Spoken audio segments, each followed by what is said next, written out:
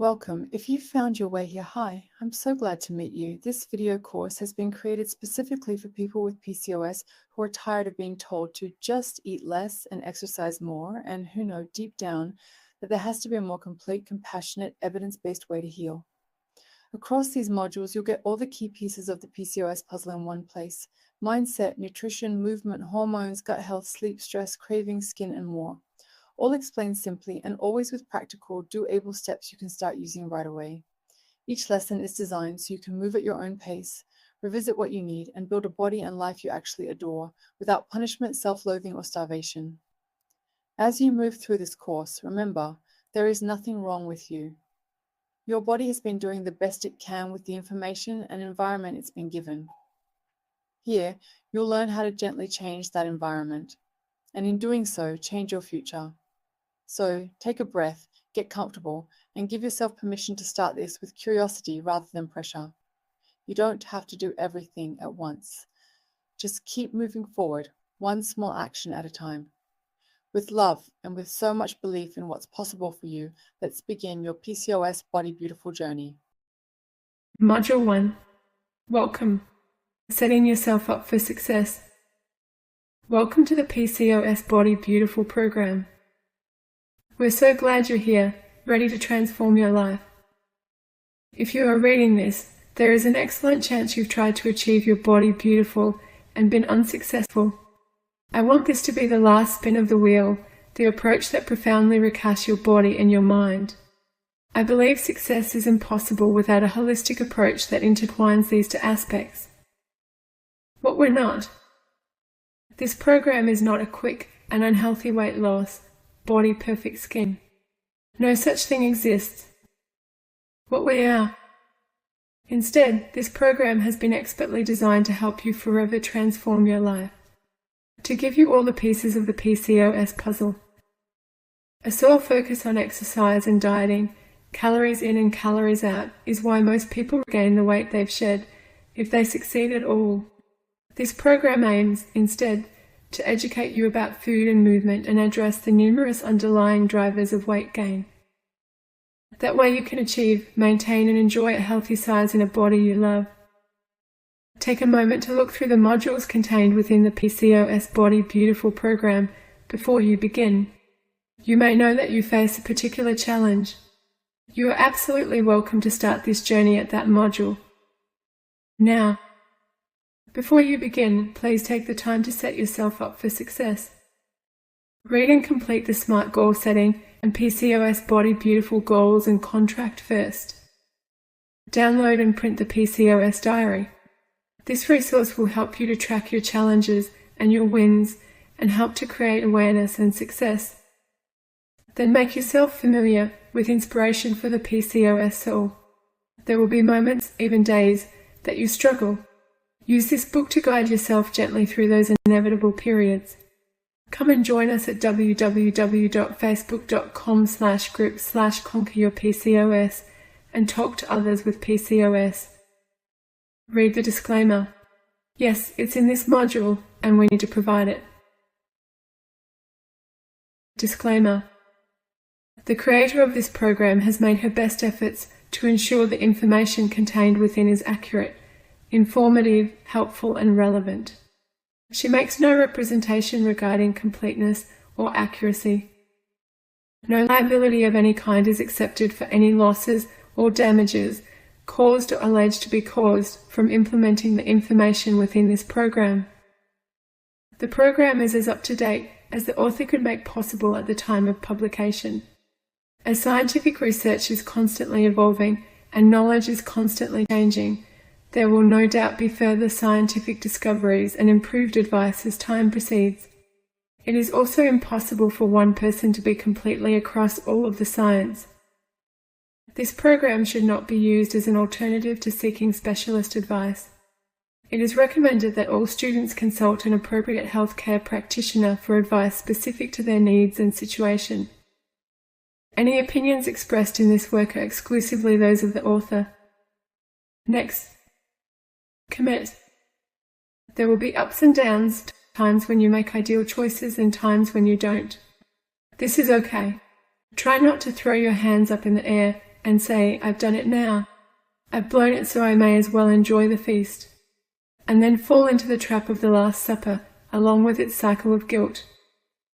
This program is not designed to require ample deprivation, where you stop eating foods you love. This does not work for most women over the longer term. It's one of the reasons dieting can be destructive and why so many dieters put back on the weight they'd lost, and often more. Simply commit. Take daily action. Continue the work. Learn deeper insights.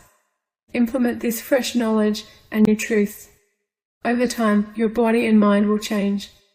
Be gentle with your food relationship. Many women have an unhealthy relationship with food. My husband used to say, "You look at chocolate cake like it's evil." He was right, I did. It was one of my favorite foods and I would either avoid it or give in and then feel guilty.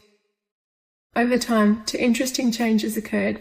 I stopped looking at chocolate cake as the devil incarnate, and it lost its desire. I cannot remember my last piece, and it's not because I am depriving myself.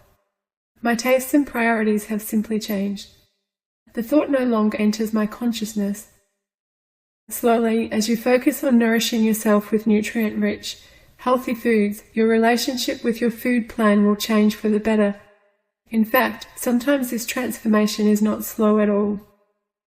Take daily action. When you begin, commit to one daily action. When you learn how to implement that single step into your life, add another.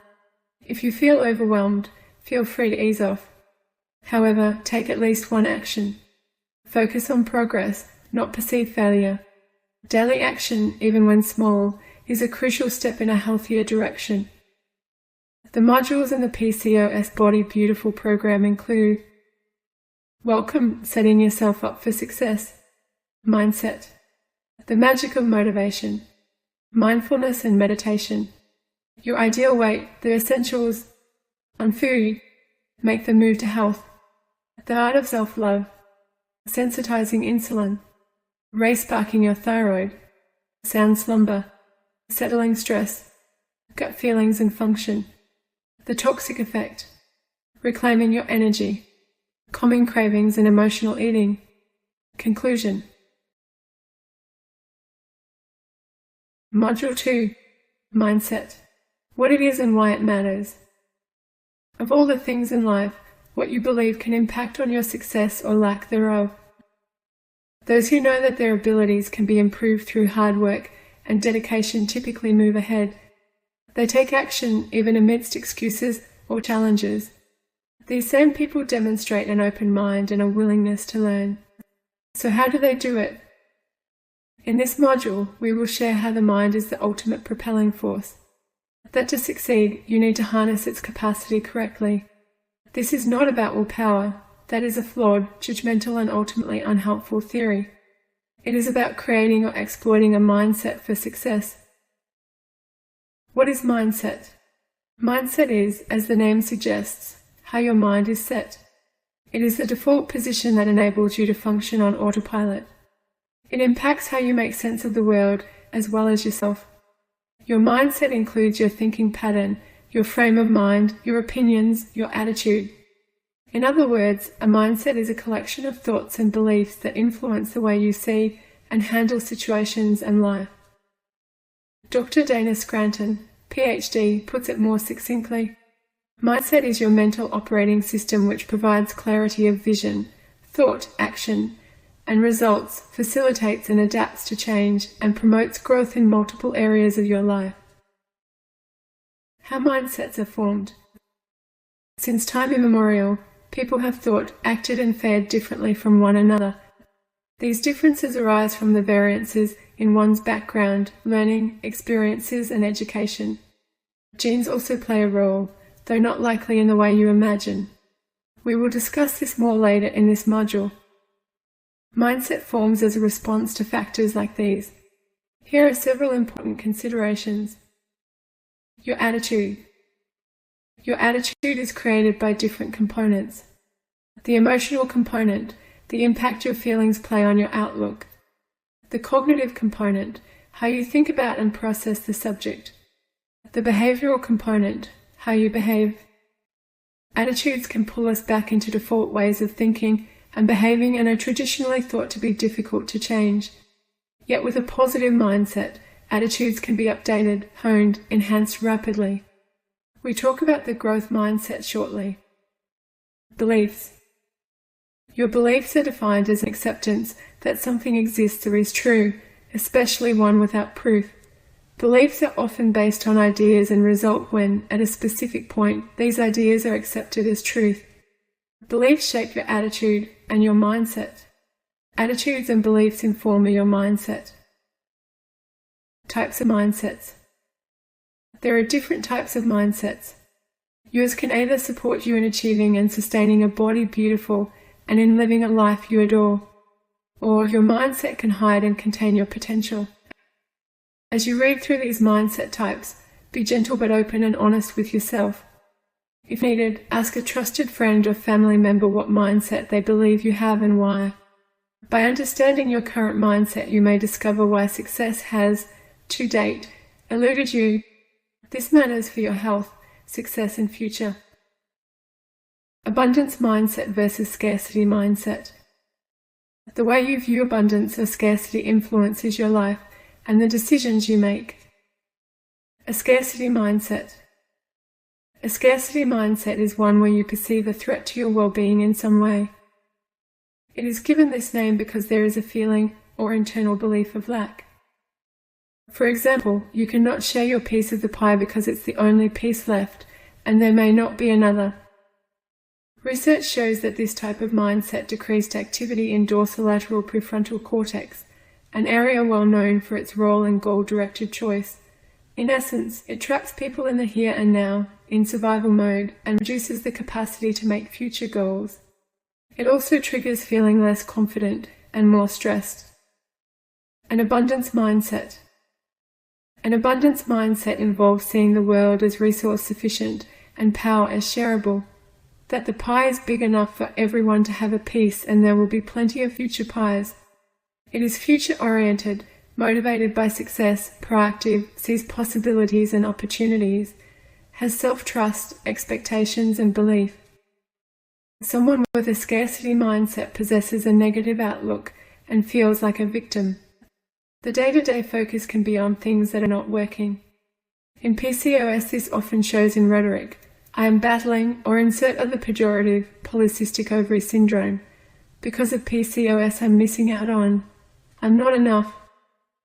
Someone with an abundance mindset believes opportunities and growth are everywhere, and that it is possible for them to achieve. Their day-to-day is focused, instead, on what is working, what can be improved, and on the endless possibilities available to improve their current situation. There is a wonderful article called The Scarcity Mindset by Emeritus Professor Dr. Sharam Heshmat, PhD, that discusses two relevant and important ways that scarcity impacts on a person. Firstly, it strains cognitive resources, which can trigger a deficit in self-control. Secondly, it focuses your attention and actions on the present time only. As we are stuck in the here and now, imaging the future becomes difficult. As such, immediate rewards take precedence. This can lead to procrastination on important actions, including attending to health, exercising, and taking steps that will result in success in the future. Attention is only directed to the urgent. Imagine if you, either consciously or subconsciously, believe there is lack. How will this impact on your body and mind? That packet of chocolate cookies is available now, but it may not be shortly. With this in mind, it becomes difficult not to have one. The whole pack makes sense, right? Or is food constantly on your mind? If you are not sure where your next meal will come from, the question demands your full focus. We must eat to survive. The more we can consume while it is available, the more stored energy we will have for an insecure future. This makes choosing healthy food less important. We simply need to eat what is available. Except, as you are taking this program, there is a good chance that access to food is plentiful. A scarcity mindset is one of the reasons the deprivation of dieting can drive counterproductive decision-making. As Dr. Cotirol, MD, has said, scarcity leads to desire and craving, followed by eating in the absence of hunger. We need cognitive resources to plan and to resist present temptations. This makes working towards an abundance mindset a key to achieving a PCOS body beautiful. Productive mindset versus defensive mindset. The illusion. Many people believe they have a productive mindset and that they are normally constructive. In actual fact, they are simply steeped in busyness. In reality, important tasks and completed projects often remain incomplete. Think about your daily to-do list.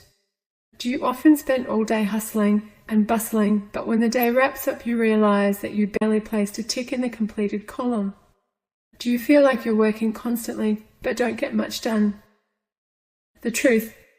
Having a productive mindset means that you utilize available resources, including your time, energy, and efforts, in a productive way. You do not constantly juggle numerous plates, resulting in copious errors that reduce effectiveness or require repair. You do not aim for the swiftest possible completion, leaving much room for mistakes. You remain with a task fully until sufficient satisfactory completion. Why is this important in achieving a body beautiful?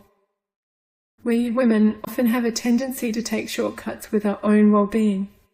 For example, we need to learn that 20 minutes per day dedicated to meditation means we give this practice our full attention for the agreed upon time. We do not circumvent or diminish the process by answering emails, supporting a friend, cooking dinner in its midst. The brain does not multitask. It switches from one task to another and back again. This drives down performance and reduces results, including healing. Those with a productive mindset focus on this truth and use it to make considered choices. This enables more time spent identifying and implementing solutions instead of seeing problems and becoming stuck. On the other hand, as its name suggests, the defensive mindset is self-protective and self-defensive. This type of mindset seeks out information within the comfortable zone and shuts down when a threat is perceived. This thinking pattern can be, obviously, limiting. It shuns creativity, reduces the discovery of potential alternatives to existing problems, and can result in becoming stuck firmly in a rut. It can also predispose to accepting beliefs based on false assumptions and can prevent learning altogether. Growth mindset versus fixed mindset. A growth mindset, the type I encourage you to use and develop throughout this program, is a learning mindset with a dynamic view. Women with this mindset understand they can change, improve, and prosper, that with the right knowledge and training results are achievable. It also highlights a counterintuitive understanding.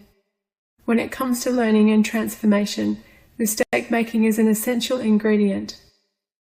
A fixed mindset is a static view that says you are either good at something or you aren't, and that this fact is unchangeable.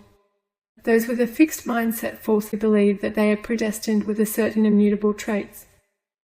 Consider, if it is fixed in your mind that it is impossible to lose weight, what do you imagine your success will be? Throughout this program you will learn new information and ways of thinking. If you are unwilling to integrate what you discover, you are highly unlikely to succeed. If your mind is fixed and you believe you aren't able to change, you will likely self-sabotage and fail. There is a reason this module is placed here at number 2, immediately after a module about setting yourself up for success. Your mindset can derail everything. I am not exaggerating. Let me say that again. Your mindset can derail everything. On the other hand, the right mindset can forever transform your life. These 3 mindset pairs are important. At the end of this module, in the exercises area, are links to several quizzes. I recommend you complete them. Be honest about your current situation and frame of mind. No, this is not pass or fail. It simply provides feedback so you understand where potential roadblocks might be found and gain greater clarity on how to address them. It will also help to answer questions like, what strengths will supercharge your coming success? Are you ready for personal transformation? Note, you are. Have you been holding yourself back from achieving your full potential? Believe you can and you're halfway there. Theodore Roosevelt. If your core beliefs and mindset do not support you, they absolutely can be changed. Neuroplastic research has proven what philosophers and wise women have known for an age: your incredible brain is malleable. What does science say about mindset? Neuroscience shows us that the brain is continually creating and destroying neural pathways. This powerful organ directly responds to the environment and thoughts. In doing so, it prunes inactive pathways and strengthens those in regular use. Our choices, therefore, not only come from, but impact our mindset. Yet a research paper written by authors Stephen Fleming, Charlotte Thomas, and Raymond Dolan noted that, when faced with a complex decision, people tend to accept the status quo as reflected in the old adage, "When in doubt, do nothing." Indeed, across a range of everyday decisions, there is a considerable tendency to maintain the status quo and refrain from acting. This means that we need to put in place simple, actionable and proactive steps that act to reinforce positive pathways, while encouraging unhelpful ones to atrophy. Together with crucial knowledge, that is what this program is about. See, mindset is self-supporting no matter where it lies on the spectrum. If you currently possess a limited mindset, you'll repeat negative self-talk, and this will reinforce your negative perspective, leading you to believe what you see and, well, believe. On the flip side, a positive mindset is reinforced by helpful beliefs and actions. Those that take action throughout this program will see positive change, which will reinforce their belief that transformation is possible, providing motivation to continue and achievement of better results. The takeaway: our neurobiology is not fixed. Through conscious action, thinking and repetition, we can and do change our brains. Tip: if you haven't yet read Norman Doidge's book, The Brain That Changes Itself, I strongly recommend the read. It details how this occurs in a down-to-earth, accessible way. Mindset in action. Differences that matter. Let's take a look at several different biases between mindset types. In this case, growth and fixed. Goals. The growth mindset wants to learn and improve, whereas the fixed mindset prefers to look smart. Challenge seeking. The growth mindset seeks challenges out. The fixed mindset avoids them because they could result in failure, and so looking silly. Change. The growth mindset sees change as a part of life, bringing with it potential benefits. The fixed mindset is threatened by change. Response to setbacks. Those with a growth mindset are more likely to display resilience, but a fixed mindset responds poorly. Response to criticism. The growth mindset learns from honest criticism. The fixed mindset can lead to defensiveness and denial. Response to wrongdoing. The growth mindset tends to educate and compromise. The fixed mindset is inclined to punish and retaliate. Viewing others' success. The growth mindset sees others' success as inspiring. The fixed mindset views it either as a threat or feels disempowered. Mindset and the importance of effort. Let's focus here on the fixed and growth mindset. The growth mindset. Carol Dweck is the lead researcher in this field. She found that people with a growth mindset believe in their ability to develop their skills and traits with dedication and hard work. The offshoot is a love of learning and the resilience that's required to achieve any worthwhile, challenging accomplishment. Like achieving a PCOS body beautiful. As quoted on the Stock blog, why hide deficiencies instead of overcoming them? Why look for friends or partners who will just shore up your self-esteem instead of ones who will also challenge you to grow? And why seek out the tried and true instead of experiences that will stretch you? The passion for stretching yourself and sticking to it, even or especially when it's not going well, is the hallmark of the growth mindset. This is the mindset that allows people to thrive during some of the most challenging times in their lives. In the fixed mindset, basic qualities such as capacity, talent, or intelligence are considered permanent traits.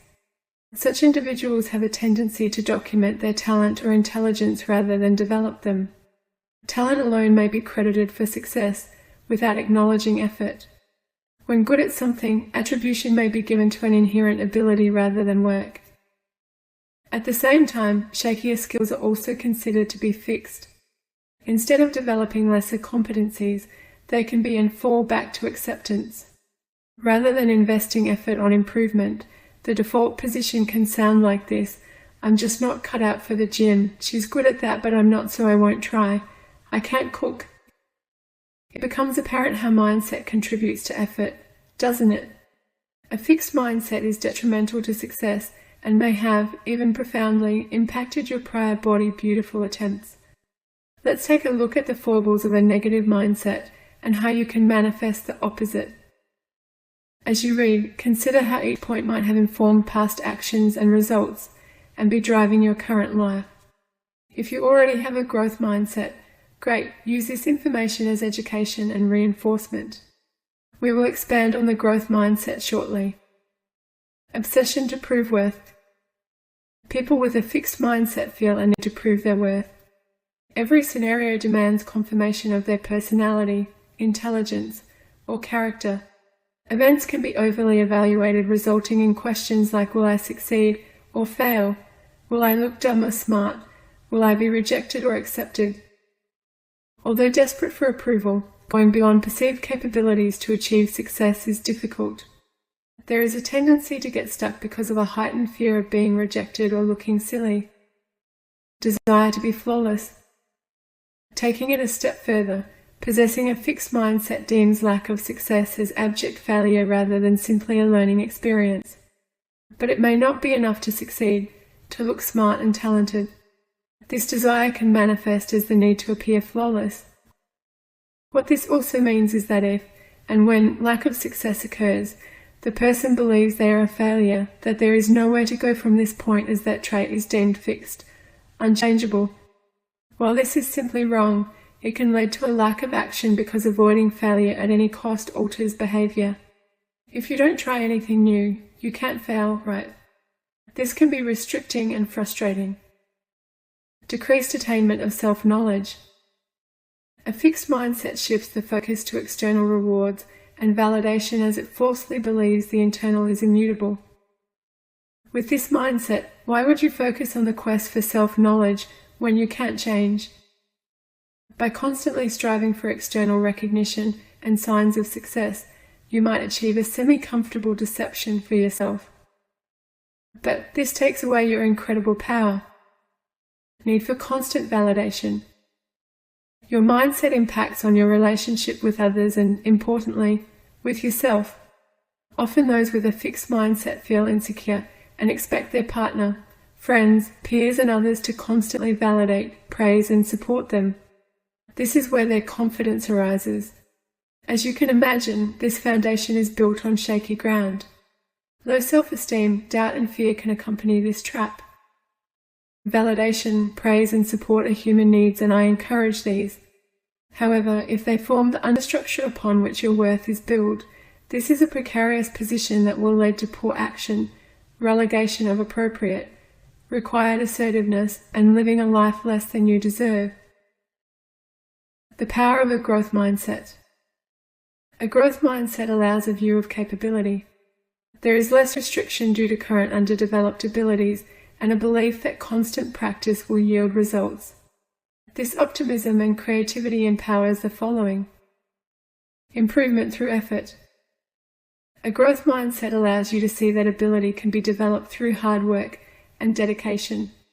This propels eagerness for learning and resilience, both must for meaningful accomplishment. A growth mindset opens you to trying new approaches. You know your success depends on your effort, not an innate ability. You do not focus on the notion of failure. You understand that improvement, success and transformation take time and effort, and that ups and downs are part of the journey, not a finite endpoint. Research also shows that a growth mindset enables easier navigation of stress and challenges and leads to elevated well-being. Offers a sense of fulfillment. With a growth mindset, you continually pursue betterment followed by a sense of achievement and fulfillment. This can then act as a precursor to a higher standard of excellence. In the process, you learn that success is enmeshed in a continuous work in progress rather than instant gratification or an imagined endpoint. develops resilience. A growth mindset encourages the development of resilience. When faced with challenges or setbacks, you can harness an optimistic approach. For instance, when you're given constructive feedback, you see it as an effective learning strategy to improve future outcomes. In contrast, someone with a fixed mindset can see it as a personal attack. Buffers against demotivation. People with a growth mindset seek out opportunities and challenges that will build better results and personal growth. As mentioned earlier, those with a fixed mindset regularly seek instant gratification. The former provides a buffer against demotivation and aids success. Tip: opt for a focus on being process-oriented rather than purely results-oriented. Thrive in the progression. Learning opportunities and change lie here and can stimulate and drive further solutions and success. Encourages perseverance. A growth mindset also builds perseverance as delayed gratification becomes possible. It opens you to seeing opportunities and protects against excessive caution. This is so with an abundance mindset. Also, tenacity is an essential ingredient for achieving a PCOS body beautiful. While this program is designed to strip away biological blocks to make success easier and stickable, a negative mindset acts as an equally powerful obstruction.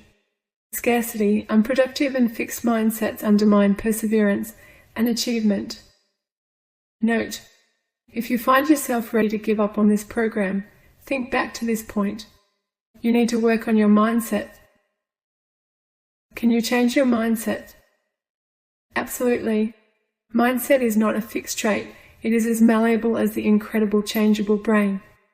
But it is nuanced, complex, and comes with underlying, oft-hidden details that can derail success and transformation. Understanding the challenges and implementing success strategies can help. Be aware that resistance to change often comes as standard. If you haven't yet read UC Berkeley's Greater Good magazine, now is a good time to begin.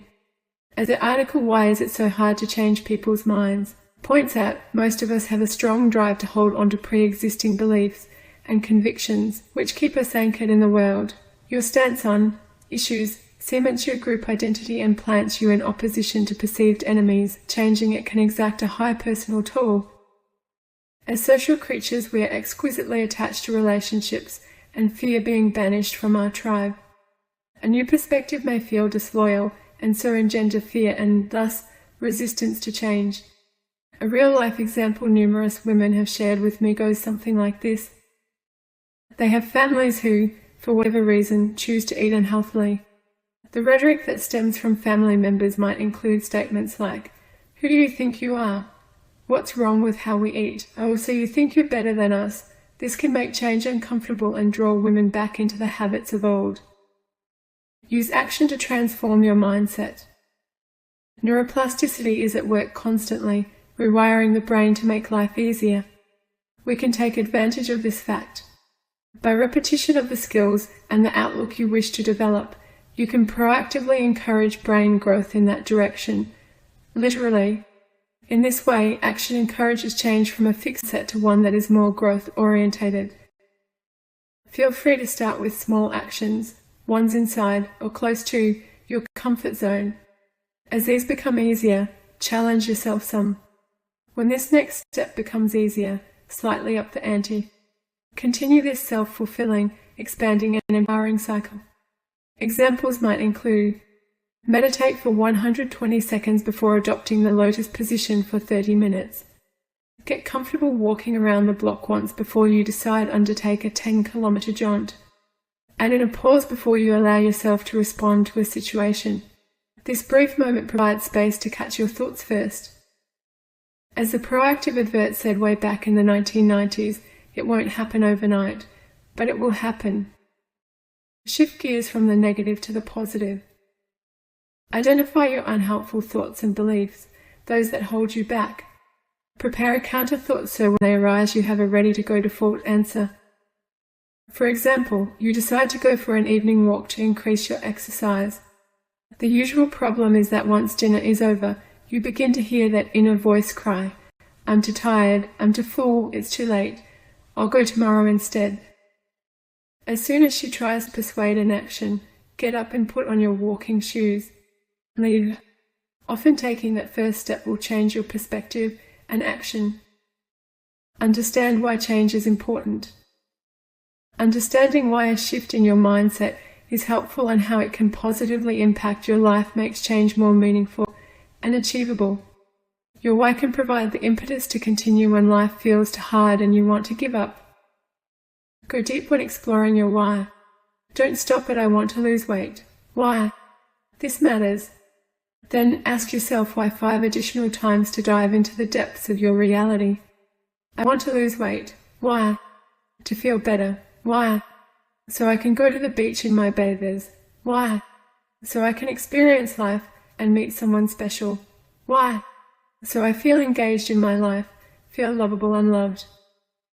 You get the idea. This is a simple example. When you do it, add in context and real emotion. Strategies to develop a growth mindset. When you let your test scores, occupation, status, or in the case of your body, your appearance and weight define you, you can fall prey to a fixed mindset.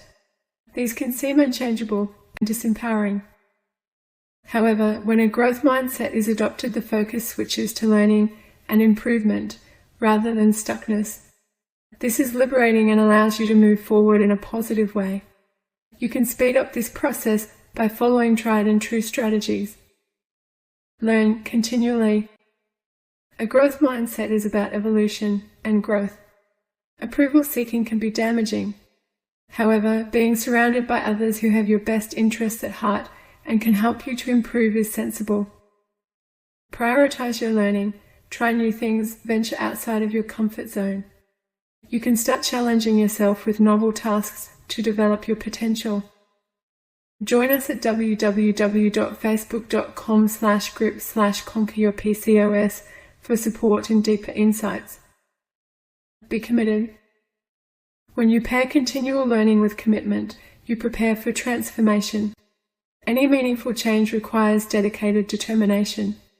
In Module 1, Welcome, Setting Yourself Up for Success, we provide tools to aid your commitment. Use them. Develop a healthy self-esteem. Long-term success is difficult to maintain without a healthy self-esteem. Believing that you can achieve your goals and are worthy of them is crucial. Without this, self-sabotage can rear her ugly head. Note: in this module, PCOS expert and psychologist Dr. Gretchen Kubacki shares her thoughts and advice on this issue in the included audio. Are you self-sabotaging your weight loss success? Your self-esteem and mindset are linked. When you have a growth mindset, you understand that you have an inherent capacity to grow and change. You won't take failures as markers of personal flaws, and you will be more resilient. Manage your inner critic. Do you have an inner voice that whispers, "You can't do it, it's not worth it, who do you think you are anyway?" This internal critic reinforces the status quo and mocks change. As a starting point, switch the can'ts into cans. And yet if you aren't at your goal yet, practice daily meditation. Face adversity.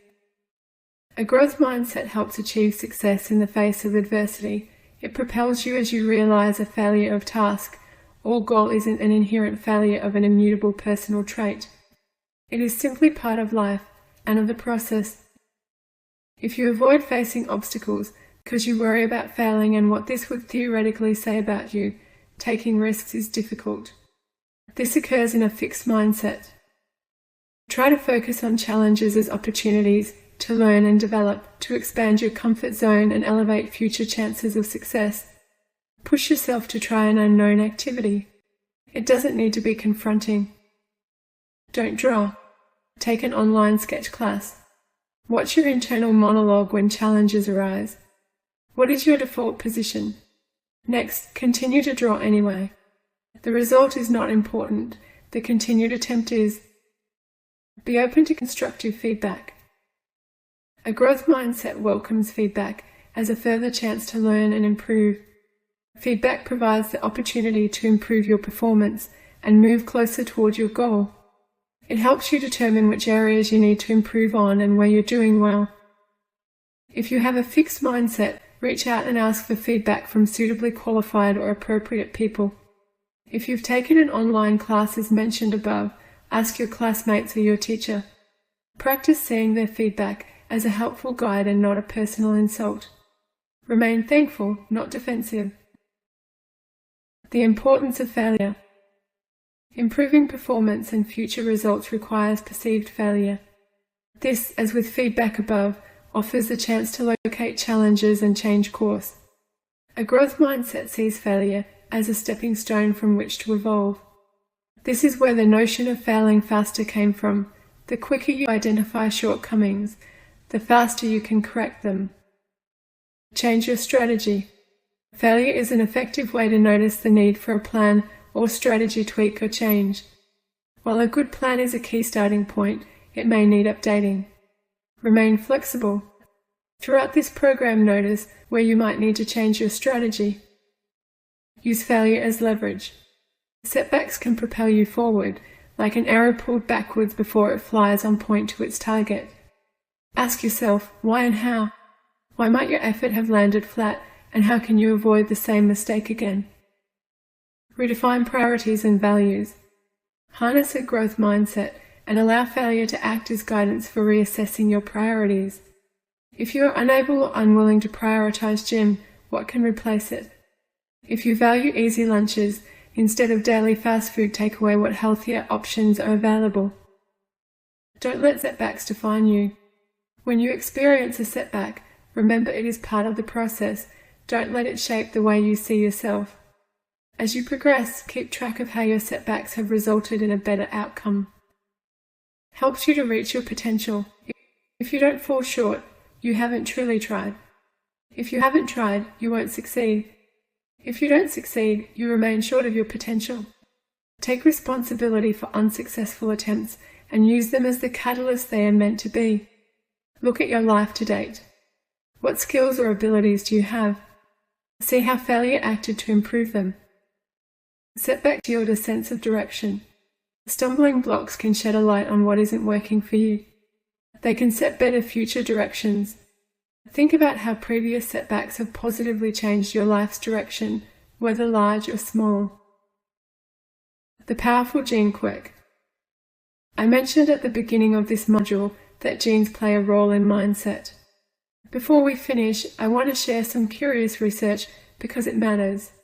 Science magazine reported on interesting research in the article, "Just thinking you have poor endurance genes changes your body." Scientists tested participants for gene variants that influence exercise capacity and a feeling of fullness, with a twist.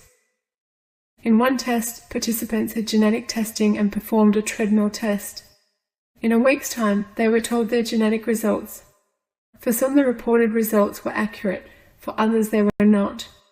Some participants were told they had a gene that prompted rapid tiredness on exercise. Others were assured they had the high-endurance version. They were each tested again on the treadmill.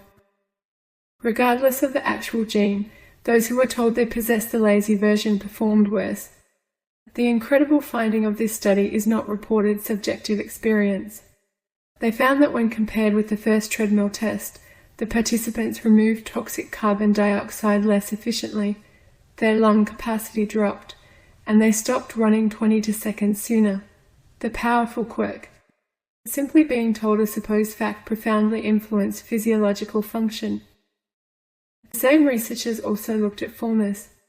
Those who were told they had the hungry gene felt hungrier than those who'd been told they had the less hungry version. The less hungry group had elevated blood levels of a fullness hormone. The powerful quirk. Simply being told a supposed fact profoundly influenced physiological function. Again, the powerful quirk. What you tell yourself doesn't only change your mindset, it literally changes your biology. Use this to your advantage. I am unaware of any evidence, but one would imagine affirmations, positive self-talk, and improving your mindset could transform your body in this way. Conclusion. Your mindset will, in part, determine your success. It is be intimately linked to the achievement and maintenance of a PCOS body beautiful. An abundant, productive, Growth mindset might be the secret key you've been missing, the reason why you haven't succeeded yet. If you fall on the more negative side of the scale for the 3 mindset types, know that you can improve this. You can take steps to evolve and literally change your brain and how you see the world and yourself. You can take on bold challenges and succeed. Assume that you will encounter tough times. Plan for them. Use them as a catalyst. And develop a supportive mindset.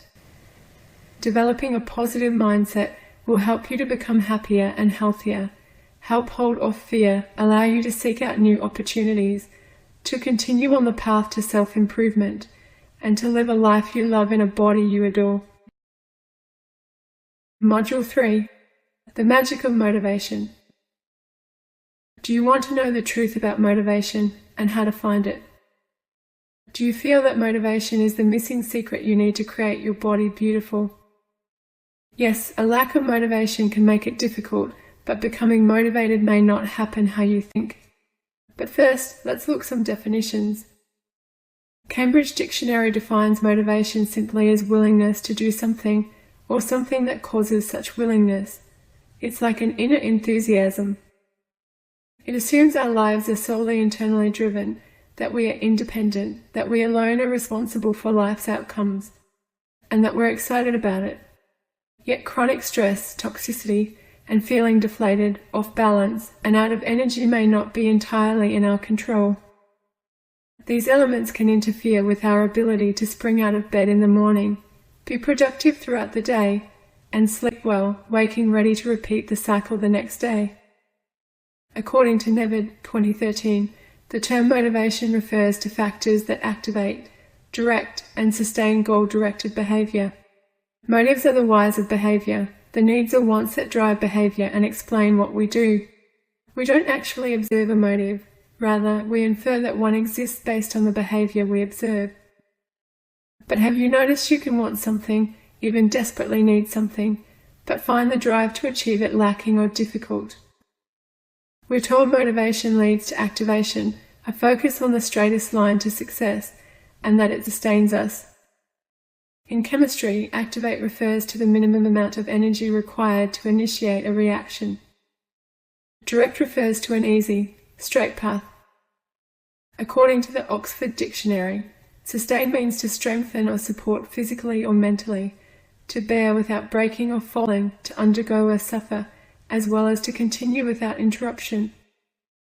But how often does the path to releasing excessive weight require only a little energy? How often is it straight? Yes, it can feel like bearing and suffering. These don't sound particularly motivating.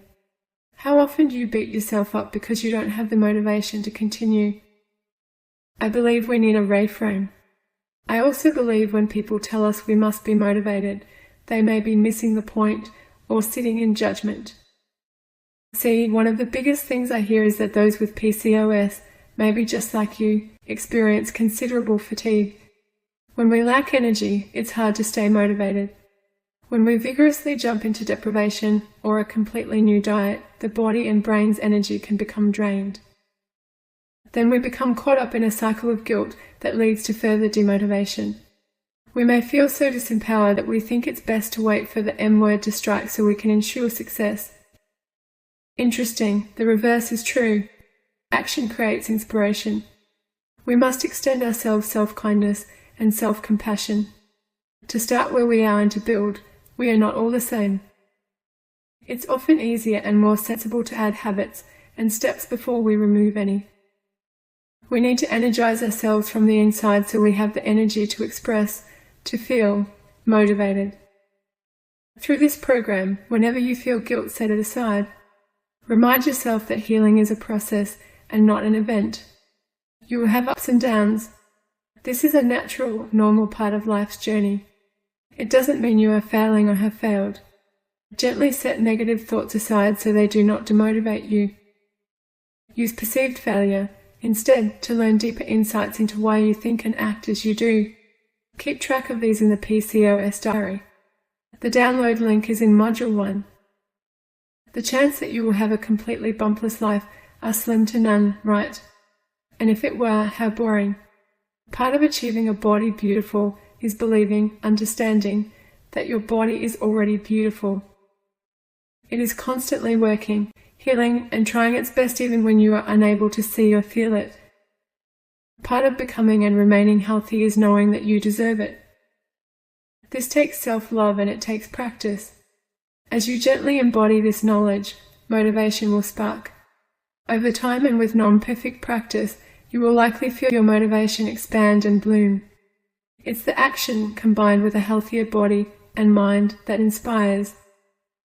This approach will help you to achieve your ideal weight, to feel wonderful in your skin, to not reach for unhealthy options because of self-loathing, self-sabotage, feeling undeserving, or because you are driven to emotionally eat.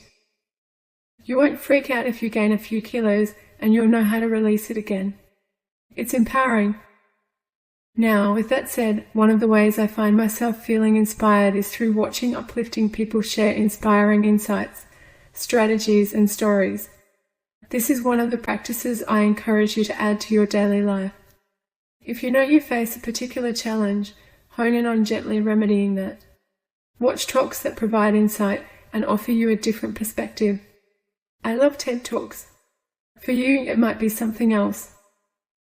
Below are links to several talks I believe will help you, with brief insights that each of the speakers provide. The Psychology of Self-Motivation. Scott Geller, TEDx, Virginia Tech, from TED Talks on YouTube. Notes. Can you do it? Do you believe you can do it? Is it worth it?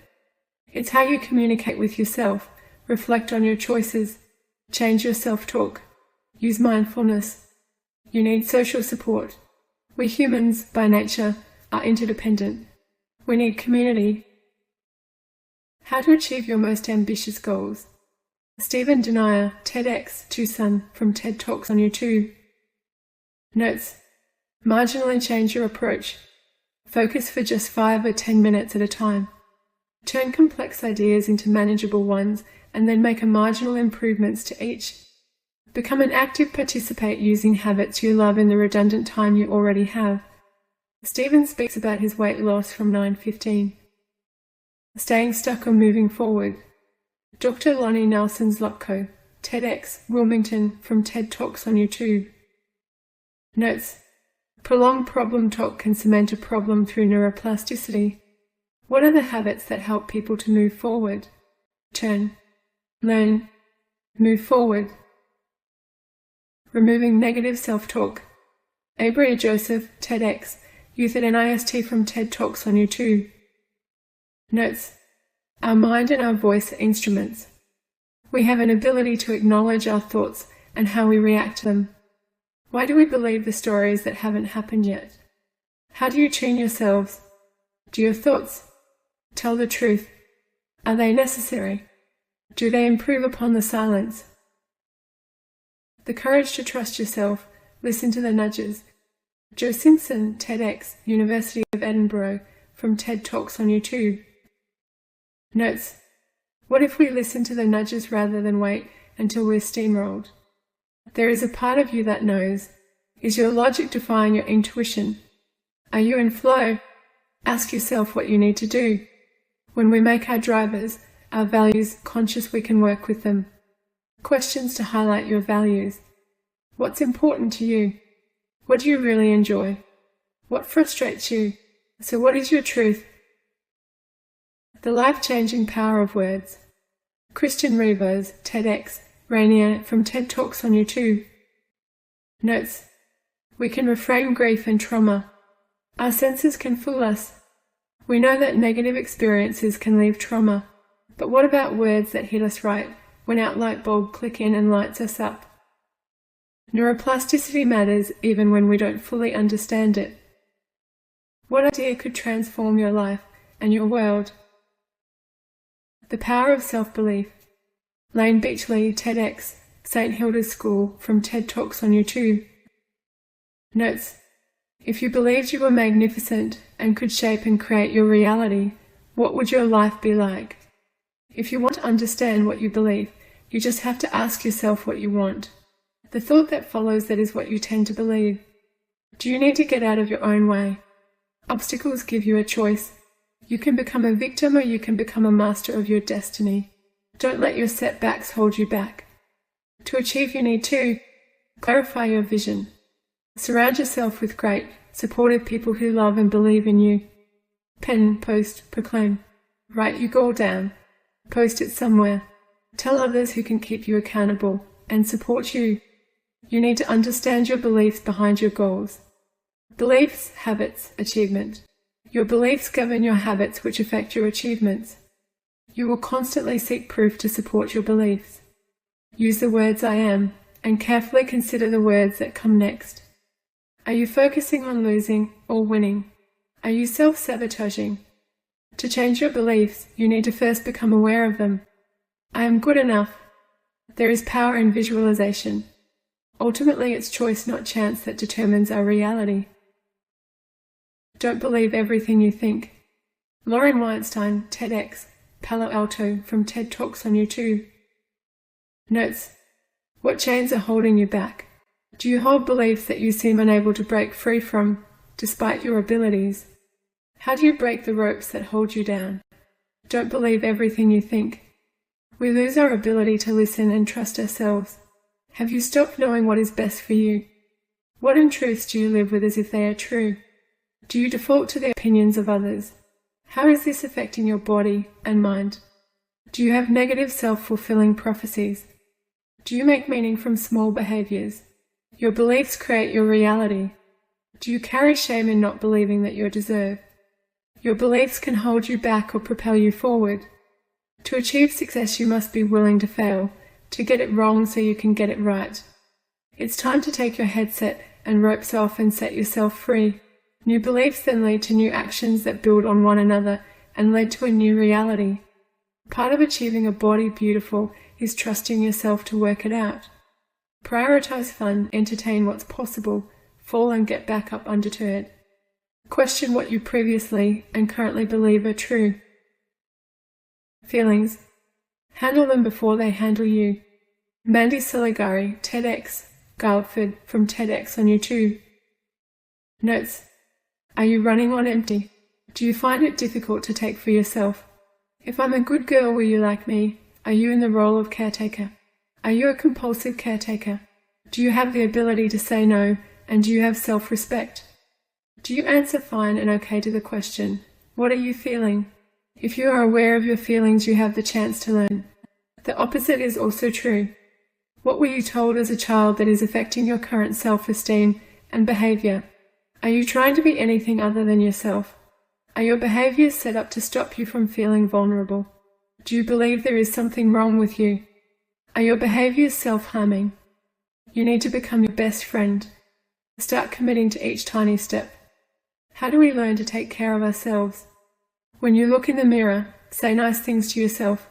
If this is impossible at this point, find a picture of yourself around 6 years of age and put it up in your bathroom or bedroom and start to talk to her. Create a relationship with a part of you that is vulnerable and needs you. Write down what you are grateful for. Do this in the PCOS diary. Module 4. Mindfulness and Meditation. Introduction to Mindfulness and Meditation. Purpose. The 3 purposes of this lesson are to understand the importance of mindfulness and meditation. Learn about cognitive restructuring, visualization. Learn how to implement these practices in your daily life. Objectives. Upon successful completion of this lesson, you will understand how to calm stress, understand how the mind affects the body, understand the steps you need to take to harness the power of your mind to change your biology. If there was one ability that you could learn to make each aspect of your life better, what would it be? I believe being able to manage state, to understand that your emotions are simply energy in motion rather than permanent unyielding fixtures, should be somewhere near the top of this list. This might sound surprising, but this ability, or lack thereof, affects how you feel and the way you respond to situations, and therefore life. This learnable skill enables you to quicken your stress reaction, which allows the body and mind to enter a calm, healing state. This is required for well-being and yes, to achieve a body beautiful. It's our interpretation of events, more than the events themselves, that dictate our happiness, mood and capacity to relax and reclaim our bodies. Not only that, but our emotions and the neurotransmitters that control them are what alters our ability to focus, to implement information, to be creative, energized, inspired, and to play. Yes, I'm recommending that you play. Let's imagine a scenario where you're trapped inside a lorry that has turned over and is now hanging over the edge of a precipice. The slightest movement could ruin the balance and send you plunging to your death. What happens to you in this situation? Your body would likely freeze in place, but at the same time, you'd become very active. Your brain would know you are in danger, resulting in numerous physiological changes in your body. Your heart rate would increase, your muscles contract, and your mind start to race. Your insulin sensitivity would drop, gut and reproductive function decrease, and your hormones change. Your biological systems would ensure all energy is rerouted to the emergency at hand, at the expense of non-immediate function. To learn more about this, complete the Settling Stress module in this program. But here's the twist. It turns out that a rescue crew has been working unbeknownst to you and has attached the lorry to the ground by a chain. You're completely safe. The reaction of your body and brain is, then, in response to your beliefs and your perception and not the reality. By gaining control of your emotional response, you can prevent or reduce an overenthusiastic stress reaction and instead stay calm and focused. Mindfulness allows you to insert the pause that makes this happen. This ability will help you to discover peace by calming your mind and increase your confidence and the power to create changes in your life, including thriving in a body beautiful that you simply adore. Let's get started. What is mindfulness? Mindfulness has an ancient Eastern history and a modern Western twist. Buddhist, Chinese, and Hindu philosophies have incorporated teachings of mindfulness for eons, with a focus on meditative states. The emphasis is on what's called non-reactive awareness. In essence, feeling what you feel without judgment or connection. In the 1970s, Dr. John Kabat-Zinn created mindfulness-based stress reduction, MBSR. This has sparked research into this practice and state and allowed us greater scientific understanding of how it works to calm, change our biology, and heal. As the book Handbook of Mindfulness says, the definitions of mindfulness include moment-by-moment awareness, keeping one's consciousness alive to the present reality, attention control, and paying attention with purpose, non-judgmentally, and while in the present moment. The idea behind mindfulness is not to try and empty your thoughts, but instead to simply step back from and observe them like a detached third party. Rather than aiming for the near impossible in an empty your mind, you allow thoughts to pass like clouds in the sky. You become aware of them. Let them go. Don't hook into these thought bubbles or the emotions they may elicit. Harnessing the practice of mindfulness allows you to become more aware of your thoughts, to see the programs your subconscious constantly runs for what they are, to potentially let go of the thinking leads you into trouble, and to remain in the present, aware. Mindfulness in daily life. Mindfulness can be used within meditation and also as you go about your day. In the latter, mindfulness simply means being mindful of what you're focused on and thinking about at any given moment. This is useful because very often you'll find that your mind isn't perhaps where it should be. For example, if you are walking through a beautiful scenic woodland, but you are thinking about work, then as far as your body is concerned, you may as well be at work. In this case, mindfulness can be used simply to return yourself and your awareness to the present. In this scenario, it means feeling the breeze on your skin, looking at the beautiful flowers and smelling the fresh air. When you do all that, you will benefit much more from the experience. Likewise, you can use mindfulness to direct your attention to all manner of other things. Often we aren't aware of important aspects that contribute to the function of your body, mind and being, to your health and function, to achieving and maintaining a body beautiful. Take a moment right now to reflect on this. Consider your posture. How comfortable are you at the moment?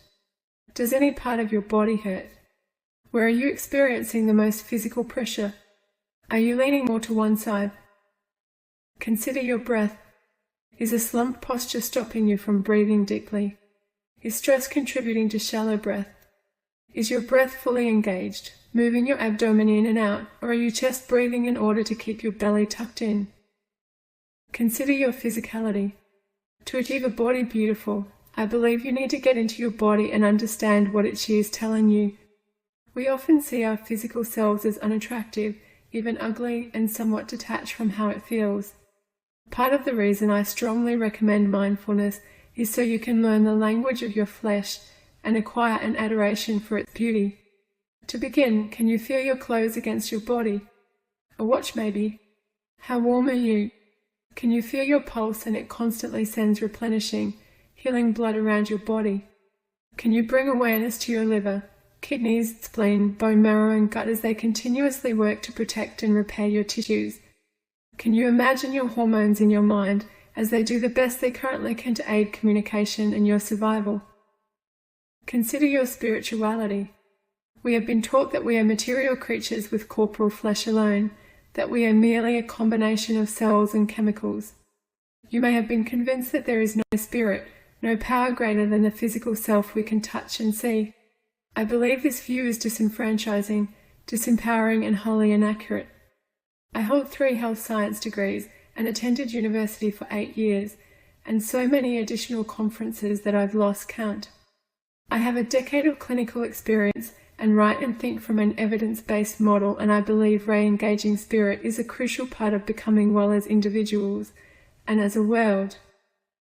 Quantum mechanics and physics, personal and clinical experience, and the insights of incredible thinkers like Albert Einstein, Nassim Haramein, Dr. Bruce Lipton and Dr. Joe Dispenza show that we are far more than we believe ourselves to be. What we don't know is hurting us and affecting our very biology, and that spirit is evidence-based. I love this illuminating talk if you are interested in how this can be so. The Physics of Spirituality by Nassim Haramein with Vishen Lakhiani on YouTube. There is a growing pool of evidence that shows spirituality is key to health. Self-love and physical change and mindfulness will help you to get there. No, I am not talking about religion with its man-made rules and assertions. I'm not a fan of dogma. If you find religion opens your doorway to true spirituality, power to you. Remember, though, to ask yourself mindfully if your beliefs are the result of authentic connection to that something greater or a result of what you have been taught by man. As I talk about ad nauseam, stress and PCOS are intimately interlinked. Mindfulness helps to calm the sympathetic system and live a happier, healthier existence. For example, by simply noticing that you're getting angry, you can then implement strategies to understand why and step away from this emotion. With practice, this becomes easier. And speaking of practice, in all likelihood, you'll forget to be mindful most of the time, especially in the beginning of your practice. This is human nature and part of learning any skill. It takes consistency and dedication. Each time you step into mindfulness, congratulate yourself. Do not condemn yourself when you don't. Tip: set a reminder on your phone several times a day and bring mindfulness gently and regularly into your life. How to start using mindfulness. For some women, the practice of mindfulness is easier than for others. Wherever you lie on the E spectrum is perfectly fine. Accept it and find ways that suit you well. Even a few minutes each day will begin to elicit change that you can build on over time. For me, with my goal-orientated and busy mind, it was difficult to start. The monkey chatter was incessant. Yet with daily practice, I've achieved more than I imagined possible.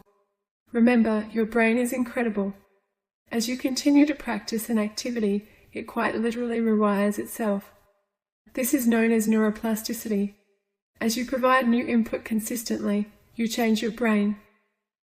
I find guided meditations and breathing exercises help me to be present. You may be similar, or there may be other practices that allow you to embody mindfulness.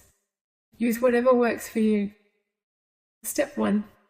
Guided meditations. There are recordings available that provide instructions to walk you through the process of mindfulness in the form of mediation. One particularly good tool is the Headspace app, which can be downloaded for Android or iOS. I love Tara Brach's podcast and her meditations. My good friend Rosalind Sansbury is an amazing meditation teacher and Reiki master. You can find out more about her here, www.facebook.com/Rosalind Sansbury Awakening Humanity's Heart/. You've received one of her meditations as part of this program. I encourage you to use it. Step 2. Sense attention. Paying attention to your physical senses brings your awareness to the here and now. Notice the smells, sounds, and temperature of your environment. If you are in a meditation, your eyes may be closed. But if you are otherwise practicing mindfulness, see what surrounds you. If you are eating, focus on the taste and texture. What can you feel? The objective here is not to strain for information, but to instead notice the sensations you don't normally. You might find that you can hear creaking in the house, talking from your neighbours, or rain upon your roof. There might be the sweet smell of fresh roses or the unpleasantness of traffic fumes. You may feel your top against your skin or the ground on your feet. This is always a fantastic example of how little we normally pay attention to and how much richer our experience becomes when we practice mindfulness. It's also a great way to get into the habit by using spare moments of mindfulness, even seconds or minutes. Step 3. Body scan. The idea here is simply to become more aware of your body through a systematic awareness that starts at the top of the head and moves gradually through to the toes, noticing how you feel physically at each stage. The best way to do this is to focus on completely relaxing the current muscle group by first tensing and then releasing. As you move to the next muscle group, repeat this process. Over the session, you will tense and relax the different parts of your body individually. What you'll discover is that you constantly carry tension all over, from your face muscles to your neck, to your arms and your legs, your buttock, and your digits. Once you recognize this and let it go, you'll feel more relaxed. Tip: if you have trouble sleeping, body scanning can be a great tool for easing yourself into slumber. Step 4. Focus breathing.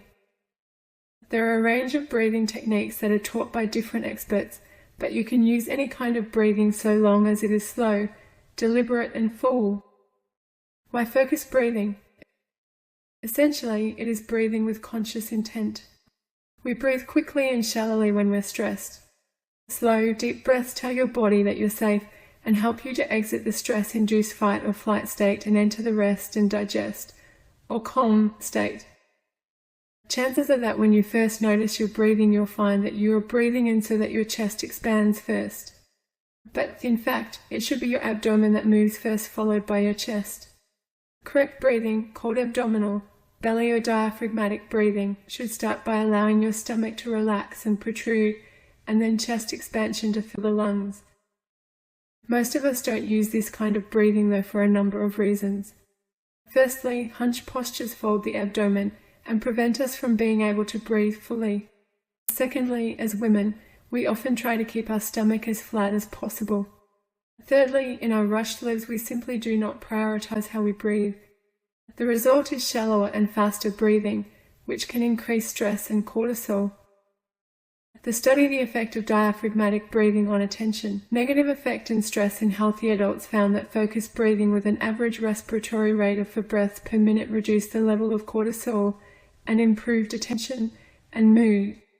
These are important for reducing stress, becoming well, and yes, achieving a body beautiful. Step 5. Let your mind wander. Once you've been practicing mindfulness for a while and you're feeling particularly still, it's time to let go of your mind and let it wander wherever it wants. Your aim is not to try and control or silence your thoughts. Instead, you simply let your mind travel naturally, or remain completely still if it chooses to. The description that is often used is that you're watching thoughts go by like clouds. Headspace describes your thoughts as being like cars in the road. It emphasizes the importance of watching the cars go by but not running out into the road to chase the traffic. This is all about detached observation. Once you have finished, allow your mind to gradually return to normal. Tip for rapid improvement. Formal meditation practice. A lot of people start mindfulness with a view to becoming an expert in next to no time. With this in mind, often women quit.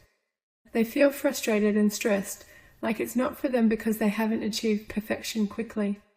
As I mentioned, this process requires time and practice as you are rewiring your brain. There are so many advantages to mindfulness. It is an add-on requiring no deprivation. It fits perfectly into any life as it can be practiced by minutes, even moments, at a time and build upon as your skill grows. If you start forcing it in one direction or another, you will lose that all-important freedom and start producing stress hormones. So mindfulness is gentle to the soul and teaches us to let go. If you get itchy, it's fine to scratch. If you need a glass of water, get up and get one. Don't try and pressure your practice, just let yourself be as you are. Over time, with deeper levels of understanding and rewiring, you will naturally develop a greater awareness and presence within your body and mind. This is one of the blessed things in life that are not wrapped up in achievement or competitiveness. If you want to jumpstart your progress, though, consider a formal meditation practice. Meditation focuses on our inner self and uses a technique or techniques to rest the mind and alter our state of consciousness. It allows us simply to be, deeply and fully. Dedicating time to meditation is a worthwhile, potentially life-changing practice. If you find yourself overwhelmed by any of the content in this program, if life becomes busy and your cravings soar, if you find it currently impossible to exercise and sleep well, if you have a period of time where you feel unable to implement the approaches you know you need, set down any guilt, take the pressure off yourself and simply follow this one step. Meditate. Each day, make this a priority and schedule time. Begin with just 10 minutes if needed, 30 minutes if you can, an hour or more if you are serious. I know people who have saved their lives through this seemingly simple application. My beautiful Auntie Margaret was diagnosed with cancer and told she was on borrowed time. She changed her lifestyle to include many of those I recommend within this program, including daily meditation, and lived for an additional 21 years. I personally meditate for at least 30 minutes daily and recommend that you do too, remembering it may take some time to build to this, and that is perfectly fine.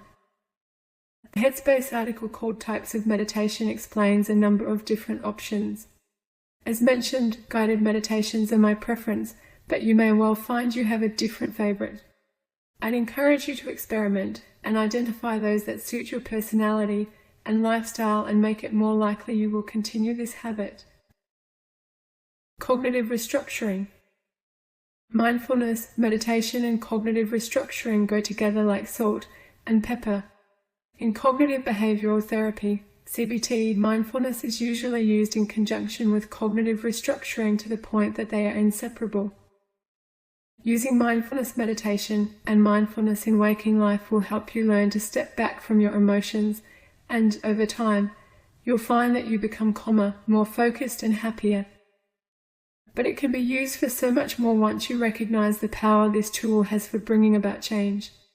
With CBT, identifying unhelpful thoughts that negatively affect your life is the first step in changing them. And that's where cognitive restructuring comes in. But first, a little more on CBT. A brief primer on cognitive behavioral therapy. Today, CBT is a popular option for reducing stress and treating mental illness. The approach was introduced relatively recently and is a natural extension of another school of psychology from around the 52nd. That school was called behaviorism and was entirely defined by the notion of conditioning and association. The idea was that if you experienced a stimulus at the same time often enough, they would eventually become linked in your mind. Today we know this to be true in neuroplasticity neurons that fire together, wire together. This means that if two neurons fire at the same time often enough, a strong connection grows, which might cause involuntarily firing. This was demonstrated famously by Ivan Pavlov, who experimented on dogs. He rang a bell whenever he fed the canine participants, and over time this created an association via positive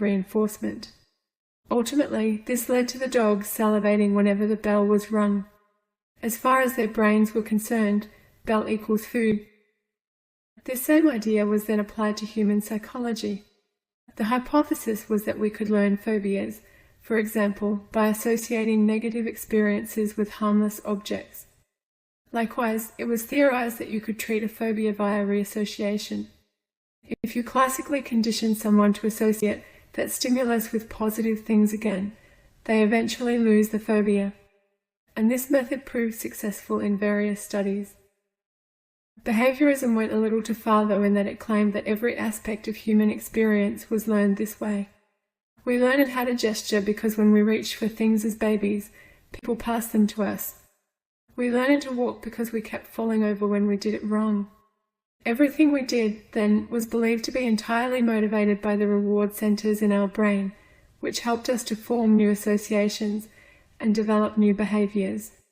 The things we didn't learn ourselves directly, we might learn vicariously through social conditioning, watching others, for example. For years this idea reigned supreme, but eventually it started to lose favour as it didn't explain our complex psychology. Ultimately, it became apparent that there must be an additional internal element, and this is where the cognitive part comes in. Cognitive behavioural therapy then takes behaviouralism and applies the idea that you can also reinforce experiences, both positive and negative, by thinking about them. For instance, you can learn to be afraid of heights even if you've never fallen from a height. How? By constantly thinking about how bad would be a fall from up high. In other words, if you keep imagining that falling is dangerous, and if you tell yourself things like those railings don't look safe, you can trigger fear. This continual cognitive presence and avoiding the fear, in this case heights, reinforces this idea. So the idea behind CBT is to use the principles of behaviorism in combination with the cognitive aspect. That means not only using elements like reassociate, but also thinking cures. Techniques used in CBT. The first step in CBT involves becoming aware of your thoughts. This is where mindfulness and meditation are important in this technique. Once you're aware, you can then work on cognitive restructuring, or, in other words, changing your thoughts. One facet of CBT is something called thought challenging. Here, you simply break down one of your thoughts or beliefs and assess how accurate it is. For instance, many of those with PCOS I have spoken to have a low self-esteem. They believe, for example, that they are less than other women in some way. This negative thought leads to distorted thinking and can perpetuate itself. However, when you hold it up to the light of day, when you seek evidence, this belief is unfounded and untrue. Thiswayup.org.au recommends asking questions like, am I jumping to conclusions that are not completely justified by the evidence? Are there any things that contradict my thoughts that I might be ignoring? What are the facts in this situation, and what are my own feelings and interpretations? It's not always an easy situation, I know. I remember when I was single for many years. The more time that passed, the more I fed myself the story that I must be truly ugly. I was obese, but I saw women larger than I with dotting partners. I was and remain kind, and I knew women who were mean to their spouses. So if it wasn't my size and it wasn't my compassion, it must be because I am ugly. Then I met my now husband. With hindsight, I can look back and see that my story was just that, a story. But even though it wasn't true, I believed it wholeheartedly. This led to me focusing entirely on my studies, not socializing, not placing myself in a situation where I could meet someone. This then fed back into my story because I remained alone. I share this to give you an insight into what stories you might be telling yourself. We women can be quite horrible to ourselves. What you need to do in order to overcome this is to look at the thought and ask, is it truly realistic? What you'll find is the vast majority of the time your belief is untrue and unfounded. And on the off chance your belief is true, be kind and gentle to yourself and realize you've just discovered a starting point for a journey that can positively change your life. How to use cognitive restructuring in the real world. Hopefully you've identified the link. We use mindfulness to identify negative thoughts and then apply cognitive restructuring to change them. But what if you don't have any of those problems and you're completely fine? Well, in that case, you can still harness the power of cognitive restructuring. Because the thing is, you can use this technique to improve aspects of your thought processes. In other words, this is both a tool for healing and a tool for self-improvement. And there are countless ways you can use it to achieve greater calmness, more confidence, and more productively achieve and maintain a body beautiful. Likewise, there are many things that are similar to cognitive restructuring, but don't technically fall under the same heading. We'll be returning to this concept more in future, but for now, let's look at some alternative ways to manage your thought patterns and some alternative motivations for doing it. Fear setting. Often we think of fear and anxiety as being short-term responses to situations or stimuli. But our fear and anxiety can be much longer term and affect our decision-making, goal-setting and life. In his book, The 4-Hour Workweek, Tim Ferriss proposes a concept called fear setting to overcome your trepidation and start getting what you want in life. I've read this book 7 times because I love information that challenges or changes my beliefs and approaches. While not related to your weight, let's use an example to explain the concept. Imagine you're thinking of taking a career break so you can travel widely. The idea has been humming around in your heart for some time, but you're too afraid to take the leap. Surely if you leave your current job to travel, you won't be able to get a job on your return. And the longer you're unemployed, the more unemployable you'll become. Eventually your partner will become sick and tired of being alone because of this stupid decision and they'll leave you. Then your house will be repossessed, and you'll end up homeless and alone. You get the idea. This example might sound over the top, but it's the kind of thinking that occurs on a semi-conscious level all the time. And the reason is that we, humans, tend to be risk-averse by nature. We evolved in the wild where risk could mean predators and becoming their dinner. As such, many of us are highly sensitive to risk and more comfortable defending current assets than chasing new ones, even when they are deeply worthwhile. But today risk is rarely life-threatening. Modern-day risk is more likely to mean someone get angry and raising their voice, stomping up and down and looking at us disapprovingly. Is that worth putting your heart's desire on hold for? There is a good chance that risk is exactly the one you need to take, as, if the question has been raised, what you've been doing likely isn't working for you. By now, you might guess what's coming next. Thought challenging. Use the beliefs and fears in this example that travel will result in losses that borders on the edge of annihilation, and challenge them by looking at how realistic they are. First, think about what it is you want and why you want it. Now think about all the things that are holding you back from taking the plunge. If we're talking about taking a career break to travel, your list of fears and reasons might look like: now's not a good time, I don't have much money, I don't want to leave my partner for that long, I'm afraid my job won't be there when I get back, I'm afraid I won't be able to find subsequent employment, I'm afraid I might ultimately end up destitute, in debt or homeless. Now let's assess each of these beliefs. To do that, we'll look not only at how likely they are, but also how you'd cope if the worst were to happen. Think of contingencies and steps you can take to prevent them from occurring. Now's not a good time, I don't have much money. There's never actually a good time. If I travel smart, I won't need much money. I can work online while I travel. Now is probably better than later. I don't want to leave my partner for that long. They might not mind. They may be willing to travel with you or meet you at certain points along your journey. If it's important to your soul, then it's something you need to do. Would you feel resentful towards your partner if they prevented you from seeing the world? I'm afraid my job won't be there when I get back. It might be, discuss it with your employer. Do I love my job that much? Have I found work in the past? Could I do it again? In a worst-case scenario, could I pick up work in another area until I found another ideal job? I'm afraid I won't be able to find subsequent employment. This is highly unlikely. Traveling can add valuable skills and interest to your CV. I can continue working online while I travel to avoid large gaps in my CV, if this fits with the idea of the type of travel you wish to do.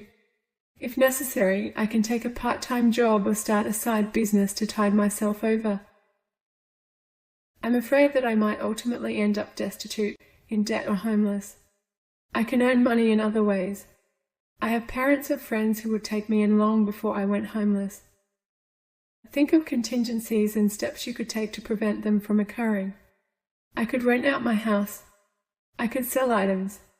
I could work a second job for a while before traveling to provide a just-in-case buffer. I can take my car off the road, saving registration and insurance costs. Now consider the alternative in this example. How would it feel to never go traveling if this was something you truly desired? To spend every day stuck in the office without ever experiencing the places you wish to see? Can you see how this can lead to motivation that is greater than your fear? Now back to why you are here. The same technique can help you make decisions that will create a body beautiful, to learn to cherish yourself for your uniqueness and beauty, to exercise even when you feel embarrassed, to go swimming although the idea of bathers is scary, to throw yourself into a life unabandoned because you feel secure and confident in who you are. Visualization. So far we've looked at using mindfulness, meditation and cognitive restructuring to change our mental state, beliefs and motivation. Visualization can add to this. See, our brains light up during visualization as though we were really engaged in the action taking place in our imagination. If you imagine swinging a golf club, then neurons relating to that movement will fire. As far as your brain is concerned, that swing might as well be happening. So it makes a lot of sense to combine visualization with your meditation practice and with cognitive restructuring. Don't believe that visualization can trick your brain into believing something is happening and thereby alter your emotional state. Try relieving your most upsetting moments or imagining scenes from a heartbreaking movie. You'll start to feel incredibly sad in next to no time. Visualization can be a powerful practice for achieving a PCOS body beautiful. It enables your mind to imagine a different you, to accept this new version as its reality. Athletes and business owners have been successfully using this technique for many years, yet it seems to be omitted from the vast majority of weight loss plans. I first learned about visualization in regard to weight loss many years ago from John Gabriel, a man who lost over 100 kilograms, in his book The Gabriel Method. I was so intrigued that I also attended one of his seminars to learn more. When we look at quantum mechanics and the way the mind influences our biology, it makes sense. With this in mind, I believe visualization can form an integral part of releasing unhealthy weight, and you can enjoy it too.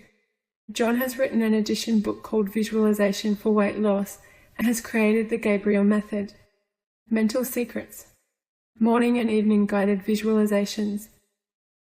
I know there's a good chance you've not previously realized how important your mind is to your weight and achieving a body beautiful. That may make this new information seem strange. If you have any misgivings, please set them aside. Maybe this module has triggered a light bulb moment, some insight into why previous diets have failed. Great. Module 5. Your ideal weight. Introduction to your ideal weight and PCOS. Purpose. The purposes of this lesson are to define an ideal weight and introduce you to healthy ways to achieve and maintain it. Learn how unsafe weight loss attempts can adversely affect your body and how to avoid these. Learn which foods are beneficial to a healthy weight. Discover what affects your weight. Objectives. Upon successful completion of this lesson, you will understand what a healthy weight is and the contributing factors to healthy weight maintenance. Understand how your body and your brain impact your weight and why it's not as simple as calories in, calories out. Understand the types of food and the amounts needed to reach your healthy weight. Your ideal weight. In the Middle Ages, they had guillotines, stretch racks, whips and chains. Nowadays, we have a much more effective torture device called the bathroom scale. Stephen Phillips. Whether you are underweight, your ideal weight or overweight, many women feel conscious of their size. So, what is your ideal weight? And why does how much you weigh really matter? We will address these questions throughout this module. My story. But first, I'd like to tell you a little bit about my weight story. I hope that's okay. I thought I was fat in high school. I weighed 64 kilograms or 140 pounds, and looking back now, I know I was at my perfect weight. It's funny how we see ourselves. I looked at other girls, models and celebrities, and found myself wanting, not realizing, maybe, that many were underweight, some dangerously so. Then I moved away to attend university. I lived with my not-so-healthy habited relatives, and although I didn't eat a lot, I certainly consumed more carbs than I was used to. These carbs included items like white bread. In my immediate family home, any bread was wholemeal and multigrain, and we certainly didn't eat it with every meal. I found myself stressed and very homesick. Moving from the country to a big city is a lot for an almost-year-old girl to cope with. The move, combined with the different educational environment, the intensive study, the lack of money, after all, Mum and Dad had taken care of everything not so long beforehand, and starting again creating new friendships, all at the same time as I was also learning who I was. It was stressful. It was not long before I'd gained more weight than I knew what to do with. I also suffered from increased acne, and my self-esteem plummeted. Over the years, I tried so many different ways to lose weight. I hardly ate anything or I exercised frantically. Years later, I even tried weight loss pills. These didn't help me lose weight, and they certainly weren't good for my emotional state. I found it so frustrating that one of two things would happen. I just simply couldn't lose any weight, or I'd lose weight slowly, only to put it back on quickly. I met a wonderful man named David, now my husband. Although I had started my weight loss journey again before he proposed, there is nothing like an impending wedding to motivate a woman to lose weight. I wanted to be my real self in my wedding dress, not the woman covered with ample padding that I felt I was. I started watching what I ate more religiously than ever. My weight slowly dropped to 86.5 kilograms or 190 pounds. I started with a gorgeous personal trainer, Kerry, and trained hard. I went interstate for a weekend, back home to where I'd grown up.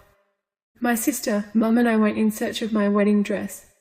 I tried one on and felt beautiful, so we took some photos for me to ponder my next step. But later, when I looked at the photos, I didn't see myself as beautiful. I saw a blimp and I cried. I had lost some more weight with the training, but I was working so hard, my progress was so slow, and my wedding day was now looming. I knew there had to be a better way. I couldn't believe what I discovered. I lost 10 kilograms, 20 pounds in 10 weeks, just in time for my wedding day.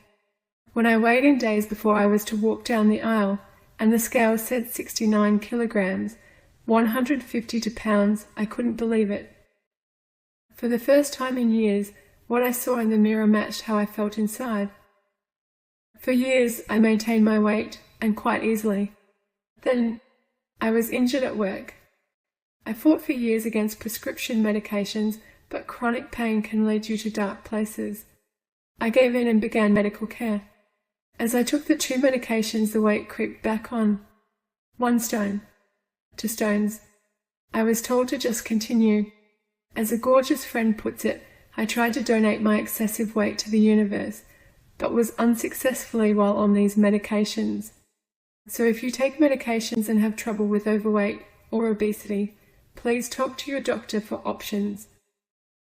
But over time, with the approaches I'd set in place, meditation, walking, deep breathing, and others we will talk about in this program, my old self started to flicker back to life.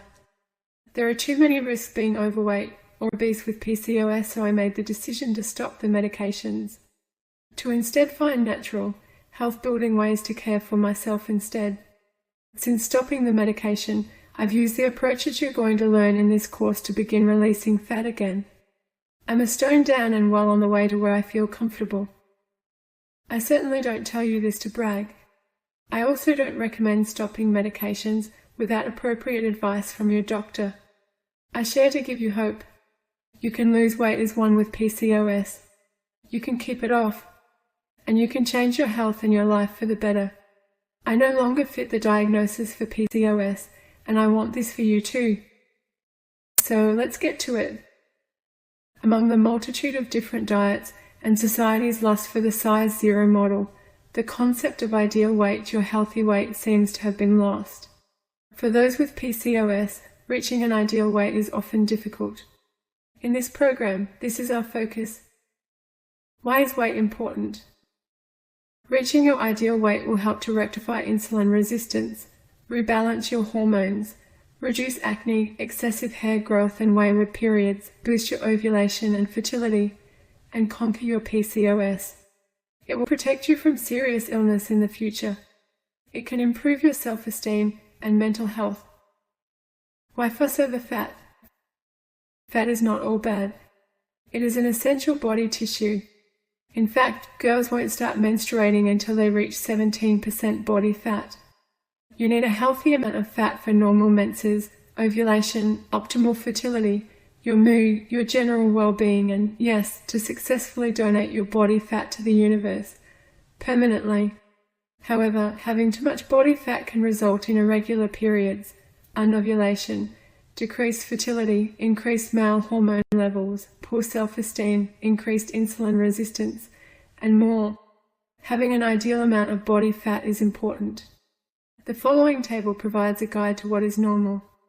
Consulting a personal trainer, specialized naturopath, or other qualified professional will help to determine your fat percentage. What's a healthy body fat percentage? To know the general body fat percentage categories, go to www.acefitness.org. What is body mass index? The risk of PCOS and the severity of its symptoms rise with increasing BMI. On one hand, we're losing weight with an improved food plan, appropriate exercise, and positive lifestyle habits restores health in those overweight and obese with PCOS. Such a weight loss can be hazardous for fertility, for example, in lean women. Body mass index is a weight to height ratio used to help determine ideal weight. To calculate this, divide your weight in kilograms by your height in meters squared. BMI equals weight in kilograms divided by height in meters squared. Or, multiply your weight in pounds by 703, then divide this by your height in inches squared. BMI equals weight in pounds multiplied by 703 divided by height in inches squared. An ideal BMI falls between 20 to 25, although different sources give some variation on the lower end of this scale. For example, the chart below lists an ideal weight as a BMI above 18.5, although if your aim is to increase your fertility, this may be too low. BMI is by no means perfect for all. People like muscle-clad bodybuilders may falsely fall in the obese class, and it is not accurate in children or the elderly. However, it is a good, simple indicator of a healthy weight. How else can you assess your size and risk of disease? Waist circumference is a good indicator of disease risk. To measure your waist circumference, have someone help you. You need to stand comfortably, with your arms relaxed by your side. When the measurement is taken, your stomach needs to be in a relaxed position as you take a normal in breath. Your assistant lays a measuring tape snugly, but not tightly, around your waist. To find your waist, let your elbow fall gently by your side. The crook of your elbow will be at the right level. The tape needs to be horizontal to the floor. Once you have determined your weight, body fat, BMI and waist circumference, you can determine whether you need to lose weight, gain weight or maintain the weight you are currently. As you are in this program, you likely fall into the first category now, but as you continue you will, likely, reach the latter.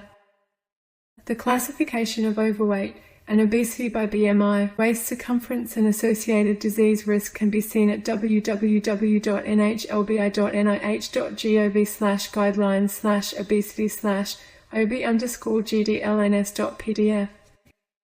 In PCOS, weight loss attempts can be incredibly difficult, and many women believe, after countless efforts, they are doomed to be overweight or obese forever.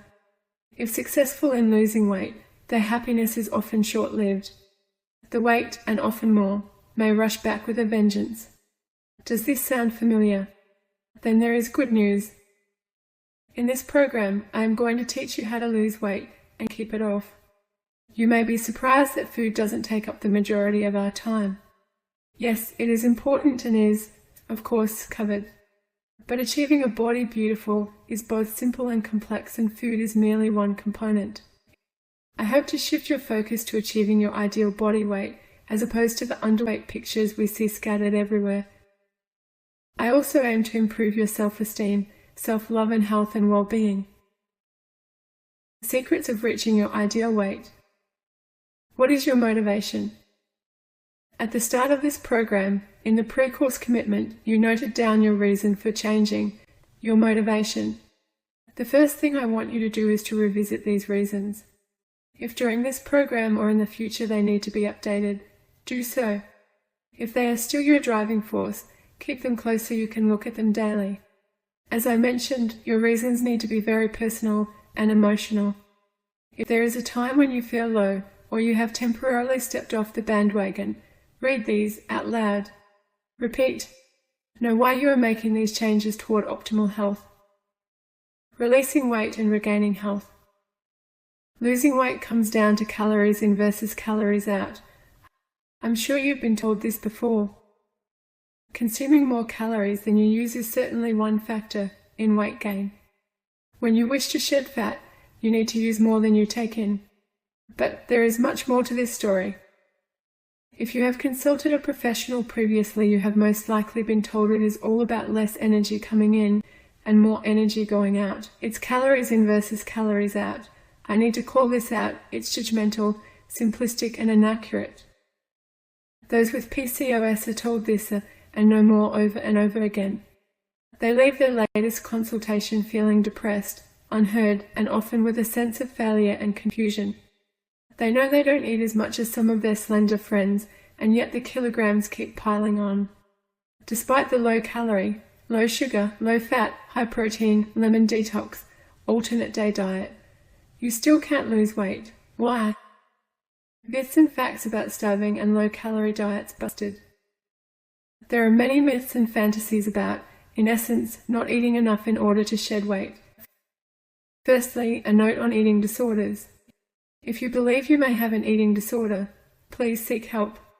If you've thought about or tried starving yourself to get thin, or have used laxatives or forced yourself to vomit, you are not alone. Desperate attempts to lose weight have pushed those with PCOS towards serious eating disorders. We are at risk of anorexia nervosa and an increased risk of bulimia nervosa. The never-ending cycle of desperate attempts at losing weight and guilt over not being able to do so may trap you in a painful situation tainted with guilt, shame and disappointment. Secondly, there may be reasons why a very low-calorie diet, eating less than 800 calories a day, seems appealing. Although emotionally it may seem a logical step, it is not only unsustainable, it is very bad for you. Starving is bad for your thyroid. When your body is repeatedly starved of calories, it can upset the balance of your thyroid gland. Due to low energy reserves, the thyroid gland reduces the conversion of T4 to the active T3 hormone. There may also be an increase in levels of inactive reverse T3. All this leads to a lowering of the function of your thyroid. This hypothyroid situation can make it difficult for you to lose weight. Adding to your weight loss woes, this condition may make you put on more weight. I talk about the thyroid in greater detail later in this program. If you'd like to read more, it is available for you now. Starving starves your muscles. Low-calorie diets starve your body of the vital energy and nutrients needed to sustain health. To compensate for this energy shortage, your body may start using your muscle tissue as energy. This precious muscle mass is important in helping you burn energy. Even though you may initially shed kilograms on the scales, it is not the harmful fat you are losing, but the health-giving lean muscle. Loss of muscle mass equals loss of muscle tone. You will look flabbier and lose your ability to efficiently burn fat. Eating less can cause toxins to build up. Fat cells are the safest place to store the toxins which have, to date, been unable to be removed from your body. When we begin to lose weight, these toxins are released into our bodies. To detoxify safely and fully, you need ample nutrients. If you are following a very restrictive diet, You will not have the nutritional reserves to effectively remove these toxins. Toxins can cause a cascade of imbalances, from decreasing your insulin sensitivity to inhibiting your weight loss. I speak about the foundational nutrient system I recommend and healthy detoxification later in this program. A stressed heart. Very low-calorie diets have been shown to create arterial stress. The combination of ineffective long-term weight loss attempts and stress on your cardiovascular system is a very unhealthy mix. This is particularly so in those with PCOS, as we already appear to have an increased risk for heart disease. Do you have an unhealthy relationship with food? Many women I talk to have an unhealthy relationship with food. I used to look at chocolate cake like it was evil, although I didn't realize this until my husband pointed it out. I'm glad he did, because it made me stop and think about my relationship with what I ate. One of the reasons I don't encourage you to count calories is because it focuses on a single number and biases your opinions about whether food is good or bad. It leads to many false and harmful beliefs. Plus, as we just discussed, those with PCOS are at an increased risk for eating disorders and inappropriate methods of weight control, such as self-induced vomiting or purging, abuse of laxatives and diuretics, or excessive exercise. Again, if you suspect you may have an eating disorder, symptoms like perpetual lack of hunger, compulsive vomiting episodes after eating or laxative use, please seek professional help immediately. Eating disorders are dangerous and may be life-threatening. If needed, professional help, psychotherapy and cognitive behavioral therapy should be sought sooner rather than later. The support of understanding loved ones can be priceless when faced with such a challenge. The lesson I hope you've learned is never starve yourself in an attempt to lose weight. Lifestyle change is the only way to truly overcome your PCOS, regain your health and effectively lose and maintain your ideal weight. Let's begin with food. Before you make any changes, I recommend you keep a food diary. Refer to the PCOS diary I've included in this program. Write down everything that goes in your mouth, including food and drink. Track your intake for a minimum of 3 days. 7 is better, including the time. Also, note how you are feeling, any cravings and or any symptoms. This will give you an honest idea of what you consume and when. Valuable insights into how the food you eat makes you feel. Which foods are your weakness and when and why. Which foods cause you concern and symptoms. You can also use a site like www.myfitnesspal.com. This does not track signs and symptoms, but it is a great way to note your food consumption, macronutrients and exercise. How can you lose weight? Include the right kind of carbohydrate, protein and fat. Insulin resistance is a significant reason that those with PCOS experience such challenges releasing excess weight. I talk about this in detail later in this program. For now, what you need to know is that getting your food plan right is a potent way to improve your insulin sensitivity. This includes the food and drink you consume, and those you don't.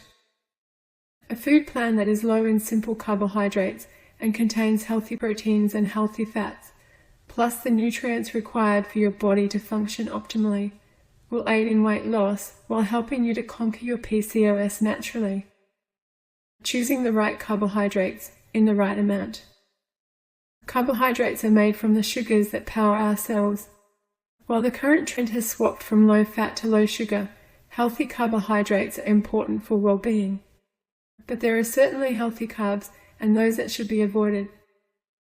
Removing carbohydrates that offer little or no nutritional value are essential for weight loss in PCOS, as is choosing low glycemic index options, as these stop blood sugar fluctuations and calm insulin resistance.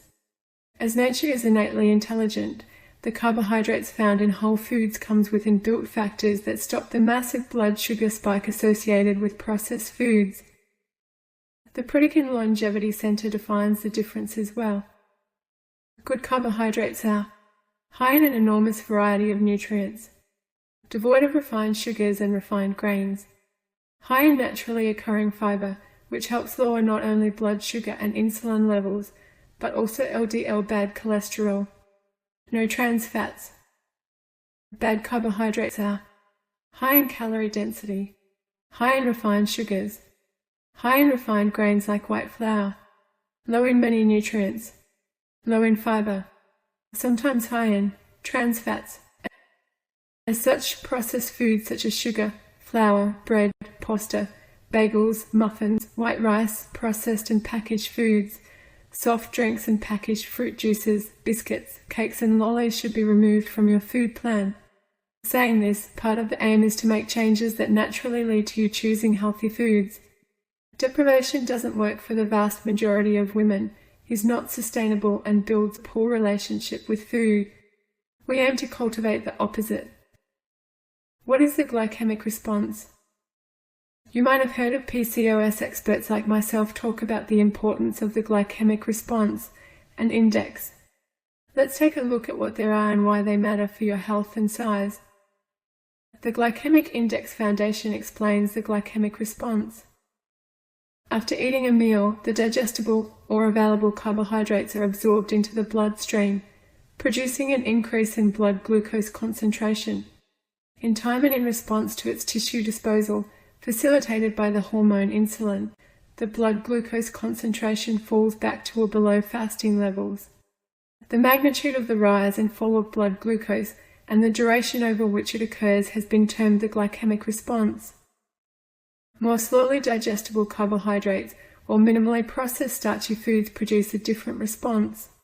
Compared with rapidly digestible carbohydrates, they show a slower and more prolonged increase in blood glucose, rising to a lower peak. Other factors include how much food you eat, how much the food is processed, and even how the food is prepared. For example, pasta that is cooked al dente has a slower glycemic response than pasta that is overcooked. What is the glycemic index? The glycemic index, GI, ranks how a food affects a person's blood sugar level. A specific portion of food can have a low, medium or high GI. Low is 55 or lower, medium is from 56 to 69, and high is above 70. Foods that have a lower glycemic index are safer for those with PCOS and helpful for improving insulin resistance. The Glycemic Index Foundation notes that it is important to have an overall daily glycemic index of 40 to 50. For many of those with PCOS, this means a significant change in eating habits. What carbohydrates should you eat? Choose your carbs smartly from legumes, nuts, seeds, salads, fruits and vegetables with a healthy low glycemic index. In the appendix you will find whole foods that can help fulfill this brief. Note: for some women, immediate changes can bring immediate health and weight loss results. For others, this is better done slowly. It can be a stretch to instantly cull these products completely. Any dietary change can also alter your gut microbiota and can cause some uncomfortable symptoms. If you experience new symptoms, this may be why. Slowing change down can help. Remember also that the amount of energy your body needs is proportional to the amount of physical activity you do. That is, if you live a sedentary lifestyle, your body needs fewer calories than if you live an active life. How much is enough carbohydrate? When you want to achieve your body beautiful, it's important to weigh up not only the quickest way forward, but also your ability to stick with the food plan and any potential negative consequences on your health. While I don't recommend a ketogenic food plan longer term, and I don't believe counting macronutrients is a long-term solution, I am asked about this often. So I will share the research here. You'll also find more about the keto diet in this program, so you can make an informed decision. Initially, a very low carbohydrate, ketogenic food plan is very effective for fat loss. Plans that include below 30 to 60 grams of daily carbohydrates have been shown to yield impressive fat loss while preserving muscle mass. Studies show a very low carbohydrate food plan, less than 30 grams per day, resulted in higher body weight lost and higher weight lost as fat. If you feel this will be too difficult to stick to, and for some women it will be, which is fine, or that you won't be able to sustain a very low carbohydrate food plan, you may switch to a relatively higher carbohydrate food plan, approximately 60 to 100 grams per day. This will still result in weight loss, just at a slower pace. Decreasing your carbohydrate intake and increasing your healthy protein and fat consumption often results in feeling full longer and can moderate your blood sugar level. This can calm cravings, balance energy, and, of course, aid weight loss.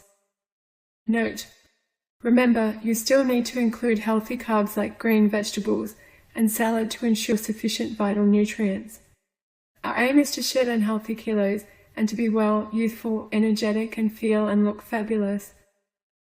Added benefit: research has shown that a lower carbohydrate food plan may improve not only weight loss, but fasting insulin, fasting glucose, total testosterone, and all cholesterol measures, and significant increases in insulin sensitivity. A balanced lower carbohydrate food plan is, for most women, safe. That said, a keto diet replaces whole food carbohydrates with a high fat intake. This is not ideal. A lower carb diet also commonly contains artificial additives and processed foods and is not recommended. For a detailed list of PCOS-friendly vegetables, see the appendix at the end of this module. Tip: if you are following a lower carbohydrate food plan and find yourself constipated, ensure you include enough leafy green vegetables, salads and vegetables such as artichoke, capsicum, broccoli, cauliflower, and cucumber. Increase your healthy proteins where necessary. Proteins are amazing. Composed of amino acids, proteins form antibodies, enzymes, act as messengers like hormones, help our bodies to transport smaller molecules, and are essential components of our structural soundness and ability to move. You need a sufficient intake, and many women need to consume more. When I say increase your protein intake, I do not mean loading up on unhealthy burgers, fried sausages, and bucket loads of cheese.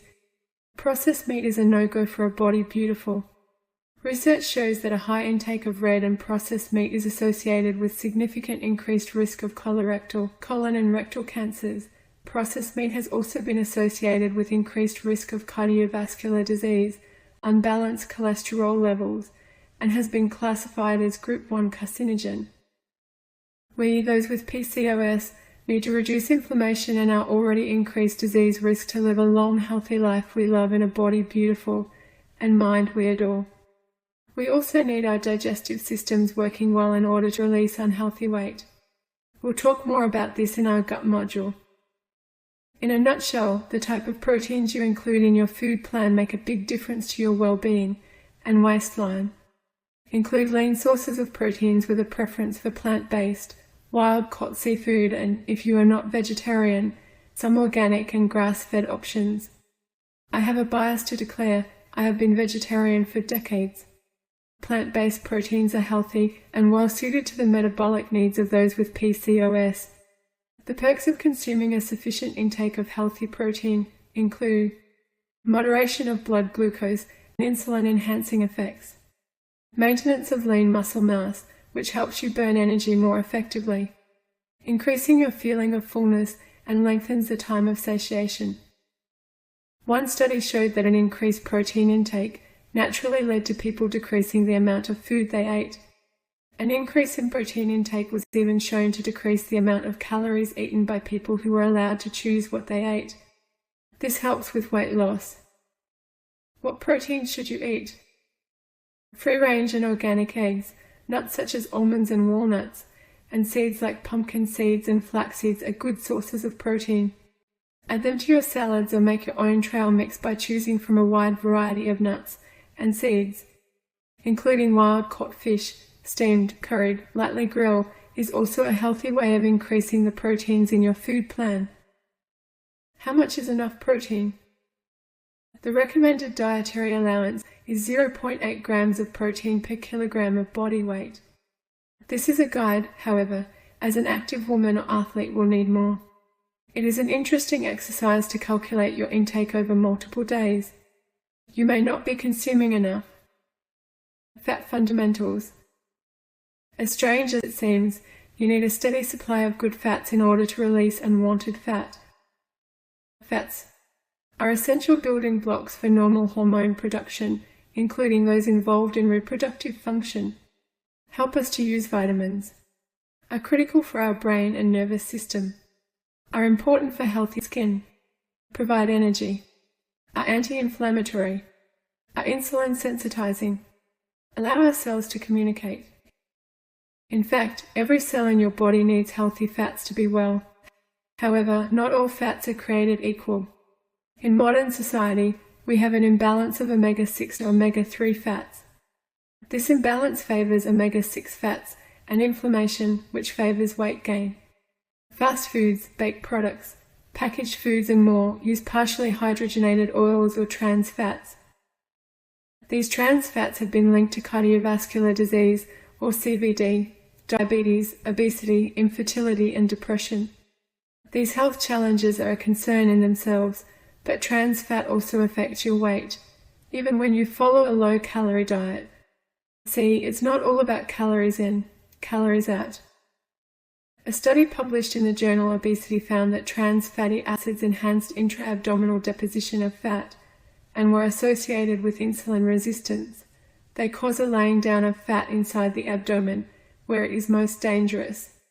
And in doing so, they worsen a significant driver in PCOS. To exacerbate this problem, trans fats are linked to depression, which can then trigger emotional eating and a lack of motivation. This combination is a significant hindrance in the quest for a healthy body beautiful. Potential benefits of fat in weight loss.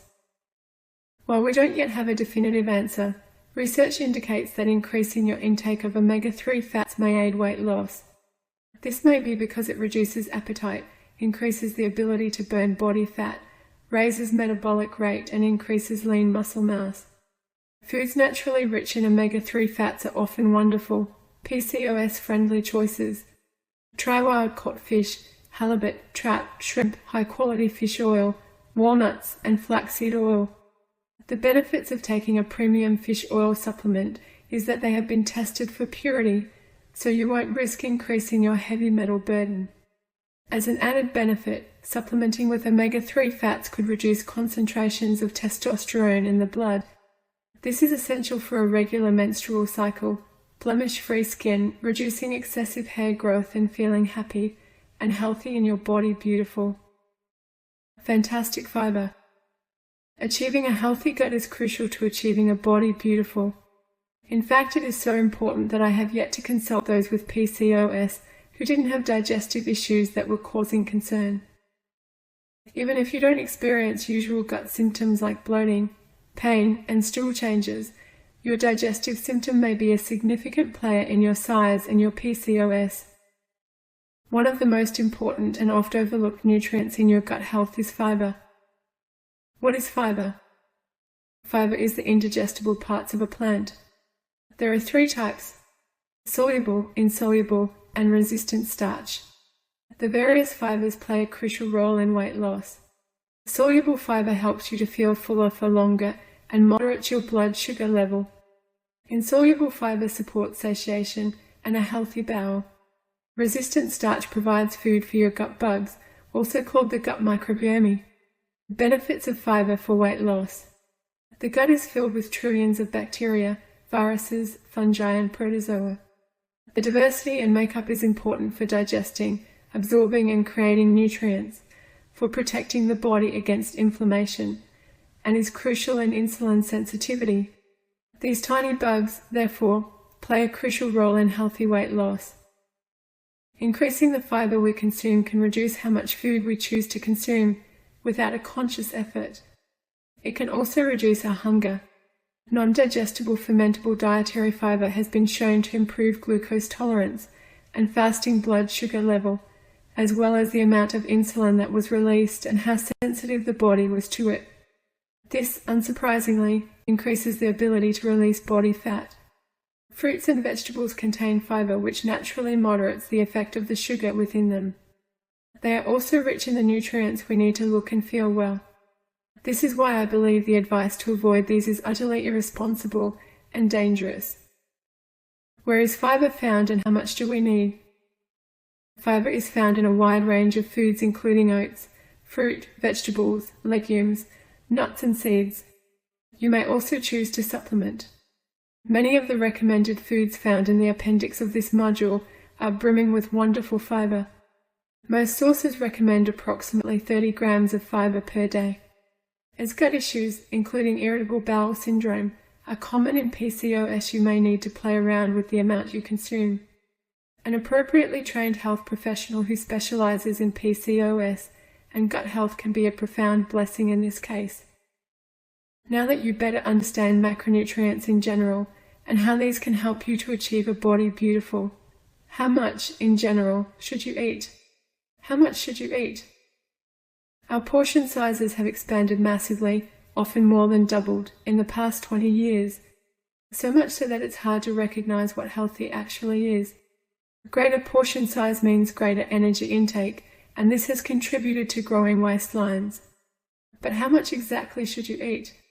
As I mentioned, I believe a long-term weight loss solution ought to build a healthy relationship with food rather than focus on counting calories or macronutrients.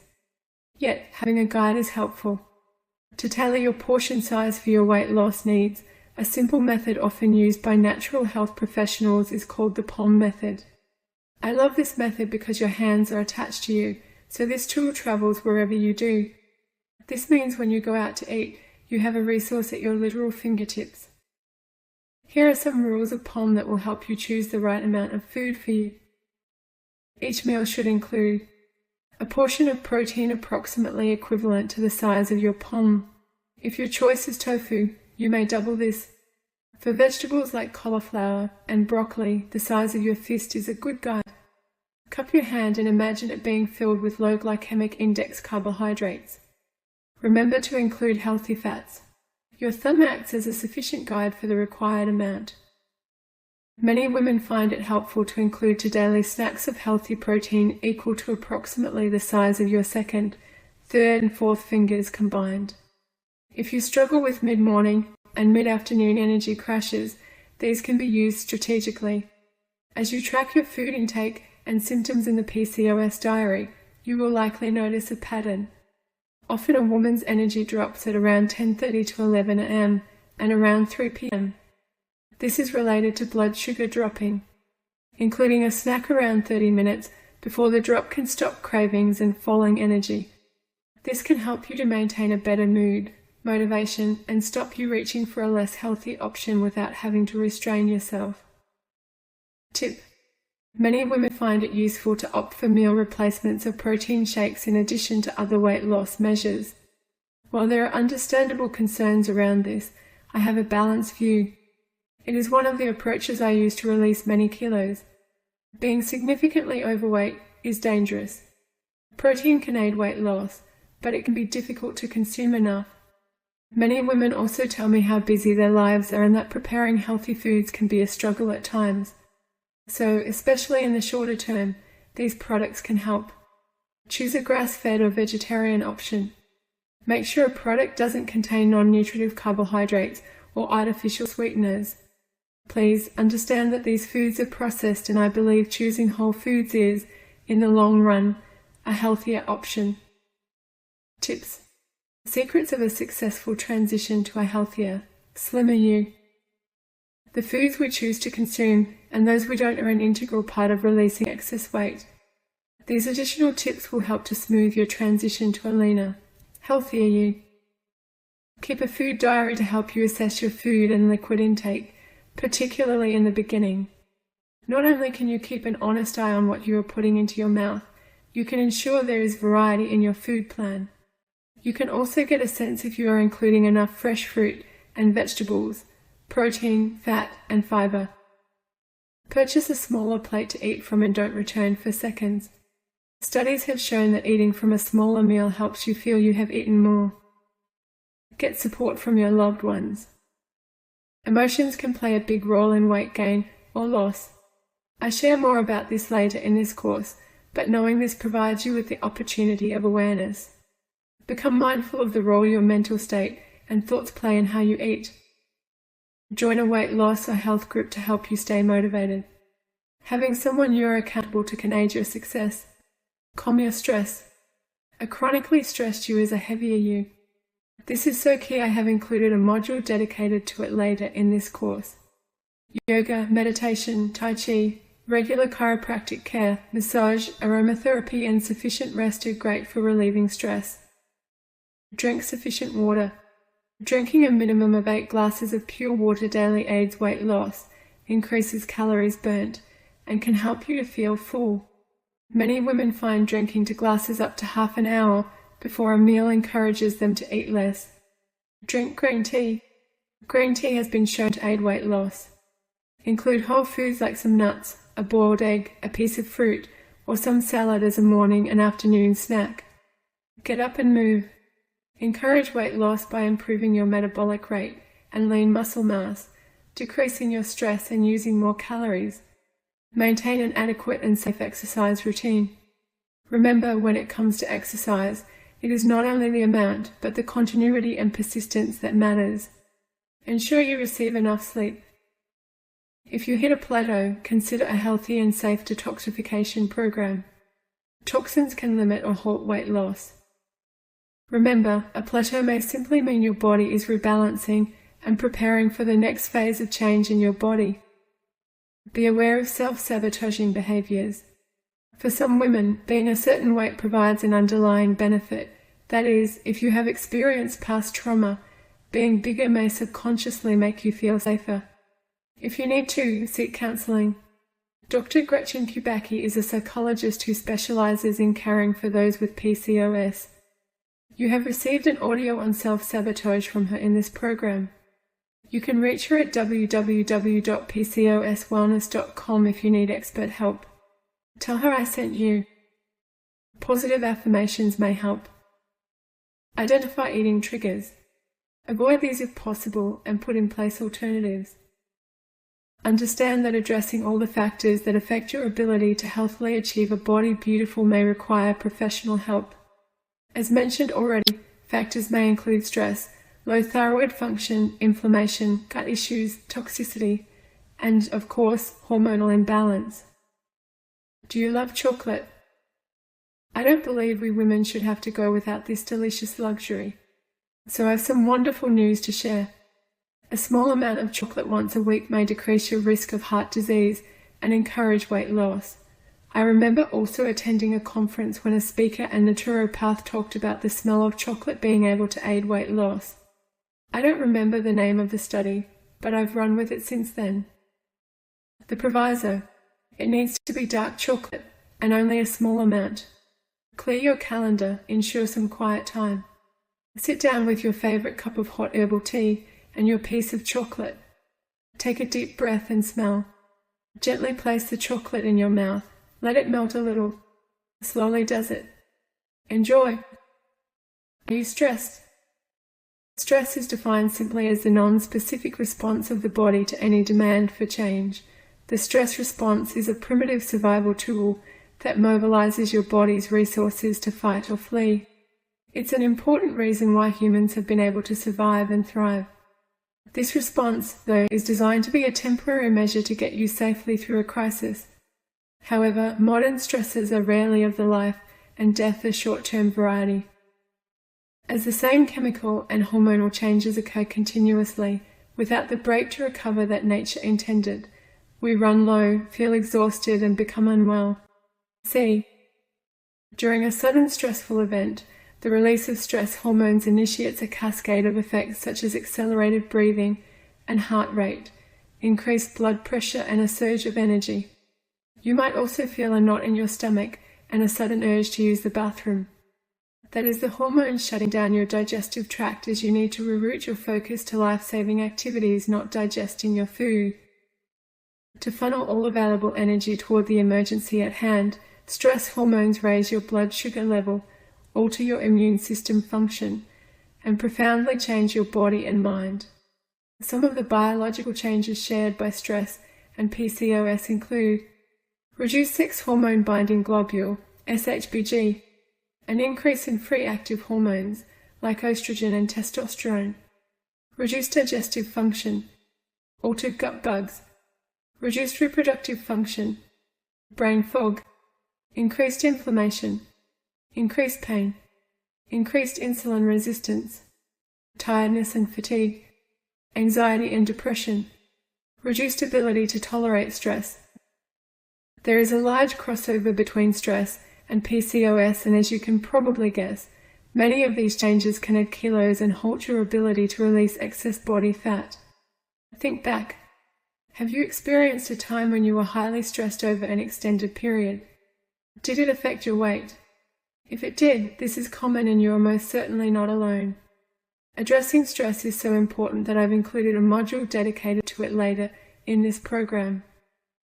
Include physical activity. You need to move often in order to be healthy and achieve a body beautiful. A balanced exercise program is also wonderful for calming stress, culling cravings, and improving mental illness. Building muscle helps to improve insulin sensitivity and enables you to burn body fat, even when you're not exercising. If you are worried about bulking up, please don't. This takes a specific type of training. We'll talk more about physical activity later in this program. Module 6. On food. Introduction to food. This module is short. It is here for 4 reasons. Food is an important element to achieving a PCOS body beautiful. But you may falsely believe that food, along with exercise, are the only pieces to the body beautiful puzzle. Many women do. As you'll learn throughout this program, it is an important part, but only that, one important part. 1 week shopping list, recipes and meal plan. Healthful, PCOS-friendly recipes are essential. If you love to cook and want inspiration, you'll find a 1 week shopping list, recipes and meal plan included as resources in this module. Continuing recipes. Over time, we will continue to add PCOS-friendly recipes and books to this module. This will provide a place to source easy inspiration. To point you back to Module 5, your ideal weight. This module is dedicated to food, food-related information and recipes only. If you've snuck here first, we see you. While this module is important, read Module 5, your ideal weight first. From page 14, you'll learn about the right types of foods to eat, including carbohydrate, protein and fat. From page 15, we discuss why glycemic index and response matters. From page 17, you'll discover how much carbohydrate to include in your food plan. From page 18, we talk about protein. From page 20, we discuss fat. From page 22, you'll learn why fiber is key. This nutrient is often overlooked, yet critical. From page 23, we share how much to eat when you wish to shed unhealthy fat. In the appendix from page 34, you'll find recommended fruits, vegetables and protein. Be gentle with your food relationship. As we've shared in other modules, many of those with PCOS have an unhealthy relationship with food. Slowly, gently, we will help you to change this. Nourishing your body and brain with nutrient-rich, healthy foods can positively transform your relationship with food. Let it. Avoid the boom or bust. If and when you consume a food that triggers guilt, notice the feeling and surrender it. If you eat 1 piece of cake, do not throw your hands up in the air and pronounce failure. This may lead to an entire cake gorge. If you consciously decide to consume a less healthy option, eat slowly. Enjoy the texture, the smell, the taste. Allow yourself a small piece and eat mindfully. If you are prone to mindless eating, reread Module 4, Mindfulness and Meditation. If you experience cravings or emotional eating, read Module 16, Calm Cravings and Emotional Eating. Core food resources. The core food resources included in the On Foods module. Your healthy nutrient-rich food list. The Great PCOS Soy Debate. Superfoods, how to heal your health naturally.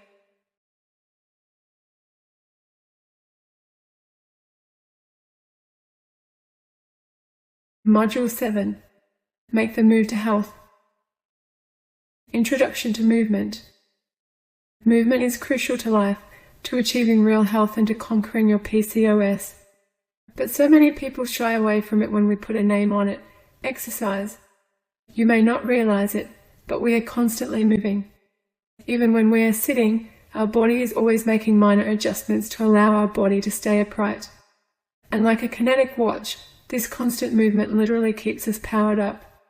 We just need to amplify this movement on occasion. It can and should be fun, and it should start early in life. We were designed to move so that we could work for food and run from threats.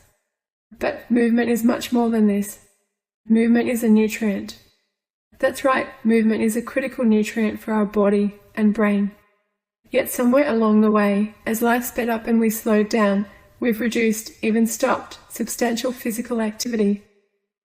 Loss of this physical activity negatively affects our brain function and how our organs work. It impedes our cells' abilities to receive and distribute critical information that allows our genes to express themselves. Adequate movement helps us to maintain balance and homeostasis. Without it, we simply cannot lead a healthy, fulfilling, productive and happy life. Interesting fact. People who fidget on average weigh less than those who don't. If you're not a fidgeter, I am not recommending that you start. It can be quite an annoying habit for others.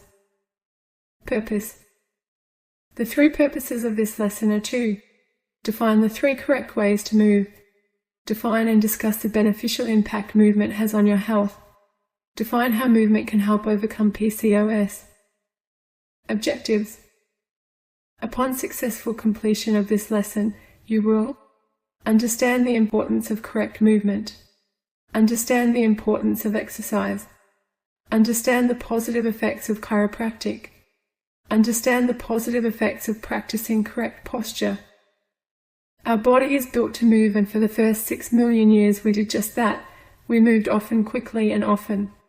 Even looking back at our agricultural society 150 years ago, people spent their days moving from one chore to another.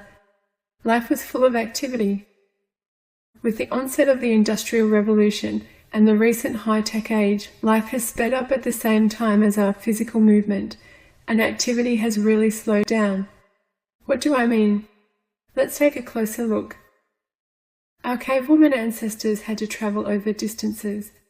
Nowadays, vehicles enable us to move us quickly, and, for the most part, our food comes from local supermarkets or shops. This may provide us with a more comfortable life, but it's had a significant negative impact on our activity levels. Modern woman spends more time sitting in front of the TV, at a desk, on the computer, than engaged in movement. This lack of exercise is contributing to the growing incidence of obesity, weakened muscles, poor posture, increased stress, and what are termed the diseases of modern civilization. We are now heavily dependent on machines, robotics and automation. From farming, the manufacturing of edibles, even turning on the television with a remote, much of our lifestyle contributes to an idleness of body. The importance of movement. You only need to look to Mother Nature to see motion is everywhere, in the rolling of the waves, the breeze through the trees, the constant changes in the faces of sentient beings.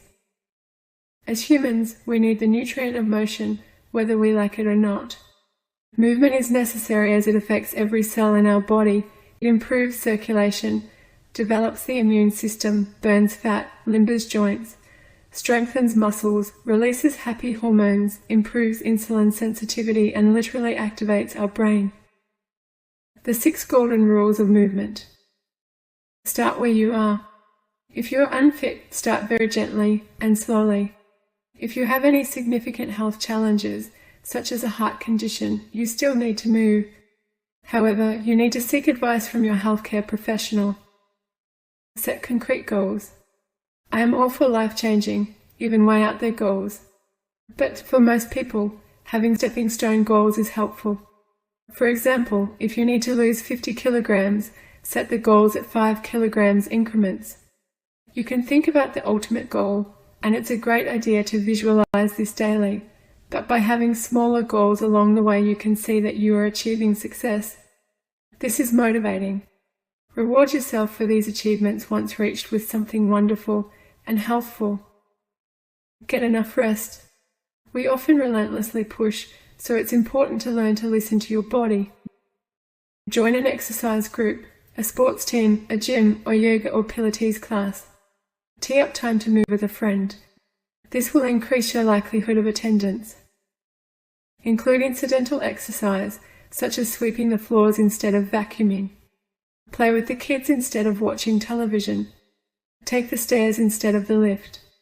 Find innovative ways to vary your exercise schedule. Performing the same routines day in and day out can be boring. Work out whether this is demotivating for you. Try dancing, hiking or stair climbing. Find a chiropractor and get your spine checked regularly. Initially, you may need an intensive course of care. Once you are stable, you will need a checkup once every 1 to 4 weeks, depending on your body, your stress levels, your fitness level, your work, and any number of other aspects. Discuss this with your chiropractor to find your right schedule. General get moving tips. If you are to be successful in changing your body's movement habits, a positive start is critical. Here are some tips on getting going. When starting a new exercise plan, remember an important goal of exercise is not only to lose weight or tone up. Your primary aim really should be to get and stay well. This, in turn, will aid the release of excess fat. Keep a journal. This is one of the reasons why the PCOS diary is included with this program. Write down what motivates you. Make it really personal. Your motivation to achieve body beautiful needs to be dear to your heart. This kind of motivation can keep you moving forward, even when you don't feel like it. Check your journal when times get hard and at least weekly. You will be surprised at your improvement over time. Just start. Do something. Get up off your chair. Just get moving. Strive to practice movement at every opportunity. Sit on a Swiss ball instead of your desk chair. Walk to the letterbox, to work, to the shops, to post your mail. Give your car a break. Your body and our environment will appreciate it. Discover what you love to do and do this. You don't have to do what you don't enjoy. This just feels like work. There will be options that light you up with excitement. If you're a Zumba queen, then Zumba. Garden. If you love basketball, join a team. If you enjoy walking amongst the butterflies and flowers, locate a local garden and do so. Have fun. If you love pink, put it on your MP3, turn up the sound, and dance around the house to build up a sweat. Commit yourself. Get a personal trainer and agree to train on a specific day, days and times. Walk with a friend, maybe one who already has a walking routine. Find a way to commit until at least you have a solid habit. Build slowly. Remember, it has taken years for you to reach your current health state. It will take time to reverse the damage, but it will happen. Healing is a process, not an event. Just keep putting one foot in front of the other. Once you reach your goal and you feel healthy and vibrant, keep going. Challenge yourself. Encourage others. Movement needs to be a lifelong habit. Note: if you are spending countless hours at the gym, oodles of time doing cardio, and not seeing results, I encourage you to reassess. Too much exercise can increase your stress hormones and sabotage your results. You may need to reduce the amount of time spent exercising or change the type. My friend Nick Toth talks about this in her video, What Exercise is Best When You Are Stressed? Luxurious movement tips. Is there such a thing? Absolutely. Imagine it's springtime. The birds are chirping and the sun gently warms your skin. You and a loved one pack a gorgeous salad with pine nuts, avocado, sun-dried tomatoes, spinach and roasted pumpkin, or whatever healthy, portable meal takes your fancy. You head to the botanical gardens where you are surrounded by beauty, the trees, the flowers, and the gentle breeze. You walk to the top of the hill, unpack your delicious meal, and relax. Let's think about this in more detail with movement in mind. You've moved to make and pack your meal. You've walked to the perfect spot for your meal. You've carried your lunch. This is not the only type of movement that you need, but it all counts. Bikram yoga. If you haven't tried it, be prepared for copious sweating. It will encourage relaxation, deeper sleep, stretching and strengthening, and aid detoxification. If you have any actual or possible health conditions other than PCOS, This is one form of activity I'd recommend checking first with your health professional. Think of your own luxurious movement tips and note them in the exercise at the end of this module. Feel free to share what you found works in our Facebook group at www.facebook.com/groups/1-89561739370004/. If you haven't yet joined, your membership came with this program, so head on over now. Definition of moving correctly. There are 3 parts to moving correctly: physical activity, chiropractic, and correct posture. Physical activity. Physical activity is so much more important than simply gaining the upper hand in weight loss or in looking good. For example, one study showed regular exercise significantly lowered the level of homocysteine, a marker of inflammation, in the blood of young overweight women suffering from PCOS. The evidence base supporting the notion that moving well changes and improves your health is substantial. Chiropractic. The power that made the body is the power that heals the body. By B.J. Palmer, D.C. There are 2 important reasons why being under regular chiropractic care can help to significantly improve your health. The first is related to specific nerve function. The second is related to overall brain function. I believe chiropractic is a pivotal key to improving your health and your PCOS. In case you don't know, yes, I am a chiropractor. I have seen miracles in practice. Chiropractic focuses on spinal motion, as this and your nervous system are intricately linked. Movement of your spine literally energizes your brain, and your brain coordinates every cell in your body. A side thought: strengthening the human body and asking what it takes to be optimally well are critical. You cannot assume a symptom-free state means a healthy one. You likely know someone who thought they were healthy due to a lack of symptoms and was surprisingly diagnosed with advanced cancer or suffered from a heart attack. Similarly, signs and symptoms are not necessarily a sign of ill health. When you have gastroenteritis, it makes sense for your body to quickly expel invading organisms through vomiting or diarrhea. Strengthening your body is key. These are the foundations of wellness chiropractic. Posture. How you hold yourself is important to your health. I want you to try this exercise for me. Sit down and slump over. Now slump a little further. Maintaining this slumped position, take in as big a breath as you can. Notice how much breath you can inhale. Now, let's try that again. This time sit up straight, like there's a helium balloon gently pulling your head and your chest upward. Now take a deep breath in. Can you feel the difference? When your posture is as it should be, your lungs can function correctly. We'll talk more about posture shortly. Exercise. Physical activity and exercise. Physical activity refers simply to movement of the body, whether during the normal course of the day or for a specific purpose. Most people believe that the word exercise refers to activities that require physical effort, carried out specifically to sustain or improve health and fitness. Movement alters your joints. It keeps the ligaments limber, the bones healthy, the cartilage nourished, the muscles toned. As you move a joint, an amazingly important sensor called a proprioceptor is fired. This helps us know where we are in space. This proprioceptive system is why you can stand upright with your eyes closed without falling over. Movement of your joints is also the main nutrient for your brain, particularly movement of your spine. So what happens when you don't move? The opposite of the above. Your joints stiffen and the tissues around it contract. In fact, I've read this contraction begins within only 2 weeks of a joint not moving properly. A lack of movement adversely affects your muscle mass, decreases your metabolism, causes tiredness, and may make it hard for you to lose weight. As we have discussed, it also negatively affects your brain function. As your brain coordinates every cell in your body, this is a significant concern. Exercise helps you achieve and maintain a healthy weight and a body beautiful. Excess weight not only places strain on your joints, it places strain on your organs. Exercise increases insulin sensitivity, which is critical for those with PCOS who want to shed kilos.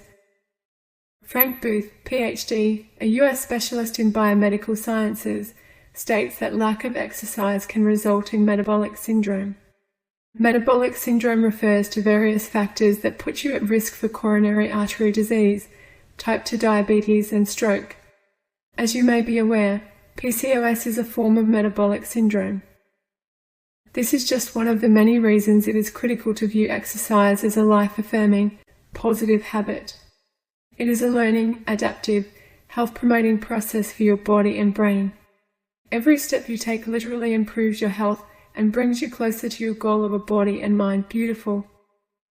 Exercise and PCOS. Insulin resistance and compensatory hyperinsulinemia. Too much insulin in the blood are significant features of PCOS.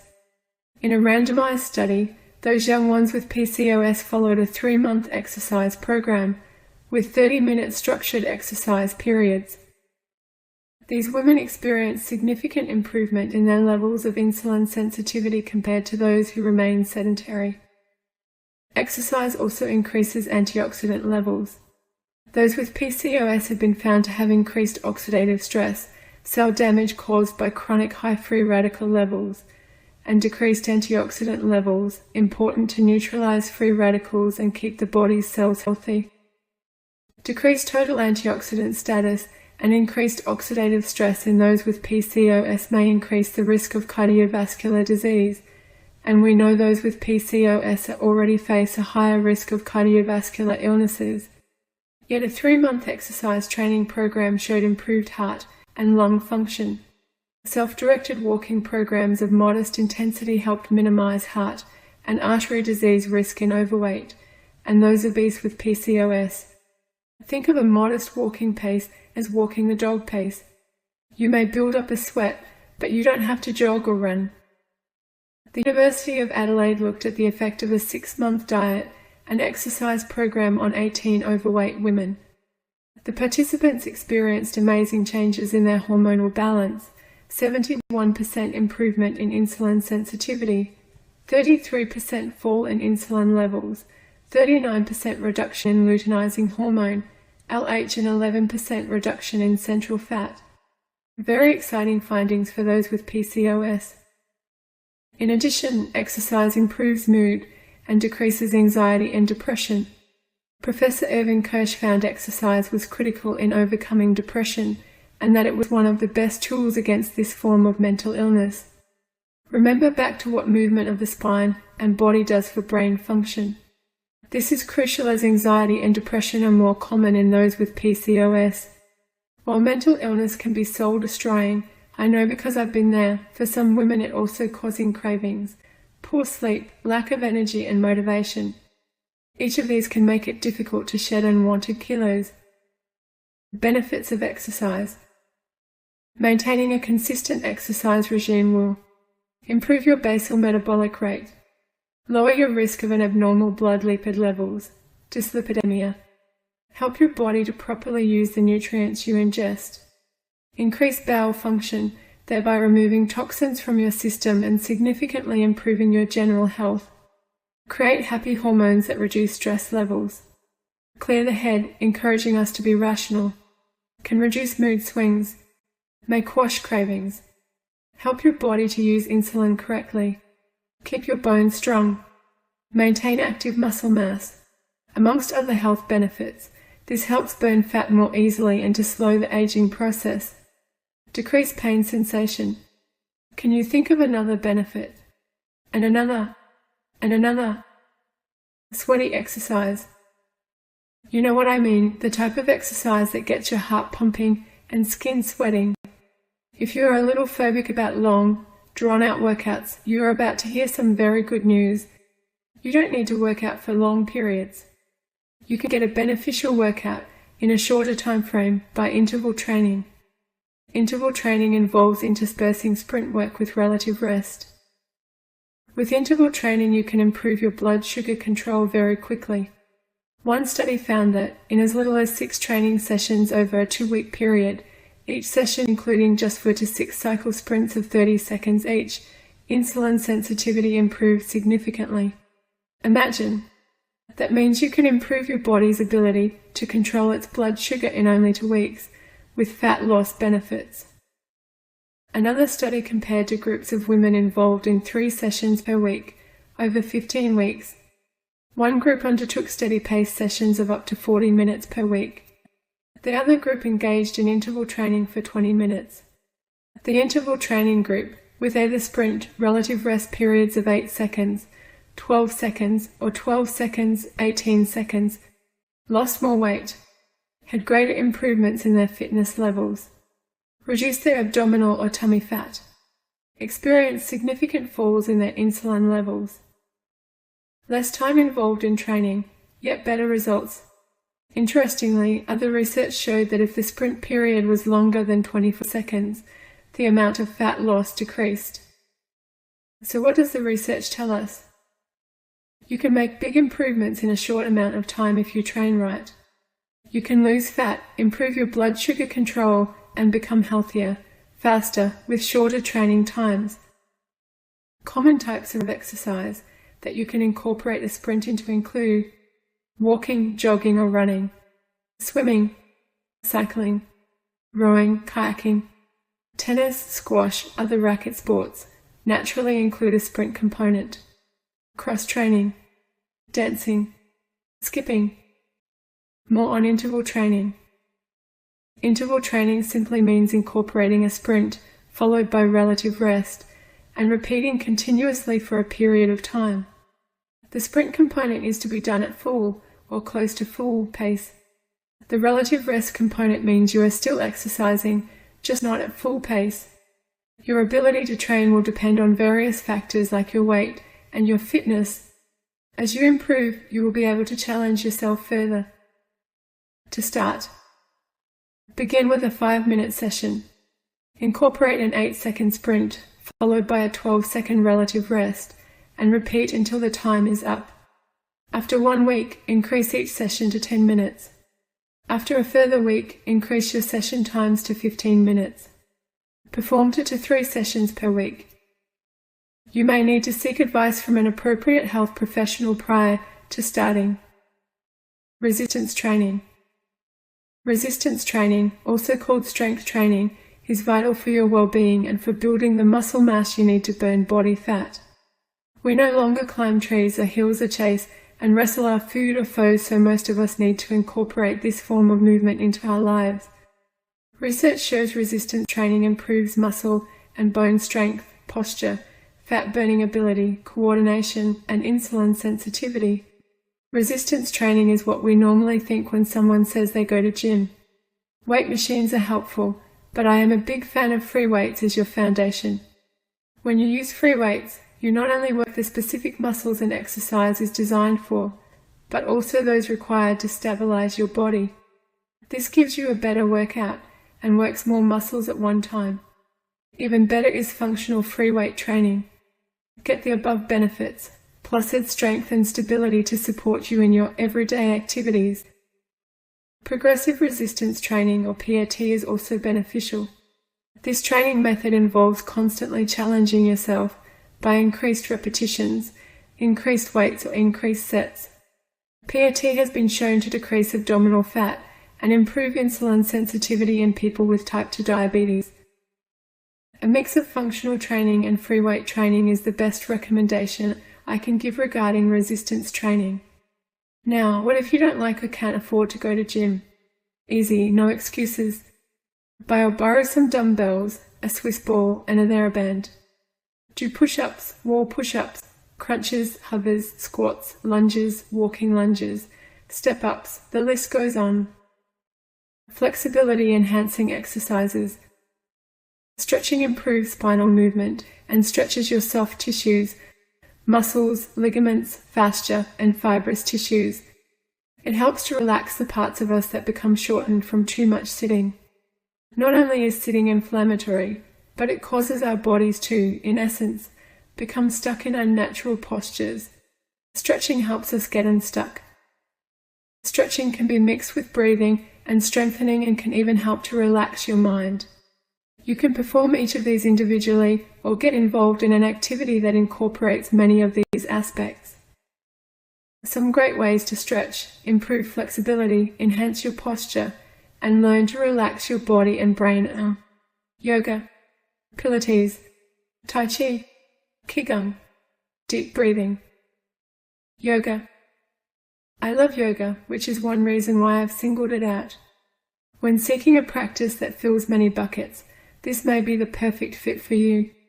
Yoga helps by training you to control your movements and muscles, aiding relaxation, strengthens and stretches, can be social if you attend a class, holistically benefiting your body, mind and soul. Many women find yoga both therapeutic and enjoyable. Tip: myfitnesspal.com is a tool that allows you to track your exercise. It can be motivating and powerful. If you haven't already, head over now and take a look.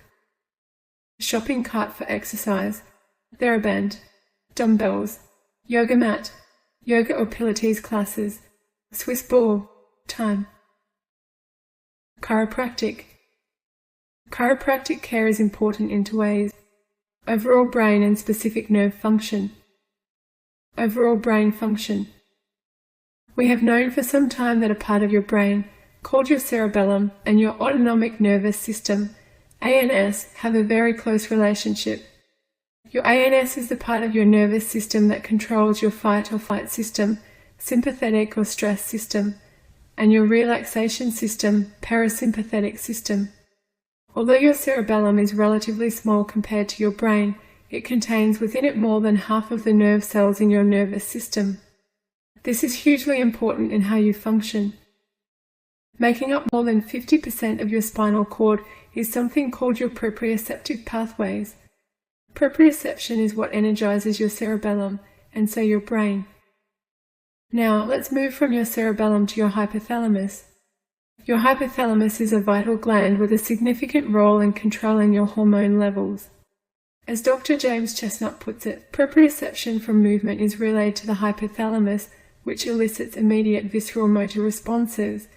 This means that spinal motion and movement from other parts of your body literally changes the way your internal organs work. Your cerebellum affects your stress system, your emotions and your thoughts, your muscles and your posture. Your cerebellum affects your heart rate, the pressure in your arteries, and may be important in learning, performance and motivation. Why do I tell you about your cerebellum? Why chiropractic? It's simple. When the joints of your spine don't move correctly, the proprioceptive input is reduced. Your brain also receives increased adverse information, called nociception. This is a nasty combination and negatively affects your brain function and your body. Chiropractic adjustments and exercise increase optimal brain function. This is important for you to conquer your PCOS, to be well, and to achieve and maintain a body beautiful. Specific nerve function. Specific nerves lead from your spinal cord to communicate with specific parts of your body. If a joint is jammed, the area becomes inflamed. This affects how well the effects nerve can communicate with your body. This can cause pain and discomfort. I know for many women, physical discomfort can make it difficult to exercise. This can make it difficult to improve insulin sensitivity and release weight. Firstly, a chiropractor may be able to help.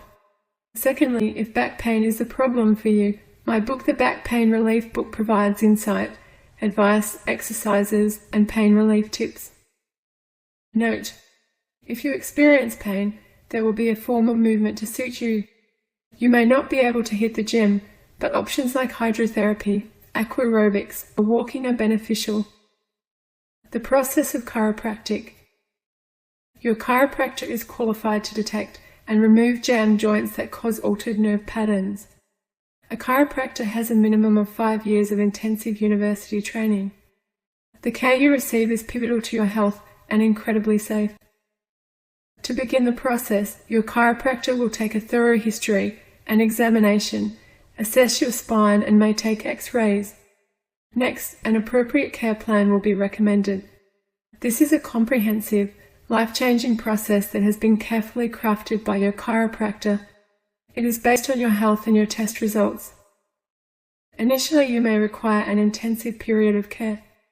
Like starting gym, you need to attend regularly to get the most improvement in the fastest possible time. The changes you may notice include increased energy, better sleep, improvements in your mood, decreased stress levels.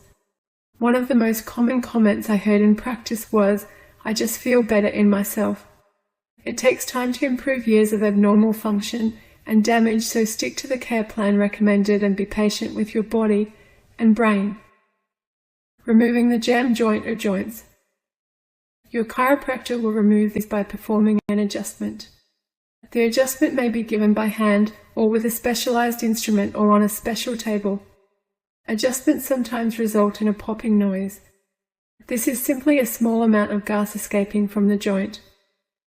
Tips for consulting with your chiropractor.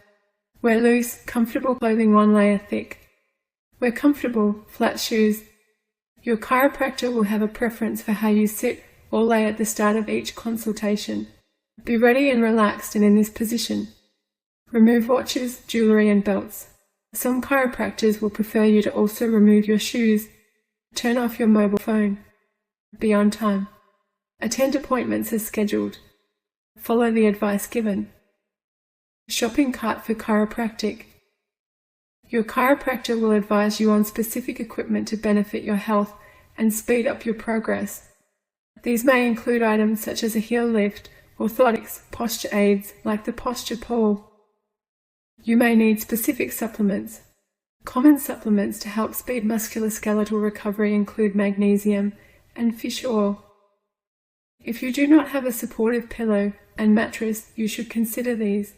Your chiropractor will be able to advise you on what to look for here. You may need to address your workstation, particularly if you spend a great deal of time at a desk. A sit-stand desk can help. Posture. According to www.medterms.com, posture is defined as the carriage of the body as a whole, the attitude of the body, or the position of the limbs or the arms and legs.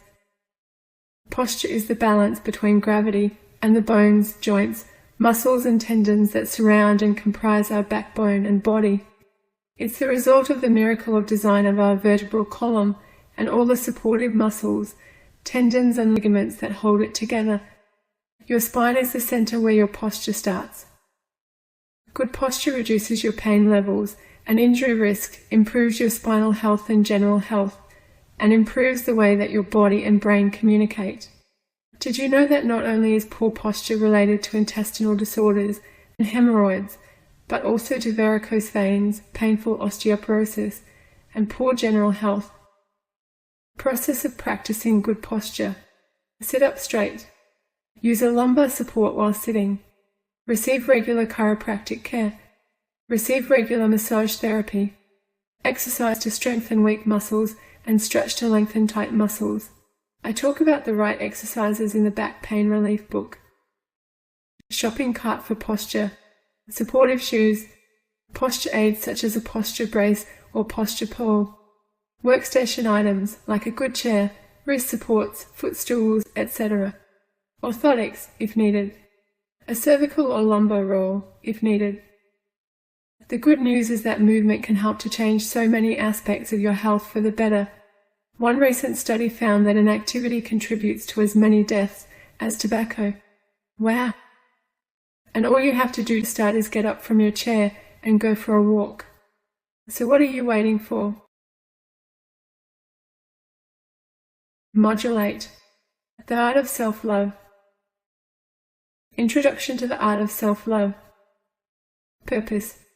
The purposes of this lesson are to find the roadblocks to self-love. Learn common signs your love has waned. Learn one important reason why your conscious intention may be being undermined.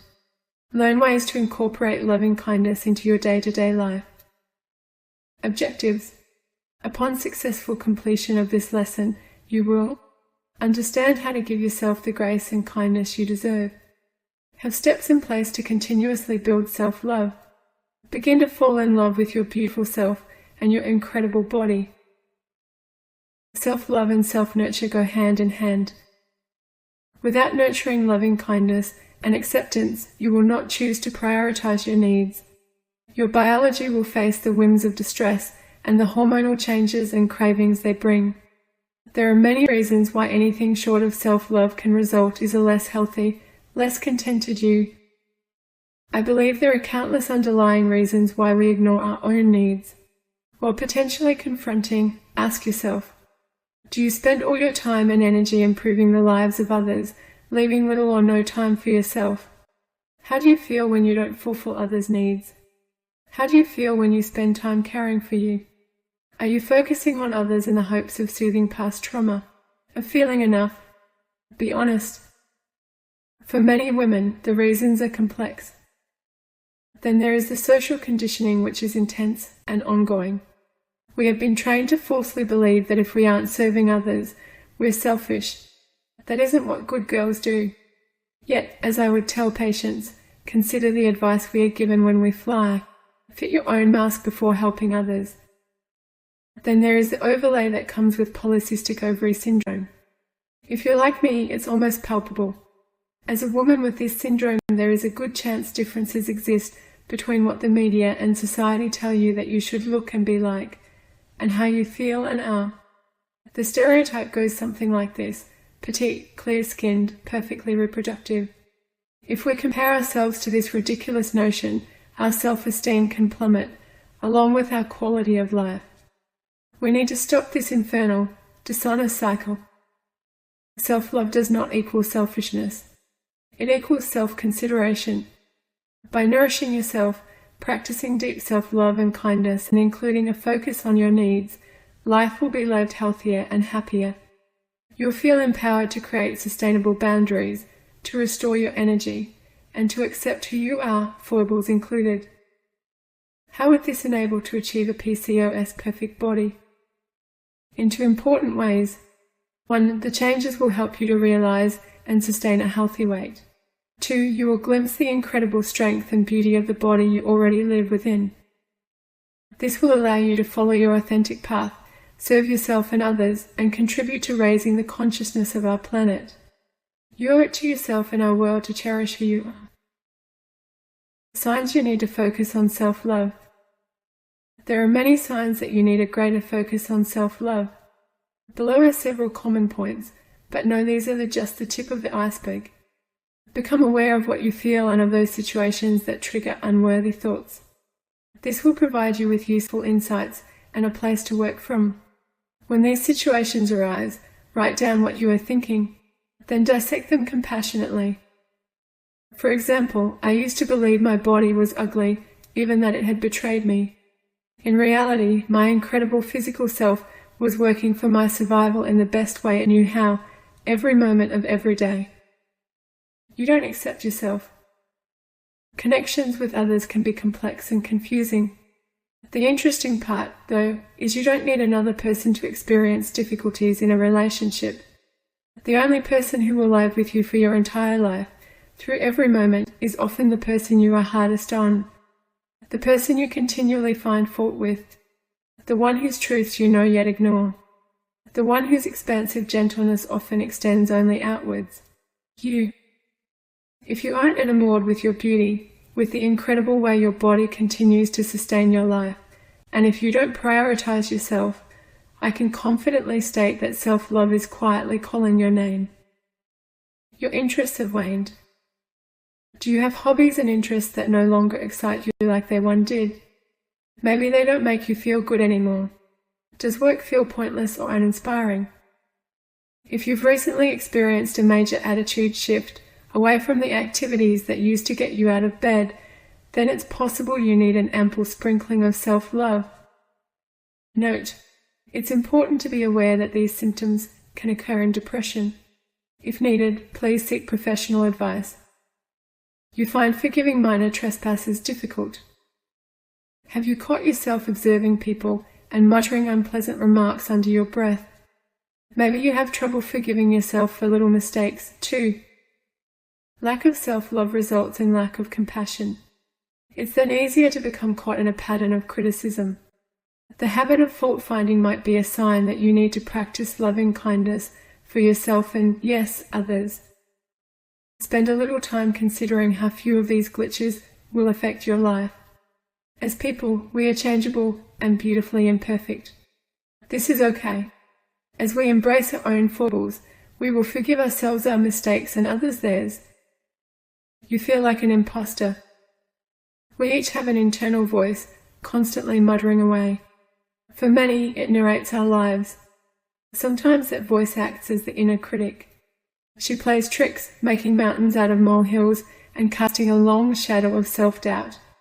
That voice might even attack and ridicule you throughout the day, leading you to believe that you are less than capable. That at some point you will be found out for the fraud you are. This is called imposter syndrome. Call in the reality of your achievements. Challenge your negative assertions. Are they based in fact? Ask a gentle loved one for their perspective. Focus on your goodness. You are unassertive. If you find yourself taking a back seat in life because you are unwilling, even unable, to speak your truth, alarm bells should ring. If you find it difficult to stand up for yourself, hard to set boundaries, feel needless guilt, and avoid taking interpersonal risks, these signal the poor assertiveness that comes with lack of self-love and confidence. As you work towards building personal tenderness and compassion, practice asking for what you want. It will likely take time, but small, regular assertions will help you feel comfortable in this space. If, as you grow, you occasionally blurt out an aggressive question or statement, that's okay. Acknowledge that you are still worthy of self-love and that expansion often comes with some worthwhile growing pains. You're playing small. You may know you have a gift, but be reticent to share it. You might settle in your relationships and work. You could follow the path set by others. If you are playing small, there's a good chance you need a hearty dose of self-love. Be gently honest and ask yourself, are you doing what you love? Are you holding yourself back? If you have a partner, do they raise you up? Are you happy? The first step towards greater self-love is assessing where you currently are in a non-judgmental and loving way. Listen to your inner voice. What does she say? We forget that often our thoughts are not truth, but for this exercise this is unimportant. Just take note of the quality and substance of her utterances. Building a stable, loving relationship with your wondrous self. Self-love requires you to be honest about your current choices and thought patterns and undertake new practices that reflect self-worth. Caroline Kirk. Creating a stable, loving relationship takes time and effort, including one with your wondrous self. Accept that there will be ups and downs. That's okay, this is a learning process undertaken with the love of your life. True love requires deep knowing, understanding, compassion, and acceptance. It does not mark you as better than another, mean that you ought to always be at the front of the line, or indicate you don't have areas to work on. It simply means you wholeheartedly accept who and where you currently are, appreciate the journey it's taken to get here, and commit to continual growth.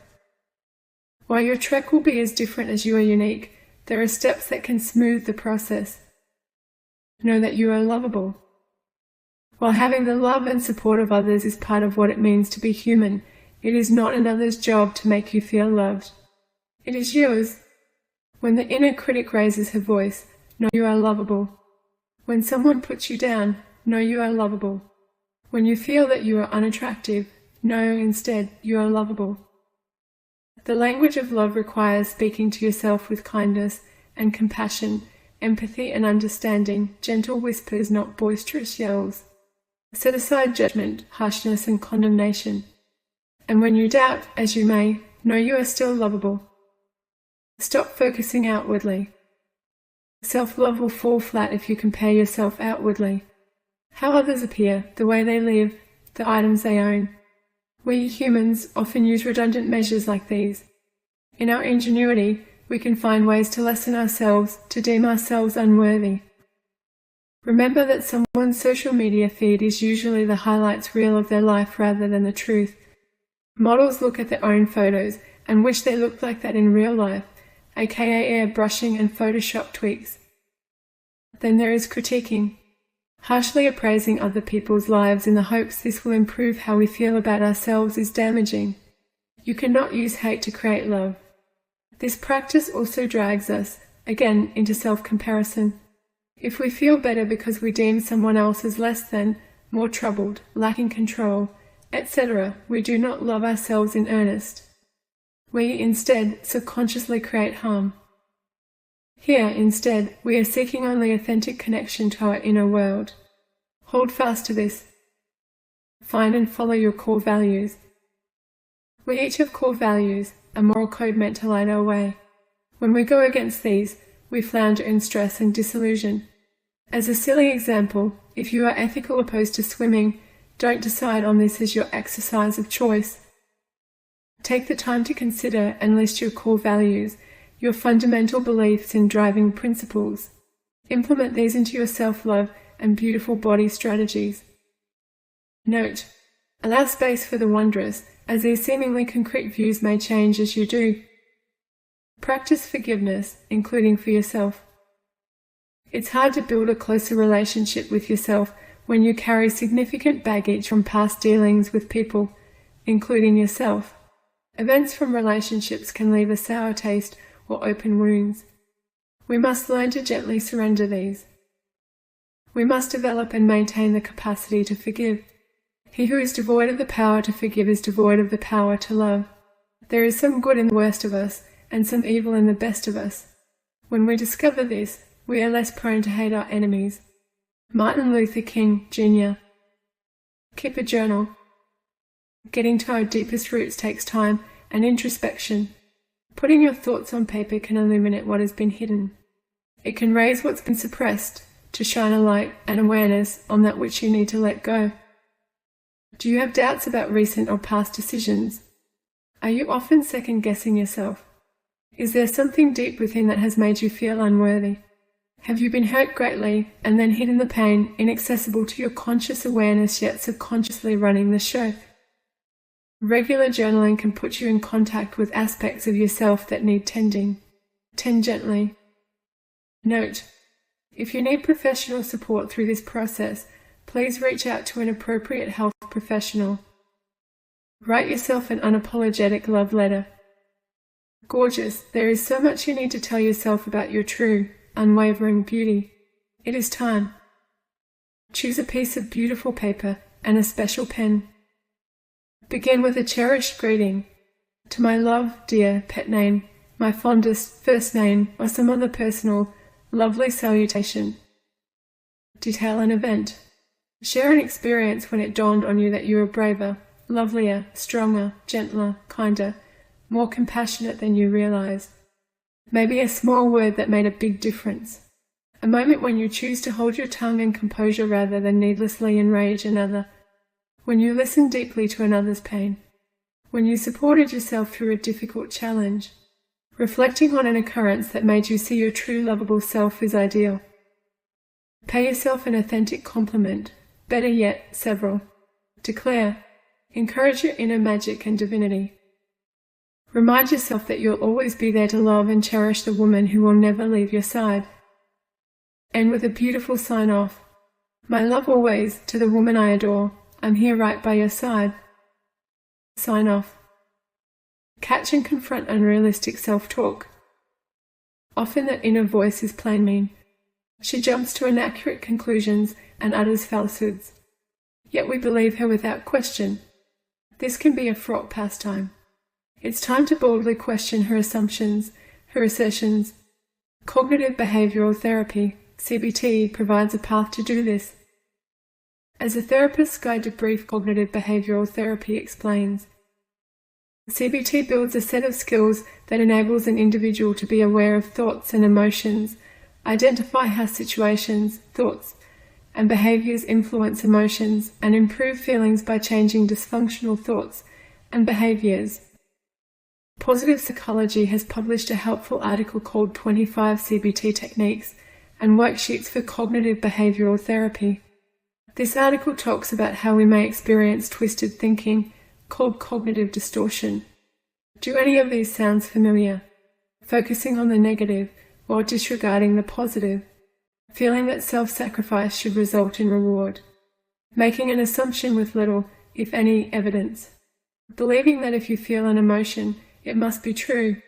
Judging yourself if you break one of your rules. Needing to always be right. It also shares how, over time, these and additional troublesome ways of thinking can be addressed.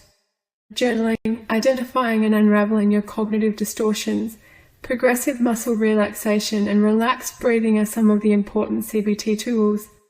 This article goes into greater detail. You might also choose to consult with a CBT professional. Simple ways to practice self-love. If the above seem too challenging, start small. Care for your daily hygiene. Enjoy a soothing bath or a warm shower. Brush your teeth. Comb your hair. These tasks can be challenging when you're feeling low or unlovable. As you do, practice being in the moment. How does the water feel on your skin? The taste and texture of toothpaste in your mouth. The motion of your swiftly detangling hair. What can you smell? Place on a clean shirt, pair of pants, fresh bra. Breath deeply, slowly. Quiet your mind. Sleep more. When deprived of sleep, the world is simply harder. It clouds our vision, resulting in an altered view of who we are and how much we matter. Sleep is an important process, one that you must prioritize. If you struggle to slumber well, read or reread the module in this program dedicated solely to shut-eye. Begin a mellow hobby. Allow yourself the space to gently enjoy a hobby that calms, soothes and places you in the moment. For me, this is reading. Hobbies like knitting, needlepoint, model building, painting and music are all caring ways to express yourself and to gift yourself time, without extracting a hefty price. Exercise regularly. We're often not in our bodies, feeling the pulsing of our blood, the deep breaths that fill our chest, the incredible adaptability of our remarkable bodies. Exercise helps us to reconnect and to experience our beautiful physical selves for what we really are, works of biological art. Exercise releases endorphins, enhances brain function, and can even achieve bliss. It strengthens muscles, which elevates the ability to burn fat. It reconfigures the body. If you need advice on physical activity, read or reread the module on movement. Speak to yourself with gentle compassion. When you look at yourself in the mirror, what do you tell yourself? This might be the first time you've stopped to consciously consider this question. Listen deeply.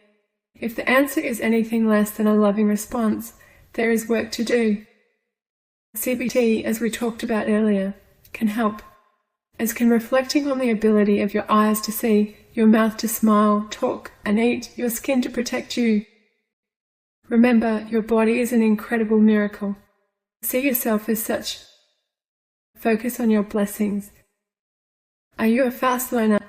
Do you solve problems quickly? Do you care deeply for others? Does the force of your intellect match the kindness of your heart? Do you truly see people and ensure they feel seen? Who do you make a difference for, and how? Your inner critic may focus on perceived failings, but regular, confident and authentic self-talk will lower her volume. Tick achievements, big and small, off your to-do list. When we feel unproductive, often we feel unsuccessful. One of my lifelong learnings is that we are human beings, not human doings, and as such, we must spend more time in contemplation and less in the busyness of being busy. Saying that by physically ticking items off our to-do list, it can calm this inner critic. Create a daily self-love ritual. As with any practice, repetition is the key to success.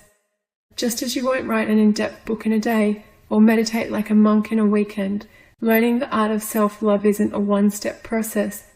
It takes time, effort, and dedication. Setting a daily self-love ritual establishes this as an important practice. Over time, you will experience profound changes. Decide what nourishes your body and soul. Choose a ritual or rituals that feel wonderful so there is no chore-like element to it. Schedule a daily block in your diary and stick to it. Start your day with a healthy breakfast. Sufficient nutrition is required for your hormones to work well, your body to shed excess fat, your brain to create happy hormones, for you to, in essence, thrive. Prioritize a healthy breakfast daily. On the days you are busy, it can be simple. On the weekends, a nutrient-rich culinary creation could act as one of your self-love rituals. Include complex carbohydrates with healthy protein and fat and a richness of vitamins and minerals. Check out the On Food module for inspiration. Consider supplementing. We need to elevate our nutritional intake to be and feel well. I don't believe we can achieve sufficiency from our food plan alone. Supplementing with a foundational system that incorporates foods and contains a multitude of vitamins and minerals is crucial. I recommend and personally take Connie's Triangle of Health. To be transparent, it is my husband's business and I truly believe in it. Find new ways to express yourself. Self-expression is often overlooked. Hiding who we are is a form of censorship that harms our well-being and negatively impacts on who we perceive ourselves to be. It's important to find ways to express your truth. Take up painting, learn an instrument, study a new language, enjoy dance classes. I write books and poetry. An important piece of advice: it does not matter whether you are good. What matters is that you are engaged. Pamper yourself with a massage. Many people book a massage appointment with the aim of pain relief or relaxation. While I encourage this, it can be a more holistic experience. A massage is a gift to yourself of time. It says you are worth it. It provides an uninterrupted period for you to focus on present time. How does the body part being worked on feel? What can you smell? How do you feel? Notice the temperature of the room, the pressure of the therapist's hands. If you are able, avoid scheduling busyness after your massage. Use it as a catalyst for a relaxing remainder of your day. Implement bedtime care habits. Sleep and the greater peace of mind that comes with it help to calm stress, clear the mind, and reduce the hormonal changes that increase weight gain. It is also a practice of self-love. Enjoy a warm bath in the evening. Avoid screen time for at least 90 minutes before bed. Stop working. Switch off notifications so you are not interrupted. Lower the lights. Sip chamomile tea. Read a calming book. Snuggle. Treat your body with kindness. She deserves it. Your incredible body is constantly working to ensure you survive. Your lungs breathe, your heart beats, your digestion breaks down and absorbs the nutrients you require. Your hormones flux, your liver detoxifies, your pancreas secretes enzymes. Every moment of every day your body is doing the very best she can, given your current situation, to support you. Treat her with ample kindness. Play. Man only plays when he is in the fullest sense of the word a human being, and he is only fully a human being when he plays. Friedrich Schiller. Life can be so damn serious.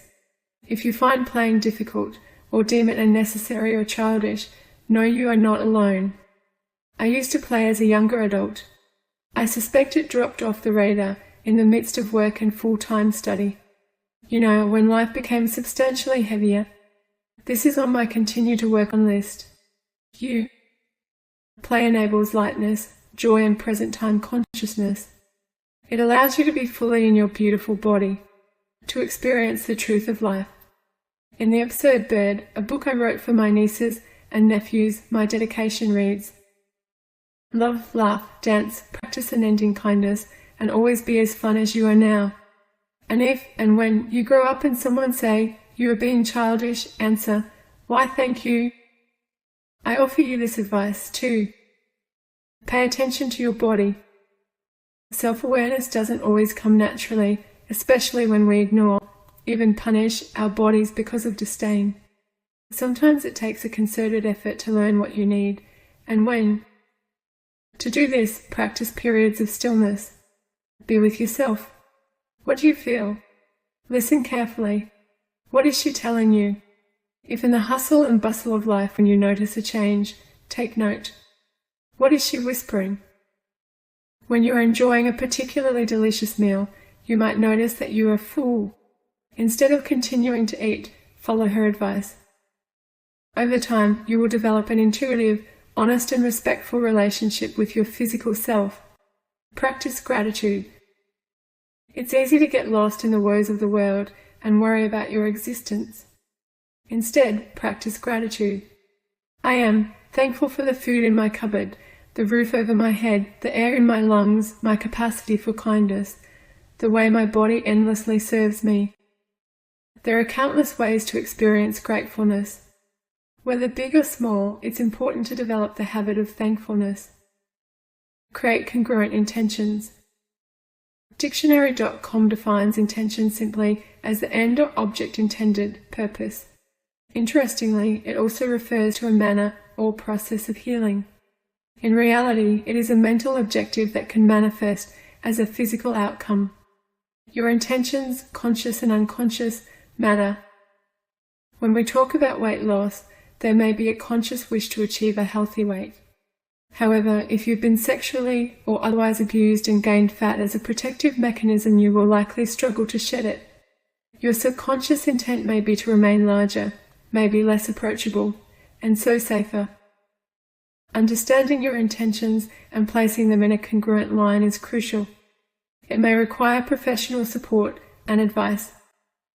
Distance yourself from toxic people. Do you have toxic people in your life that suck your vigor and self-esteem dry? My mum calls them energy vampires. There may come a time, it may be now, when you need to honestly assess your relationship with them. Understandably, this is not always easy. Where you're able, I certainly encourage you to speak honestly and with compassion to see if you can achieve healing. However, you may need to insert distance to both protect yourself and gift yourself unimpeded space to grow and change. You're still here. When it comes to reflecting on past events, challenges, and self-talk, there's one important consideration. You're still here. No matter what has happened previously, you've weathered the storm to be reading this today. You're still here. You've gained insight, abilities, and experience. You're still here, in this program, ready to change and evolve. You're still here. Believe in yourself and that you are worthy of true, expansive self-love.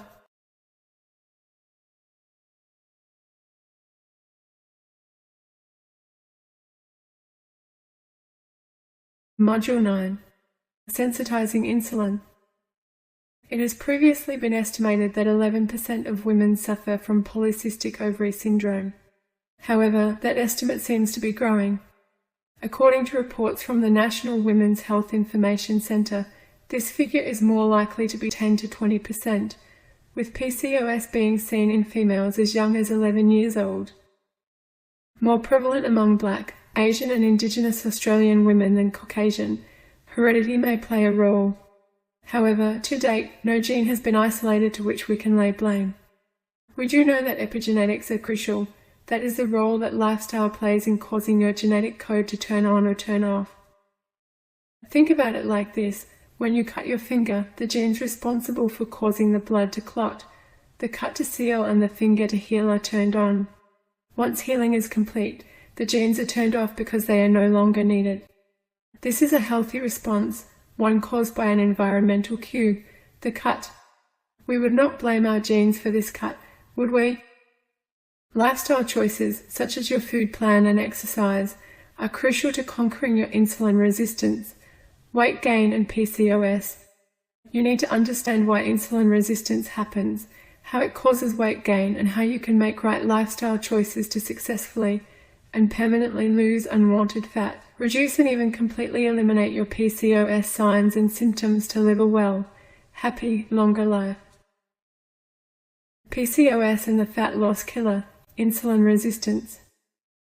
Insulin is a growth hormone, and you guessed it. Amongst other duties, it makes things grow. That includes our waistline and our cravings. First, let's take a look at what insulin is and what it does.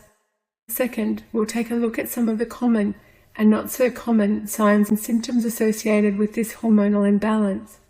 These may help answer some of your questions and give you a better idea of where you stand.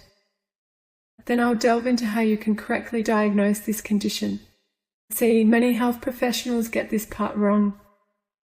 Finally, and importantly, we'll talk about what you can do to naturally and successfully improve your insulin sensitivity, reduce insulin resistance, and aid successful, and sometimes even fast, weight loss.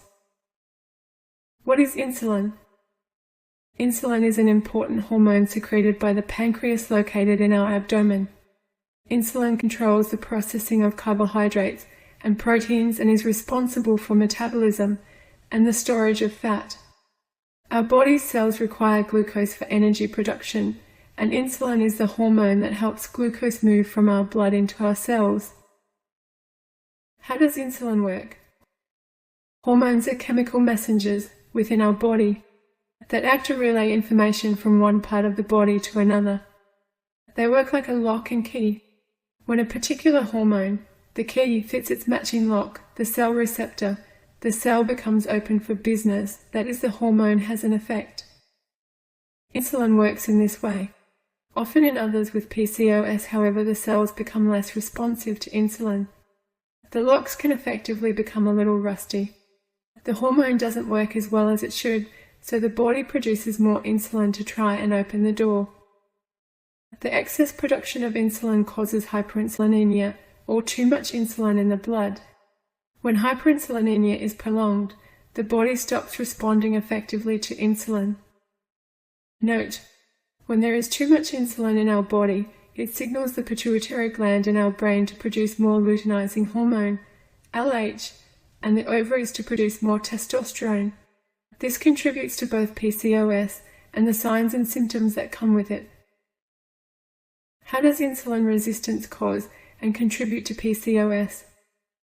Insulin resistance has a twofold effect in PCOS. On one hand, insulin resistance increases the secretion of testosterone from the ovaries.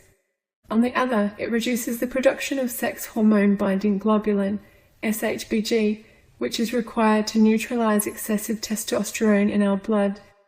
Excessive, free testosterone in the blood can further increase insulin resistance, creating a vicious cycle. Higher than ideal levels of testosterone in women has been shown to increase visceral fat. Let's take a quick peek at testosterone. Testosterone is often thought of as a male hormone. However, we women need it too. The hormone estrogen is made from testosterone, and it is also important in sexual desire. It is made mostly in the ovaries. When there is too much insulin in the blood, it tells the ovaries to increase the amount of testosterone they create. Due to its dual effect, insulin resistance can both cause and amplify the signs and symptoms of PCOS. A major culprit behind central obesity in others with PCOS, in particular, insulin resistance can also prevent the ovaries from producing ova or eggs, leading to anovulation and infertility. This is one of the reasons why weight loss, where needed, boosts fertility. Finally, there is a theory that insulin directly causes excessive adrenal androgen production and favors the hypopituitary gonadal axis, or HPG axis disorder in PCOS, thereby directly responsible for exacerbating PCOS. In lay terms, this means that insulin resistance can cause changes in the brain, which can adversely alter how the brain and reproductive system talk to each other. Hormones, such as insulin, are involved in a complicated feedback system with other hormones and their glands. Overproduction of one can suppress the production of another, eventually throwing the entire body out of whack and complicating pre-existing conditions, especially hormone-linked syndromes such as PCOS.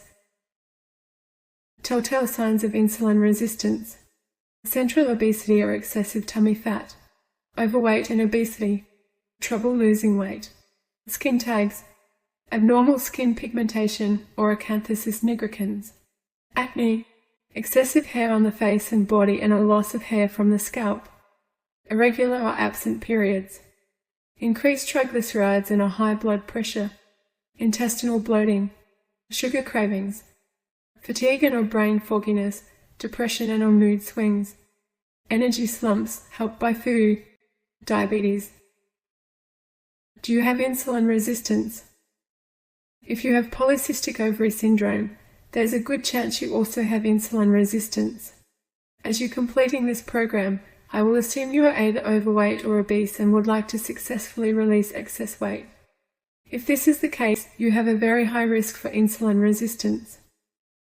How do you find out? Women often have only a fasting blood glucose, blood sugar test or a pinprick test and are oftentimes told their reading is within normal limits. But these tests are far from ideal to uncover insulin resistance. When you think about it, sugar, or glucose, is sticky. If too much sugar stays in the bloodstream, it can be a dangerous substance. It can stick to stuff. This means that the body will do everything it can to make sure the blood sugar levels stay within the ideal range. How does it do this? By pumping out insulin to guide the excessive sugar into the cells. If your insulin isn't as effective as it should be, you pump out even more insulin. At this point, your blood sugar levels may still be within normal limits, according to the 2 tests I previously mentioned. However, your insulin levels are elevated as your body is working harder to make sure blood sugar levels stay stable.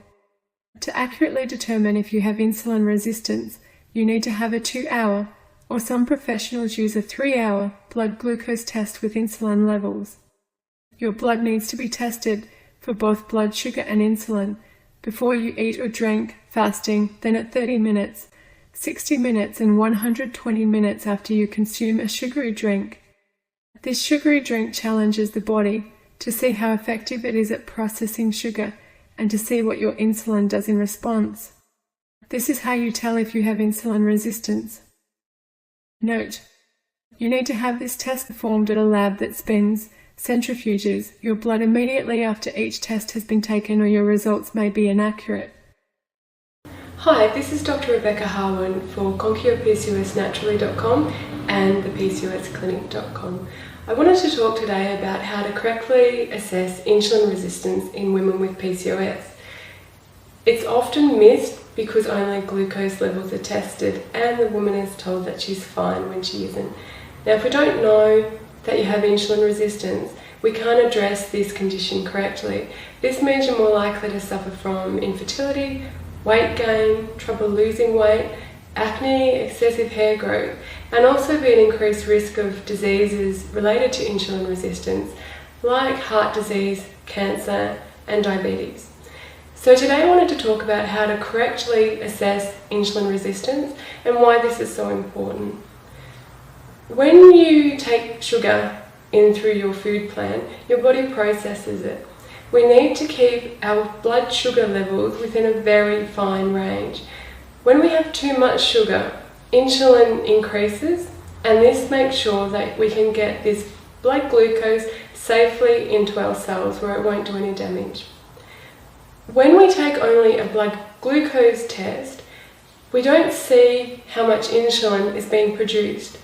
We may see that this blood sugar is within what's called a normal range, but that could be because insulin is increased in its presence to try and take this glucose into our body. So what we need to do is take a 2 or 3 hour glucose tolerance test, including insulin, at fasting, 30 minutes, 60 minutes, 120 minutes, and also 180 minutes if it's a 3-hour test.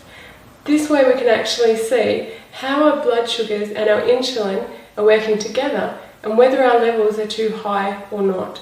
So I highly recommend that you talk to your doctor or health professional about having the correct tests done, because then we know what the correct steps for you are to help you with your health problems.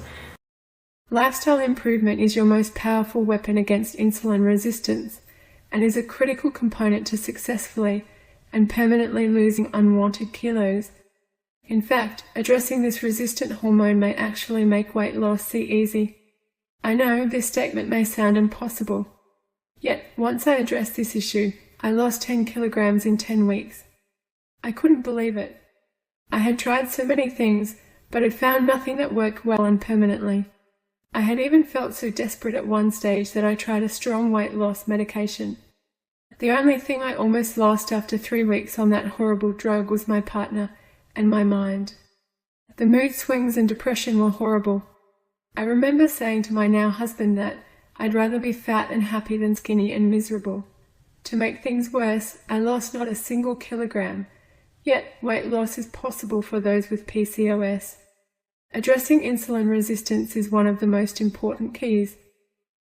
To do this requires a well-balanced low glycemic index food plan, sufficient physical activity, stress reduction, and a range of other effective approaches. What foods have been proven to help you lose weight? Food can be like a double-edged sword, and sometimes we all fall on our blade. Poor food habits can cause or exacerbate your PCOS. However, correct food choices can heal your body, mind, soul, PCOS, and aid in releasing unhealthy weight. These steps can help you to achieve a body beautiful. Food is absolutely among the best medicine. Modifying eating habits empowers your thyroid, normalizes your gut microbiome, detoxifies your liver, and balances your mood and energy levels. Each of these are critical for you to release weight and keep it off. I believe that strengthening your body is the best way to help yourself lose weight. This is far more powerful than the toxic hormonal treatments traditionally given to those with PCOS, which treat only one or two symptoms, but also may leave behind a legion of side effects. These pharmaceutical treatments can also increase insulin resistance and inflammation, two of the main drivers of PCOS, and weight gain. This is one of the reasons why the oral contraceptive pill may cause weight gain. For more information on the oral contraceptive pill and insulin resistance, read my article, For Nasty Secrets You Simply Must Know Before You Take the Pill for PCOS.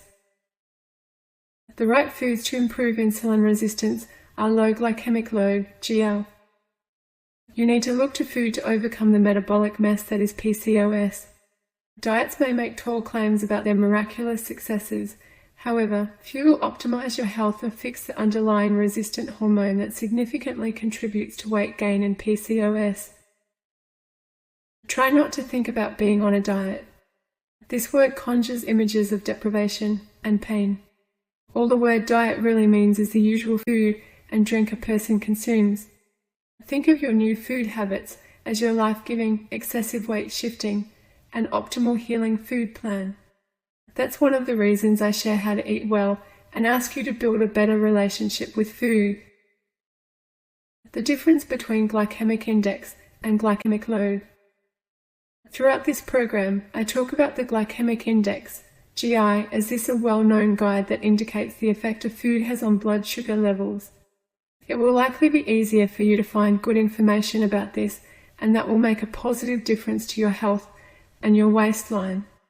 However, I know some of our students, maybe you, will want to know about the difference between glycemic index, GI, and glycemic load, GL. So let's take a look. The University of Sydney explains. The glycemic index, GI, is a ranking of carbohydrates on a scale from 0 to 100 according to the extent to which they raise blood sugar levels after eating. Foods with a high GI are those which are rapidly digested and absorbed and result in marked fluctuations in blood sugar levels. Low GI foods, by virtue of their slow digestion and absorption, produce gradual rises in blood sugar and insulin levels and have proven benefits for health.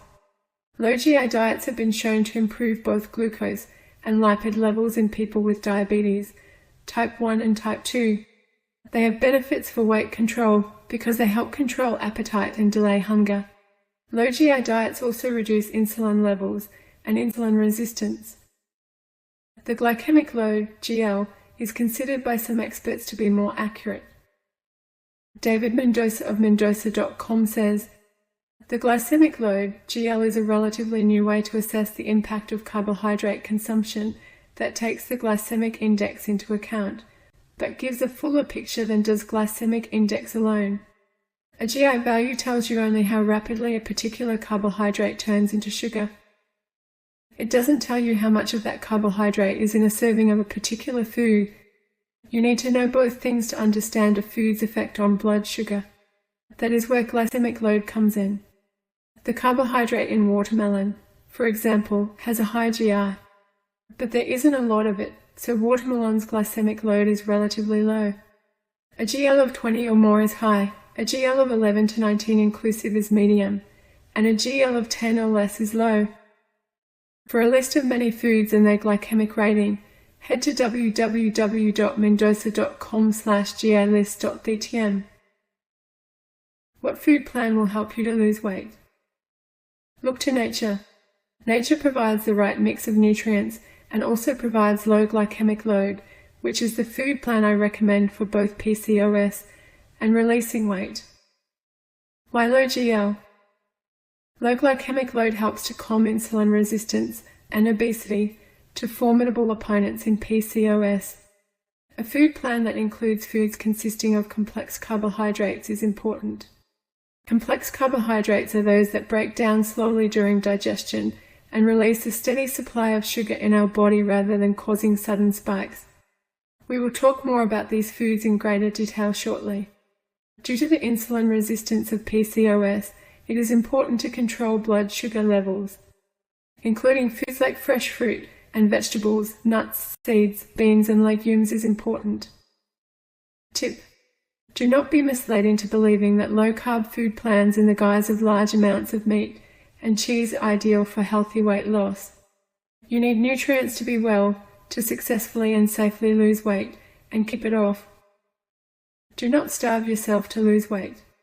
This is not sustainable, nor is it healthy. Also know that very low carbohydrate food plans may be successful in weight loss, but they also create arterial and thyroid stress. This can damage your health and lead to problems regaining lost weight in the future. A word of caution: choose your low GL foods very carefully. As close to nature is best. Many of the low-carb foods on the supermarket shelf are loaded with harmful fats, including the trans fat that adds belly fat that we talked about in the first module, artificial sweeteners and additives. Trying to avoid one harmful item may just land you with another. Make sure your low GL foods are high in healthy proteins or fiber, while free from additives and man-altered fats. Tip: milk has been shown to spike insulin levels as much as wholemeal bread.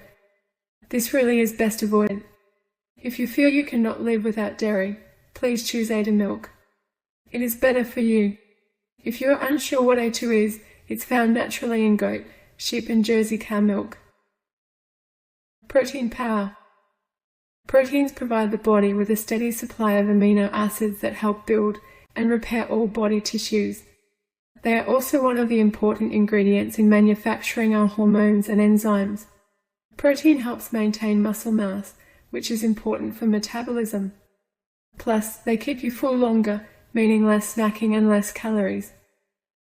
Several studies have shown that when people increase their protein intake, they reduce their total calorie intake without being told to or being aware of it. Imagine a weight loss food plan that doesn't feel like a restrictive diet. Good lean proteins are a must when trying to improve your insulin resistance and lose weight. Proteins have a low GL and maintain a balance of blood sugar levels, lending a helping hand with lowering insulin fluctuations at mealtime. Research studies have proven that including good lean proteins along with low GL foods boost the body's metabolism, supporting weight loss and improving insulin resistance in those with PCOS. How to meet your daily protein goal. There are many different ways to include healthy proteins in your daily food intake. Start with breakfast. Try an omelette with organic free-range eggs and mix in some broccoli and cauliflower. This is a wonderful way to also moderate blood sugars, reduce cravings, enhance your energy and release weight. Include snacks like delicious unsalted nuts and seeds. Choose healthy dips like hummus. Steamed fish seasoned with fresh herbs, lemon and a dash of extra virgin olive oil is packed with lean protein for dinner. Toss some cooked black beans, grilled organic chicken, turkey breast or chopped hard-boiled eggs in your salad, and voila! You have met your daily protein goal. How many carbs should I consume? This is a great question and one I'm asked often. Remember that the quality of the carbohydrate matters. Slow carbs are always better than fast carbs. This means that when you choose your carbohydrates, choose those that come prepackaged with fiber that slowly release the energy. For example, an apple or beans. The foods I mention in this module are low GL and so are ideal. Remember, slow carbs are carbohydrates that release the energy slowly. This means that a stable blood sugar level is maintained. Fast carbs release the energy quickly. This can cause blood sugar spikes and falls and adversely affect your energy, your mood, your weight, and cause cravings, insulin resistance, and ill health. If you are looking for an actual figure, well, it depends on your goals. Research shows 30 grams of carbohydrates or less per day result in a higher amount of weight lost. However, this is very restrictive and requires careful planning to also maximize nutrient intake. 60 grams per day has still been shown to result in significant weight loss. 100 grams or less is much easier to implement and stick to. This amount will aid weight loss, but it will be slower and steadier. While there is more to successful and permanent weight loss than simply your carb intake, this will give you a scientifically validated guide that works. While I say this, remember that I don't recommend very low carbs food plans for an extended period of time, because this can stress your thyroid and your arteries. It also requires filling the calorie deficit with other foods, and these can also adversely affect your well-being and stop you from achieving a body beautiful. Note: the effect that a food's carbs has on your blood sugar are offset by its fiber content. Friendly fats. I cannot overstate how important it is to include good fats in your food plan daily. This is pivotal in weight loss. The right type and amount of fatty acids are key. Good fats help improve insulin sensitivity. We've been led to believe that fat is harmful, and low fat is ideal for weight loss. However, this is simply not the case. You cannot healthily lose weight without eating enough good fats. Where can you get the good fats? Oily fish like salmon, mahi-mahi, tuna, mackerel and sardines are rich in healthy fats. Organic, free-range eggs are very beneficial. You can also choose from a variety of vegan sources for your healthy fats like olives and avocados, nuts like almonds, pistachios, chestnuts, cashews, pecans, and seeds like sesame seeds, flax seeds, sunflowers, etc. However, stay away from unhealthy fats that have been heated, exposed to oxygen, or damaged in processing. Going nuts.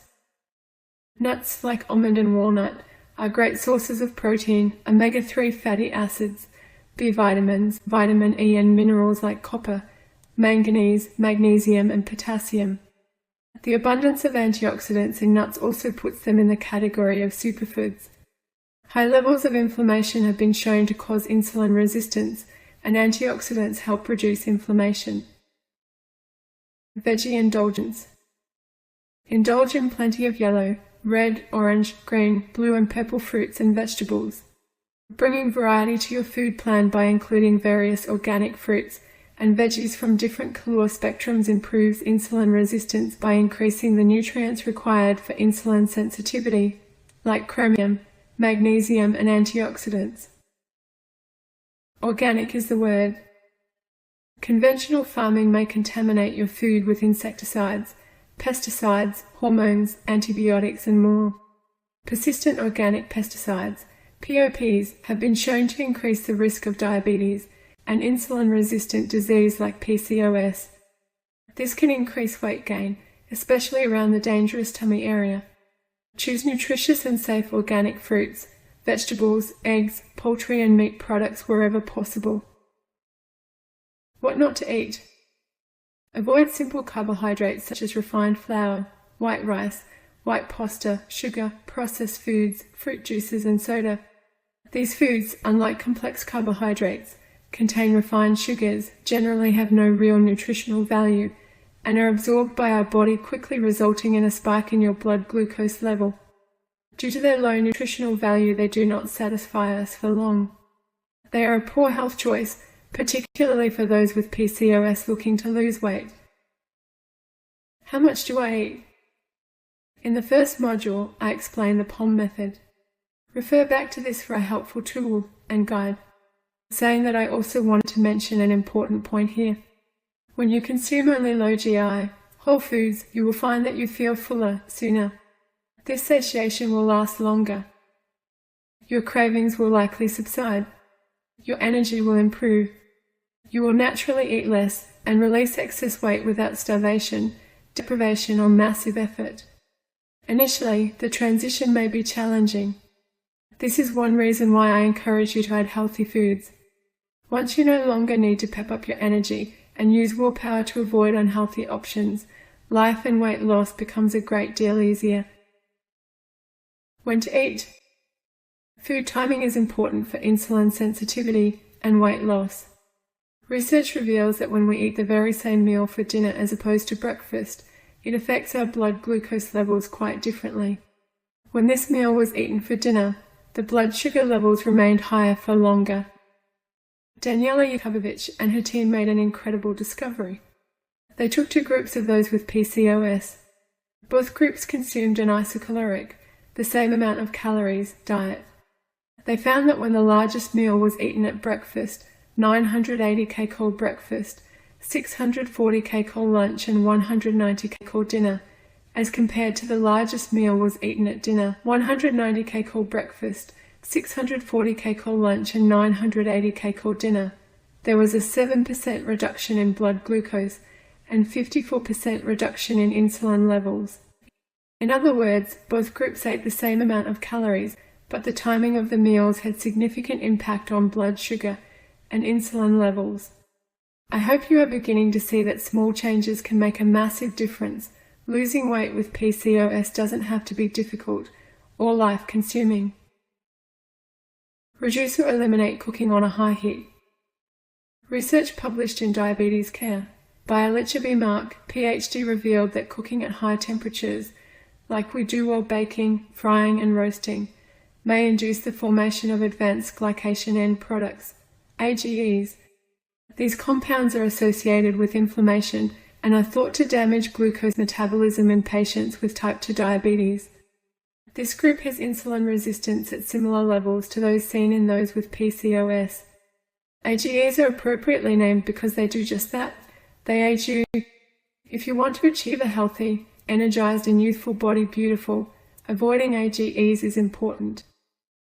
Common high AGE foods include bakery products, cooked meat and roasted coffee. Cooking at a low temperature, using techniques such as boiling or steaming food, and choosing lower AGE foods may help to reduce insulin resistance. But I love eating out. Do it. Life is meant to be enjoyed. Food is an integral part of our social nature and forms an important way that we share and love. It is great for your soul. Especially nowadays, it is usual to go out and not have healthy options. But to be sure, if a meal is at a particular restaurant, call the restaurant before you attend or look at their menu online. Find out what they have available. If they've already got appropriate and delicious foods, tick. If not, ring advance. Ask if they can prepare a suitable meal for you. If a specific restaurant isn't set, look around. There is so much choice nowadays. If you're going to a friend's place, talk to them or take your own food. What if I want to be naughty? Most women crave a little culinary naughtiness on occasion. Especially early in this journey, your hormones may dictate it. But planning naughtiness, it can keep you on the straight and narrow at other times. How can you plan this in a way that is less harmful? Timing matters to insulin levels, and protein helps to moderate blood sugar levels. So it is best to schedule naughtiness in the morning with a meal that includes some protein. If you need to, schedule a meal once a week, either breakfast or lunch, where you eat whatever you feel like. Enjoy every bite, no guilt allowed. Then go for a walk and don't give it another thought. You will probably find, in time, that your taste buds and hormones change so that you won't feel like eating these kinds of food anymore. But I can't give up chocolate. Chocolate cravings and a strong pull can be signs of underlying issue. Many natural health professionals believe, for example, that stress, dopamine, a happy hormone deficiency, low blood sugar levels, hypoglycemia, the changes through the menstrual cycle or magnesium deficiency can cause chocolate lust. There is some good news though. Firstly, as you implement the changes recommended through the PCOS Body Beautiful program, chocolate cravings will likely subside. In addition, a small amount of dark chocolate may aid weight loss. Notice that I said a small amount, as in 1 or 2 pieces. Increase your physical activity. I know that exercise may sound like a dirty word, but it is very important. Physical activity burns excess energy. Cardio helps your heart and fitness level and also helps you release weight. Resistance training, that is, weight training, builds muscle, which improves your metabolic rate and so improves your ability to burn calories. Exercise can also improve insulin sensitivity and increase fat loss. Interval training. Interval training helps to improve insulin sensitivity and burn fat. One study revealed that within only 2 weeks at 3 short 15-minute sessions per week, insulin sensitivity improved significantly. So what is interval training? Exercise performed in intervals. For example, each session might include an 8-second sprint followed by a 12-second relative period of rest. This 8-12 pattern is repeated consistently for 15 minutes. The sprint is obviously fast, but the level performed will depend upon your current fitness. In the relative period of rest you are still exercising, but the intensity level is comfortable. You can incorporate interval training into many activities like walking, jogging, bicycling, rowing, and cross-training. Tip: it was shown that when the sprint component exceeded 24 seconds, the amount of fat lost was reduced. Note: before starting an exercise program, especially if you are overweight or obese, consulting a health professional is recommended. Walking.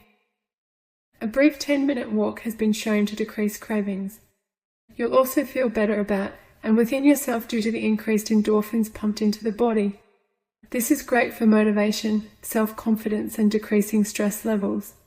Don't underestimate walking. Often people consider it less than other forms of exercise. It's not. If you experience chronic pain and find other forms of exercise difficult, walking may suit you perfectly. Walking with a friend also amplifies the benefits. We are social creatures, and walking with a friend is wonderful for your body, mind, and soul. Learn to relax. Stress and the hormonal commotion that comes with it have strong ties with PCOS. Simply put, we can say that these two have a hormonal bonding. The hormonal changes that our body undergoes while adapting to prolonged stress and the ones found in women suffering from PCOS are strikingly similar. That's why I've included a module in this program dedicated to this problem. Stress can affect your ability to effectively release weight. It may interfere with adopting the right food choices and exercise routines. It causes insulin resistance, decreased energy levels, and can interfere with your sleep. Choosing the right ways to manage stress are important in achieving a body beautiful. Unless you deal with your stress, attempts at reaching your optimal weight may be unsuccessful. Think: meditation, exercise, counseling, breathing, chiropractic care, dance, or a support group. Remember to join our Facebook group at www.facebook.com/groups/1-8956173937004/. Sleep your way to better insulin sensitivity and increase fat loss. Who knew you could sleep your way to better insulin sensitivity and weight loss? Studies reveal that one night of poor sleep produces insulin sensitivity. Imagine what long periods of poor sleep can do. I remember reading a study years ago that found women who slept 6 hours or less per night weighed around 6 kilos more than those who slept 8 hours per night. Ensuring adequate sleep is key. That's why I've also included a module dedicated solely to this in this program. Supplementation. The food plan I recommend is vital for addressing insulin resistance. However, I do not believe food is enough. Our soils are nutrient deficient. Our digestive system often does not work well enough to digest and absorb all of the nutrients we require, and toxins can burn through nutrients, meaning we need more. This is why supplementation can help. Supplements which help insulin resistance include omega-3 fats like fish oil for both insulin resistance and inflammation, antioxidants, chromium, magnesium, of which those with PCOS have been shown to have lower levels, cinnamon, 100 to 500 milligrams tablets twice daily can help to manage your blood sugar levels. You can also add approximately 1/2 teaspoon to your food daily. One study showed that NAC at 1,200 milligrams per day along with 1,600 milligrams of the amino acid arginine promoted a trend toward normal ovulatory cycles and substantially improved insulin sensitivity. A short-term study showed that 1,800 milligrams of NAC daily helped improve insulin sensitivity in those with PCOS. I take and recommend the Kioni Health Triangle. It is a simple, food-based and extraordinary foundation system that includes fish oil, antioxidants, vitamins and minerals. Find out more and get started here. Learn to love yourself. As women in a modern society, our sense of self-worth is often linked largely to our body image.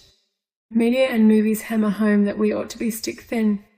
This can be disempowering and destroy self-esteem. A poor sense of self-worth can deflate our motivation and inspiration to create meaningful, enduring change. Self-sabotaging choices may result that leave us stressed, insulin-resistant, and larger than we should be. In this program, I've included a module dedicated to self-love and acceptance. Read and embrace it. The funny thing is that as I began to love myself, I released weight easily. I know others who this is true for too. As you improve your insulin resistance, you will find it easier to shed unhealthy fat and keep it off permanently. As you lose weight, your insulin sensitivity will improve.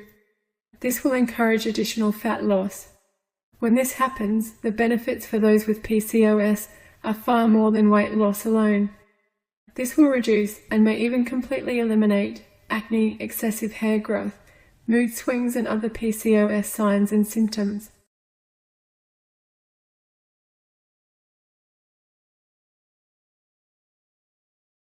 Module 10. Respark your thyroid.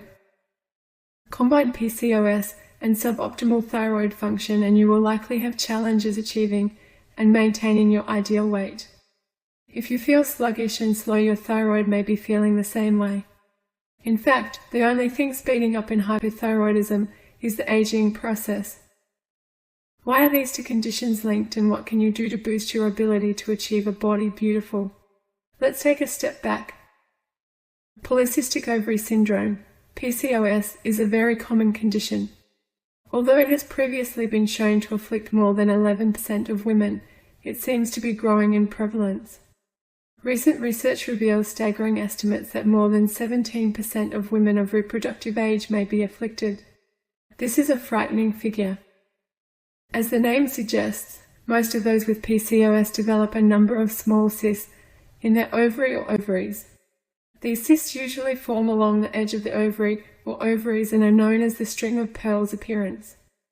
There are several tests that can visualize this. The most commonly used option is an ultrasound, placed vaginally or on the lower abdomen. Polycystic ovaries are an integral part of the diagnosis of PCOS, along with high testosterone levels and or irregular periods. However, you can have polycystic ovaries and not have polycystic ovary syndrome. To be diagnosed with PCOS, you need to have 2 or 3 of the following: polycystic ovaries on ultrasound, high testosterone levels, irregular or absent periods. So why talk about the PCOS diagnosis, cysts and the thyroid in weight loss program? Let's take a look. Firstly, these so-called cysts are actually immature follicles that can manifest when a thyroid disorder is present. Secondly, the thyroid gland and PCOS are intimately linked. Thirdly, they both affect your weight. Conditions that commonly accompany PCOS or may promote its development include hypothyroidism or a thyroid autoimmune disease such as Hashimoto's thyroiditis, hormonal imbalance with high levels of androgens, often thought of as male hormones. High levels of insulin and insulin resistance, a major contributor to PCOS. Low-grade inflammation, a major contributor to PCOS. Toxicity. What is the thyroid gland? The thyroid is a small gland that sits at the base of the neck, just in front of the windpipe, below the voice box, and is butterfly-shaped, appropriately feminine. Thyroid problems affect 5 to 8 times more women than men.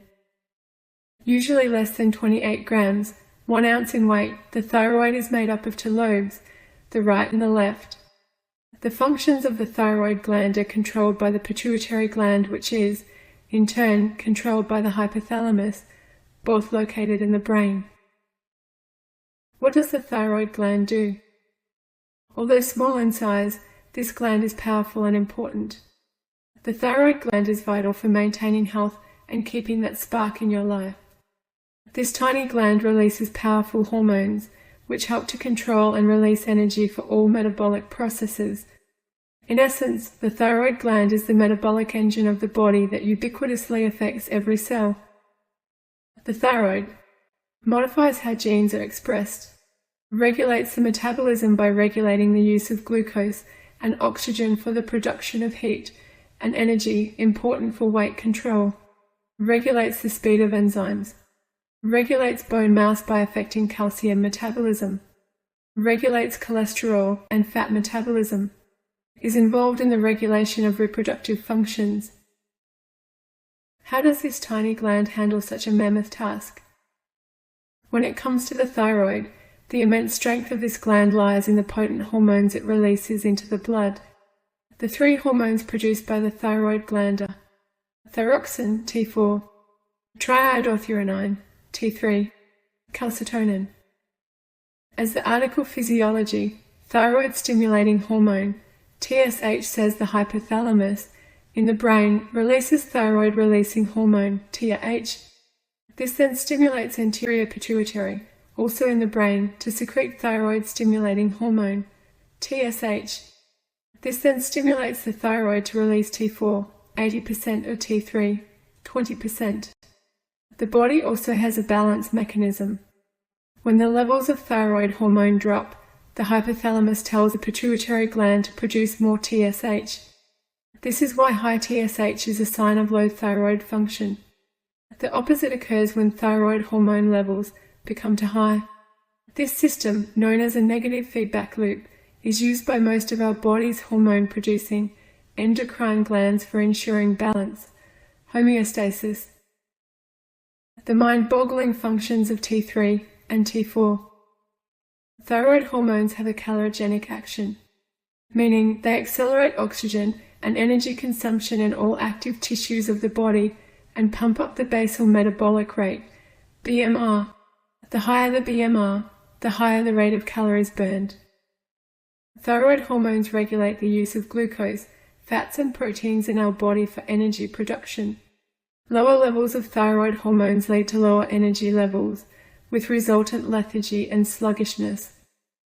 Conversely, too much thyroid hormone is also a cause for concern.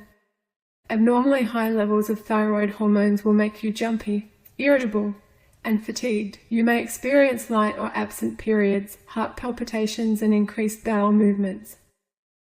Just the right amount of thyroid hormone is needed to maintain a healthy weight and body beautiful. A deficiency can result in abnormal weight gain.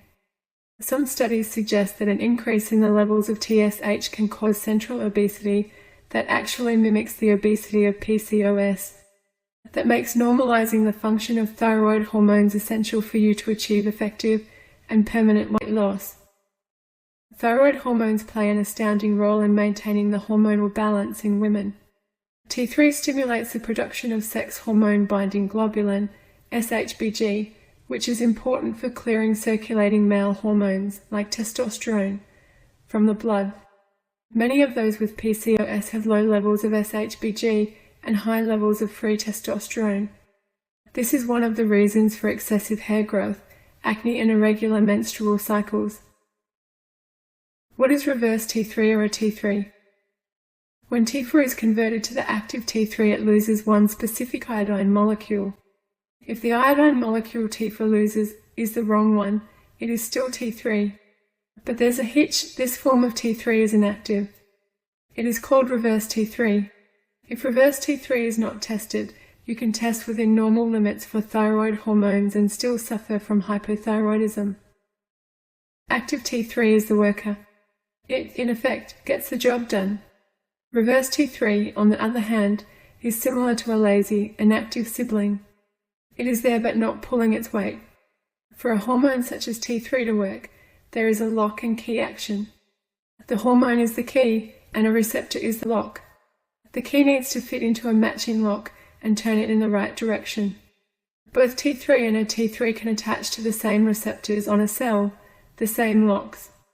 Essentially, an active T3 can fit the lock, but not open it. This blocks the doorway, the receptor, and stops the worker, T3, from entering. This means that your thyroid hormones are reduced in function. Dr. Wilson, an American medical doctor who specializes in nutritional balancing science and works as a nutritional consultant, suggests that increased conversion of T4 to a T3, instead of the active T3 called Wilson's syndrome, can occur due to significant physical and mental stress, calorie restriction or fasting, toxicity from prolonged and significant alcohol intake, heavy metals like mercury, lead, and increased inflammation due to conditions like obesity. T3 rules. Triiodothyronine, T3, is 3 to 8 times more potent than T4 thyronine. Its actions are much more rapid than T4. Although the thyroid makes for fifths more T4 than T3, T3 has a far stronger effect on the body. The thyroid makes 80% T4 and just 20% T3. Most of the T3 needed is produced by converting T4 to T3. T4 has 4 iodine molecules, while T3 has 3. Some of the T3 is made by the thyroid, but most is converted from T4 in the body. This conversion happens mainly in the liver and kidneys, but due to the importance of T3, conversion can occur in virtually every cell. Cleaving the 4th iodine molecule off T4 converts it into the more powerful T3 hormone. 80% of T3 required by the body is produced by this mechanism. T4 is important because it serves as a storehouse for the supply of T3, as and when required. So, clinical hypothyroidism. The current reference range used medically to indicate an underperforming thyroid is not what best evidence suggests. In Australia, the ideal range for TSH is listed as between 0.5 to 4 IU per litre. Research shows a more accurate range would be between 1 to 2.5 IU per litre. If you fall above 2.5 IU per litre, you are more likely to develop clinical hypothyroidism, as measured at above 4 IU per litre in the future, and you may already be suffering from hypothyroid symptoms. I believe we should be seeing levels of TSH above 2 to 2.5 IU per litre as evidence of suboptimal thyroid status. 2 to 3% of women suffer from this condition, and the risk increases with age. Hi, this is Dr. Rebecca Harwin for the PCOS Clinic and Conquer Your PCOS Naturally. Today I wanted to talk a little about your thyroid gland and how to know if you've had it correctly tested and correctly interpreted. So there's usually one test that's done for this gland. It's called your thyroid stimulating hormone, or your TSH. And most path labs give a normal range around 0.5 to 4 or 5. The research shows us though that this range is way too broad, and we know that TSH levels above 2.5 have been linked to insulin resistance, and insulin resistance and hypothyroidism go hand in hand often in women with PCOS. I like to see my patients have the levels of TSH between about 1 and 2, 1.25 at the max. The other thing we need to consider is something called T3, there's something called T4, reverse T3, and thyroid autoantibodies, because we also know that these are indicators of how our thyroid is working, how it's working in our cells, and that women with PCOS are more likely to have thyroid autoimmune conditions. I talk more about this in my book Conquer Your PCOS Naturally, and also at my blog at conqueryourpcosnaturally.com. Don't forget to subscribe to this channel, to share this post, and I'll catch you next time. Bye. Intertwined hormones in those with PCOS. In this Body Beautiful program, I talk about insulin resistance and inflammation too. These 3 challenges are often overlooked in PCOS, and they are important reasons why women, maybe just like you, have trouble releasing weight and keeping it off. Yet health professionals simply tell us to eat less and move more. As you'll see shortly, this eating less business could be one of the reasons why your thyroid is sluggish and you are finding weight loss difficult. But before we come to that, there are links between hypothyroidism and insulin resistance and inflammation. Insulin. High insulin levels and insulin resistance are both common causes and aggravators of PCOS. One study showed that insulin levels were significantly higher in a group of women with subclinical hypothyroidism than those not suffering with hypothyroidism. Increased insulin resistance causes increased male hormone, androgen production, which can cause PCOS symptoms like skin problems, abnormal hair growth, irregular ovulation, depression, and weight gain. Poor thyroid function can similar symptoms to PCOS. It can make weight loss difficult directly, though down-regulating metabolism, and indirectly through causing symptoms that lessen your ability to shed weight like tiredness, body pain, and depression. Inflammation. Another study showed that patients with subclinical hypothyroidism had higher levels of inflammation, another main cause of PCOS, as measured by testing serum hsCRP. Inflammation is more common in both women who are overweight and those with PCOS.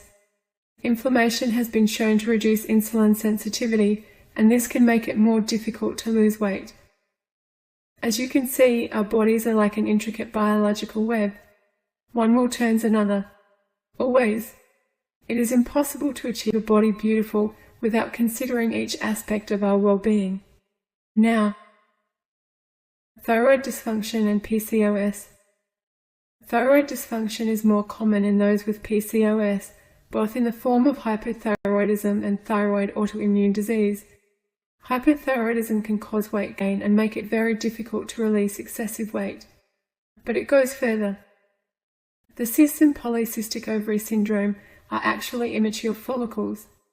Hypothyroidism causes a decrease in the level of a hormone called follicle-stimulating hormone, FSH. Low FSH levels causes immature follicles and unreleased eggs. Those with PCOS often have low absolute or relative FSH levels.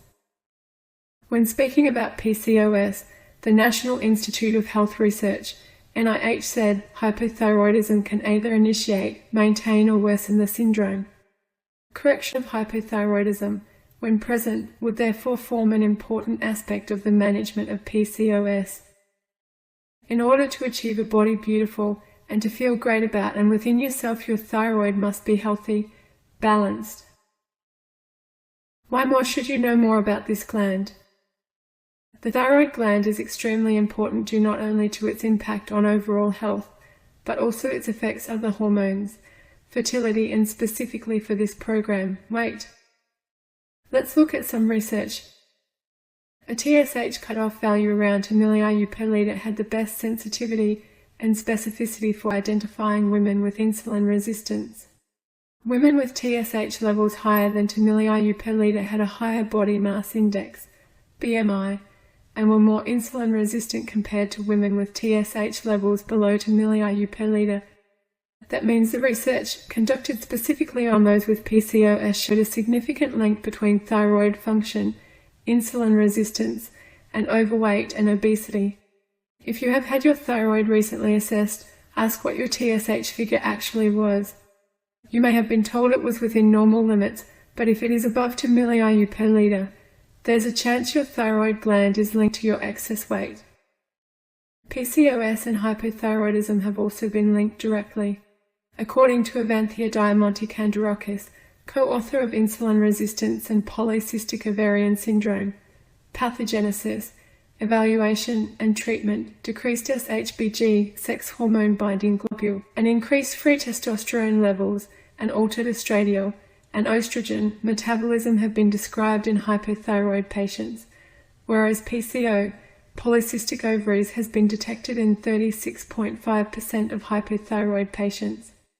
The authors believe hypothyroidism may enhance the PCOS phenotype. This means that an underactive thyroid could literally change which of your genes are being expressed to resemble a PCOS pattern.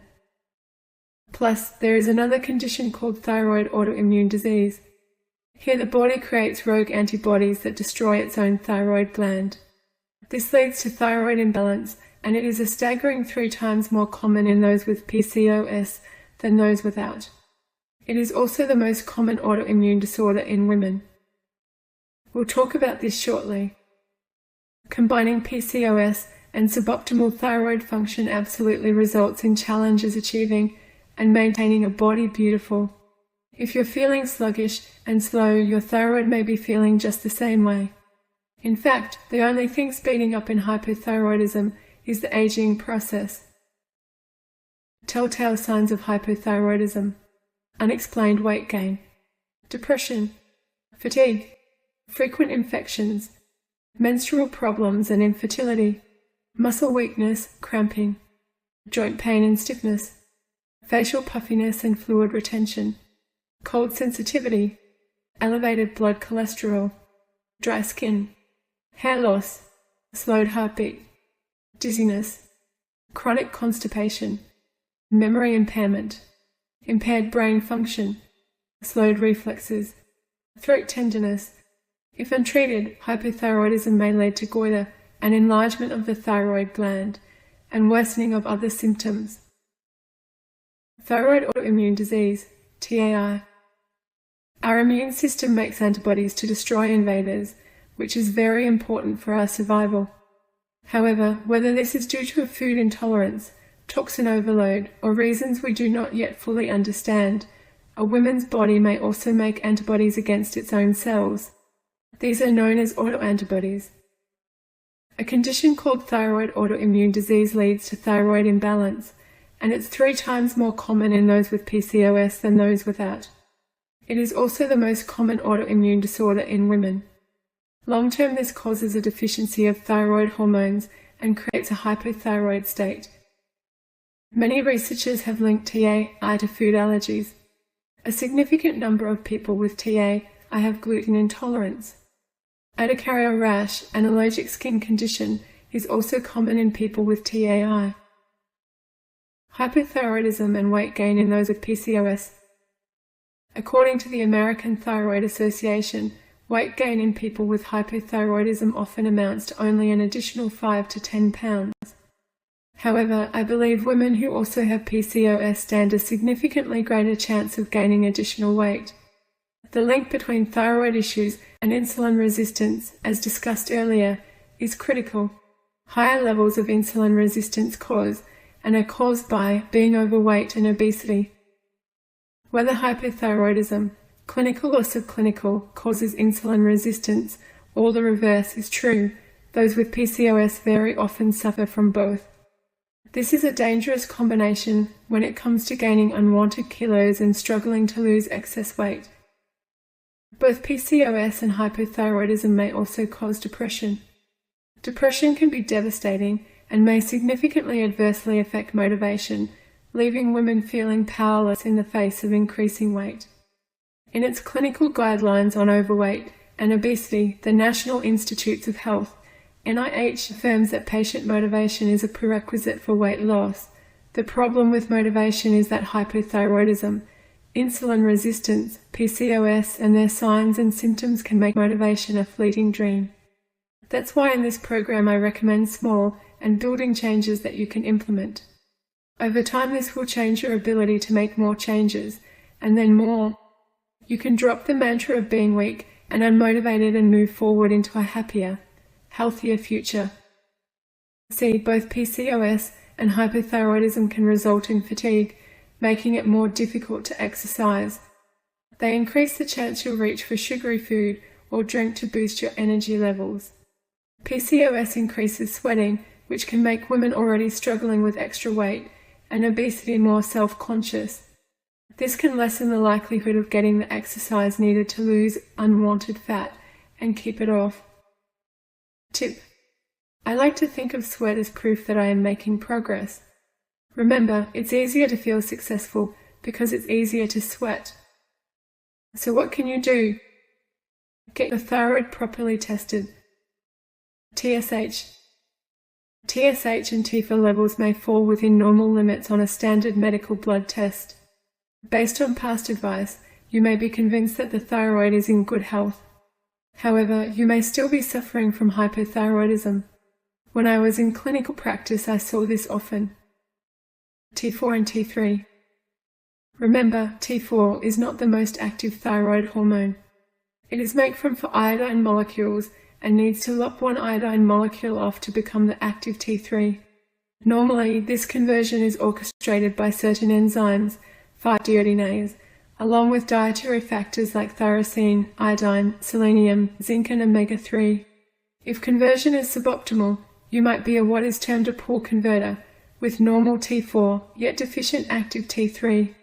With the active thyroid hormone below normal levels, you are likely to suffer from subclinical hypothyroidism even with normal TSH and T4.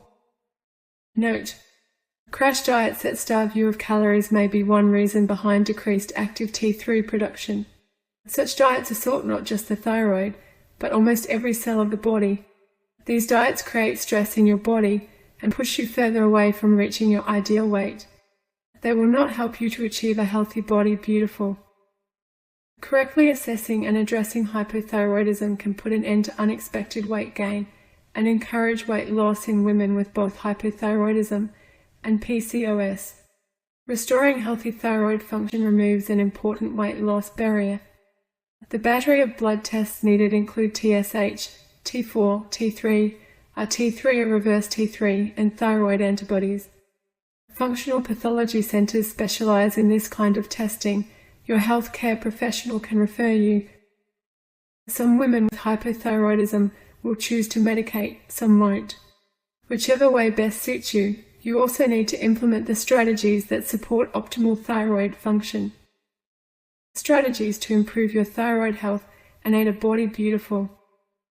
Correctly addressing hypothyroidism can put an end to unexpected weight gain and encourage weight loss in women with both hypothyroidism and PCOS. Restoring healthy thyroid function most certainly removes an important weight loss barrier. I highly recommend natural therapies that address the underlying cause of the problem. Stock up on iodine. Iodine is critical to the health of the thyroid. The thyroid is the body's main store of iodine. Guidelines issued by WHO and UNICEF recommend the following daily intake of iodine to maintain optimal balance. 0 to 7 years, 90 micrograms or millionths of a gram. 7 to 12 years, 120 micrograms or millionths of a gram. Older than 12 years in adult males and females, 150 micrograms or millionths of a gram. Pregnant and lactating women, 250 micrograms or millionths of a gram.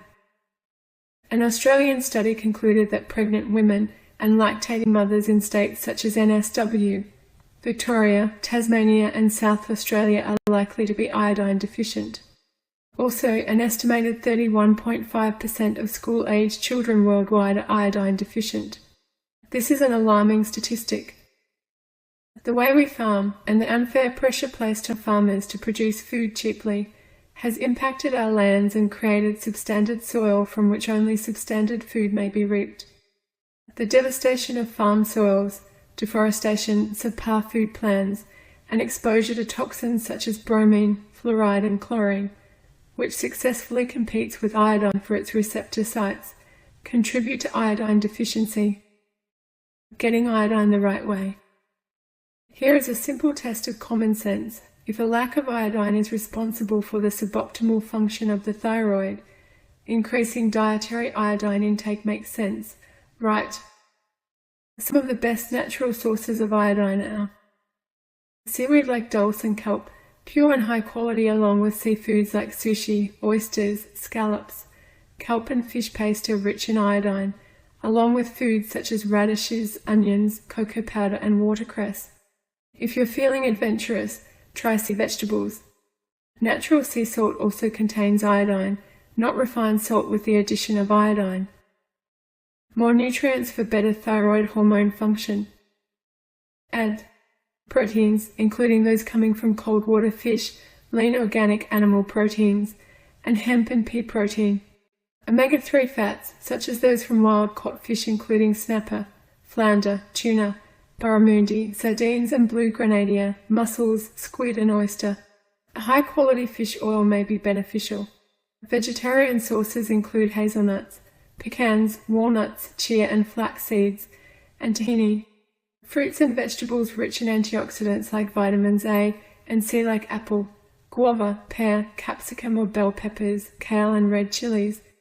Vitamin E from almonds, mustard greens, shrimp, spinach, sunflower seeds, and Swiss chard. Zinc from crabs, organic and grass-fed lean beef, oysters, legumes like chickpeas and lentils, pumpkin and sesame seeds, and nuts like almonds, cashews, and pine nuts. Selenium from fish like cod, halibut, snapper, and shrimp, and vegetarian sources like Brazil nuts, oats, sunflower seeds, and brown rice. Tyrosine, an amino acid from chicken, turkey, fish, almonds, avocado, lima beans, pumpkin, and sesame seeds. Magnesium from nuts, oranges, a little dark chocolate, and passion fruit. Boost your essential nutrient intake from foods in their most natural forms. Organically grown food is better, it's more nutritious and less toxic. Supplement with high-quality supplements, where needed. Tip: you have received a list called your Healthy Foods list with this program. It outlines what foods are rich in which nutrients. It is a PDF so you can print it out as a reference guide. Water your thyroid. Water is yet another critical factor when it comes to thyroid health. Normal, drinking tap water is often fortified with fluoride and chlorine. Both of these chemicals are halogens, belonging to the same family of elements as iodine, which compete with iodine in the body and can disrupt thyroid function. Instead, drink at least 8 cups of pure, filtered water daily. Supplements to help your thyroid to thrive. We often need supplemental help to boost thyroid function. Soils lack important nutrients. We ingest detrimental anti-nutrients like bromine, and modern-day stress and inflammation mean the nutrients, even when received, are being diverted from the thyroid for use in other areas of our health. Important supplements include those containing zinc, iodine, selenium, magnesium, and omega-3 fats. Where possible, choose a high-quality brand for best results. Manage your stress levels well. Too much stress is harmful to your body, your mind, your thyroid gland, and your waistline. Identifying stresses and implementing ways to avoid or cope with stress is important. Regular relaxation strategies are a great way to tackle stress, such as meditation and yoga. I go into more detail in the stress module included with this program. Need some extra help? Thyroxine, as often prescribed to those with PCOS, contains only T4. As you discovered earlier, T4 is important, but it's not the thyroid hormone that does all the important work. This is the responsibility of T3. T4 needs to get into the cell and be converted to T3. If the cell wall is not healthy, T4-T3 conversion can be compromised. This is one of the reasons why omega-3 fats are so critical. They help form the bricks of the cell wall. Once inside the cell, there also needs to be nutrients available for successful conversion. This is where the nutrients we've just discussed, such as iodine, selenium, and zinc, come into play. But sometimes receiving these nutrients still does not seem to be enough. This may be due to other reasons, like poor gut health compromising the breakdown and absorption of the nutrient. It is well worth addressing these if this is a problem. There is a product I have found useful, available on the web, containing both T4 and T3. It is an animal product, so if you are vegetarian, I appreciate this may be an issue for you. As a natural product, unlike synthetic thyroid medications, it often works better. It's called Thyroid and you can purchase it online. Note: I strongly recommend taking any medication under professional guidance. Please ask your doctor about this prior to use. When you address hypothyroidism correctly by improving your thyroid function and lifestyle, it will usually help you release excess weight and keep it off in a multitude of ways. It will become easier to establish and maintain a regular exercise program because you have the energy. Your mood will lift, you'll experience fewer aches and pains, and your brain function will improve. These benefits are great companions on the journey to a body beautiful, without guilt, willpower, or struggle. Saying that, as you saw earlier, we are a complex biological web with many parts pulling at the strands. Thyroid health is crucial, and as the other elements we address in this program. Module 11. Sound Slumber. Introduction to sleep. Just what constitutes a good night's sleep? You've probably heard about those lucky souls who claim to be able to survive on what seems like a very small amount indeed. Australian politician Kevin Rudd is rumoured to survive on just 3 hours of sleep per night. Past British Prime Minister Margaret Thatcher was said to get away with sleeping less than most, getting herself accustomed to only 4 hours a night. Just because you may also get away with less sleep than recommended doesn't mean this is a practice you should cultivate, nor that it is good for you. Research suggests most people need between 6 and 9 hours of sleep. With less than that, cognitive performance starts to decline. However, this is not the only adverse effect. Poor sleep causes the hormonal changes that can lead to dysfunction, weight gain, and disease. You are probably already aware of how much sleep you need personally, and you know how bad you feel when you don't get enough. If you don't achieve the amount of sleep that leaves you feeling well rested in the morning, it is likely that you are sleep deprived and need to learn how to get the rest your body really needs. You are probably already aware of how much sleep you need personally, and you know how bad you feel when you don't get enough. If you don't achieve the amount of sleep that leaves you feeling well rested in the morning, it is likely that you are sleep deprived and need to learn how to get the rest your body really needs. Purpose. The 3 purposes of this lesson are 2. Introduce the important functions of sleep. Explain the relationship between sleep and PCOS. Define the relationship between sleep, stress, and PCOS. Objectives. Upon successful completion of this lesson, you will understand the purposes of sleep. Understand how stress can impact on sleep in those with PCOS. Understand what to do to decrease stress and improve your quality of sleep. With the invention of the electroencephalograph, scientists were able to study the various stages of sleep. It has been shown that sleep advances through a series of stages marked by different brainwave patterns. Definition of sleep. Types of sleep. There are 2 main types of sleep: NEM or non-rapid eye movement sleep and rapid eye movement or REM sleep. The onset of sleep. In the early phase of sleep, the mind is relatively alert and awake. At this time, our brain produces small and fast beta waves. With passing time, as the brain slows down and becomes more relaxed, it produces slower waves called alpha waves. Feelings during transition sleep. Hypnagogic hallucinations. During this transition phase, a person may experience vivid and strange sensations. These may include auditory sensations, like someone is calling your name, or physical sensations, like a feeling of falling. Myoclonic jerk. This phenomenon also occurs in the transition to sleep.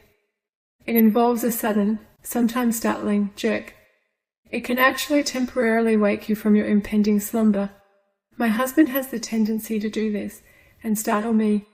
Occasionally his long arms will flail across to my side of the bed. I'm sure you have probably experienced this yourself. It is a very common phenomenon. Stage of sleep cycle.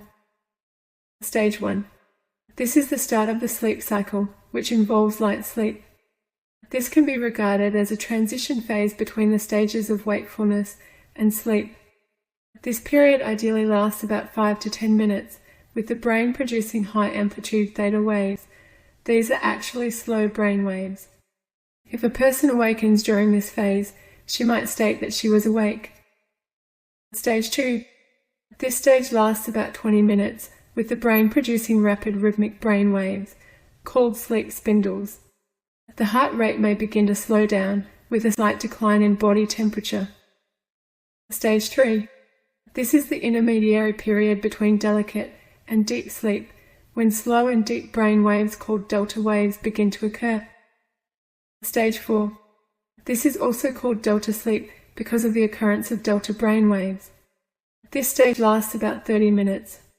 In some children and people, they bedwet and sleepwalk at the end of this stage. Stage 5. This is the stage when a person starts to dream, this state being commonly known as REM, or rapid eye movement sleep or paradoxical sleep.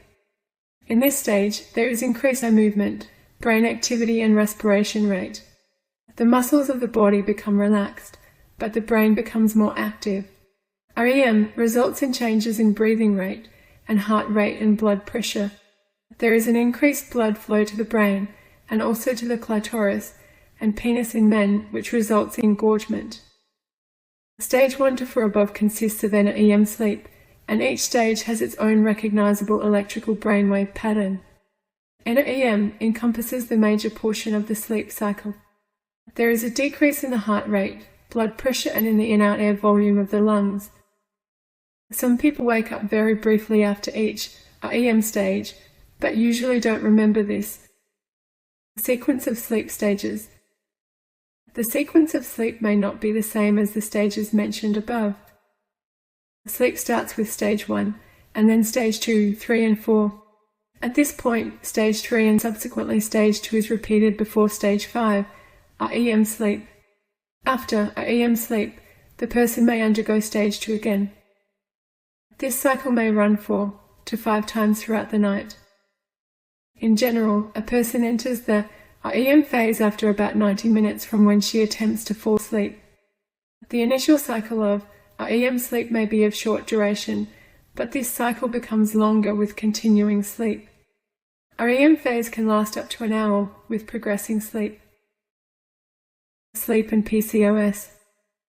Sleep disturbance is a common complaint for those with PCOS. Obstructive sleep apnea, or OSA. Obstructive sleep apnea is a common complaint. This is a disorder where a person's airflow is blocked, restricting breathing for 10 seconds or more. Sleep is restricted when breathing stops, and this can sometimes happen hundreds of times during the night. Sleep apnea is much higher in those with PCOS than in the rest of the female population. The high incidence of this condition in those with PCOS is thought to be linked to a higher body mass index. A common feature of both PCOS and OSA, impaired glucose tolerance in women with this condition and elevated levels of testosterone. Many people with sleep apnea don't know they have it because the breaks in their sleep cycles are brief, and falling back to sleep without fully waking often occurs quickly. When sleep apnea is diagnosed and treated appropriately, usually by using what is called a CPAP machine, and with weight loss, people are often amazed at how good they feel after finally getting a proper night's sleep. The following symptoms may indicate that you have OAP, and if you are concerned, talk to your healthcare professional about it. For a definitive diagnosis, you may need to stay overnight in a special sleep clinic where your sleeping can be monitored. Difficulties concentrating, dry throat in the morning, falling asleep on the couch in the afternoon or evening, fatigue and tiredness, headaches, irritability, needing to go to the toilet frequently in the night, snoring loudest when on your back with pauses. If you have PCOS and do not suffer any of the symptoms above, or do not have OAP, you may still suffer from sleep disturbances like insomnia. Be sure to check with your healthcare provider to correct these. The importance of proper sleep. There is nothing quite like a good night's sleep. It is a time when the body builds and repairs and when memories and learning are consolidated. Good sleep helps us to feel rejuvenated and ready to take on the world. Yet, many women suffering from PCOS are deprived of the luxury of a good night's sleep, with detrimental consequences. Lack of sleep has been linked to less efficient temperature regulation, cardiovascular and respiratory changes, increased aggression levels and impaired cognitive performance, irritability, not to mention the reason you are here, weight gain. Consequences of poor sleep. Sleep, your hormones and weight gain. Insulin resistance is strongly linked to PCOS and has been found in higher levels of healthy young adults who have sleep deprivation than in those who get sufficient sleep. The excessive amounts of insulin, hyperinsulinemia, found in those who are insulin resistant can increase body fat. This becomes a vicious cycle because insulin resistance is only made worse by obesity. Sleep loss has been linked to weight gain in other ways, with leptin, a hormone that suppresses appetite, having been found to be reduced in people subjected to sleep deprivation. If you can remember a day where appetite was insatiable, it's quite possible that the night before you just didn't get enough sleep. Track this in the PCOS diary, as it will help you make important links that inform you about the changes you need to make in order to achieve your body beautiful. Finally, if you are tired, you are less likely to exercise and more likely to overeat and make less healthily food choices. When you're exhausted, it can seem much easier to get takeaway rather than cook a healthy meal. Fertility problems. I discuss this here because some women who take this program as aiming for weight loss to boost their fertility. There is evidence that a lack of sleep may be a contributing factor to decreased fertility. One group of researchers found that level of FSH, or follicle-stimulating hormone, an important hormone in regulating the reproductive system and encouraging maturation of an egg for release, is lower in women who sleep less than their well-rested counterparts. Because those with PCOS often have lower levels of FSH already, this can act as a double whammy. Obesity has been strongly linked to fertility problems, and obesity can lead to and be a result of sleep problems. This can trigger irregular menstruation, which is related to difficulties conceiving and also a common challenge in those with PCOS. Remember, if you are a heterosexual couple trying to conceive, the vicious cycle of obesity and insulin resistance also affects men. If you are trying to become pregnant, ensure your partner gets enough sleep too, as the link between a man's fertility and sleep has also been noted. Depression and anxiety. Depression and anxiety often cause sleep problems. What is less known is that people who experience sleep loss are twice as likely to develop depression than people who sleep well, and sleep problems may also lead to anxiety. This may be due to a lack of sleep interfering with a person's ability to regulate their emotions effectively.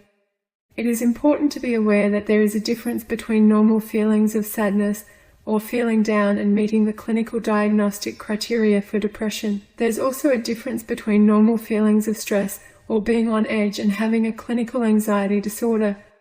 For some, mental illness can lead to obesity, and obesity can lead to mental illness. Plus, mental illness can be exhausting and socially confronting, leading to less energy to spend shopping, cooking, exercising, and taking the steps required to shed unhealthy kilos. Add to this that antidepressants can cause significant weight gain, and women are more likely to be on these medications at approximately 16.5% of the population, and you can see that mental illness, obesity, and medication are intimately tied together. Mental illness should not be underestimated, and if you have symptoms or suspect it may be an issue for you, please reach out for professional support.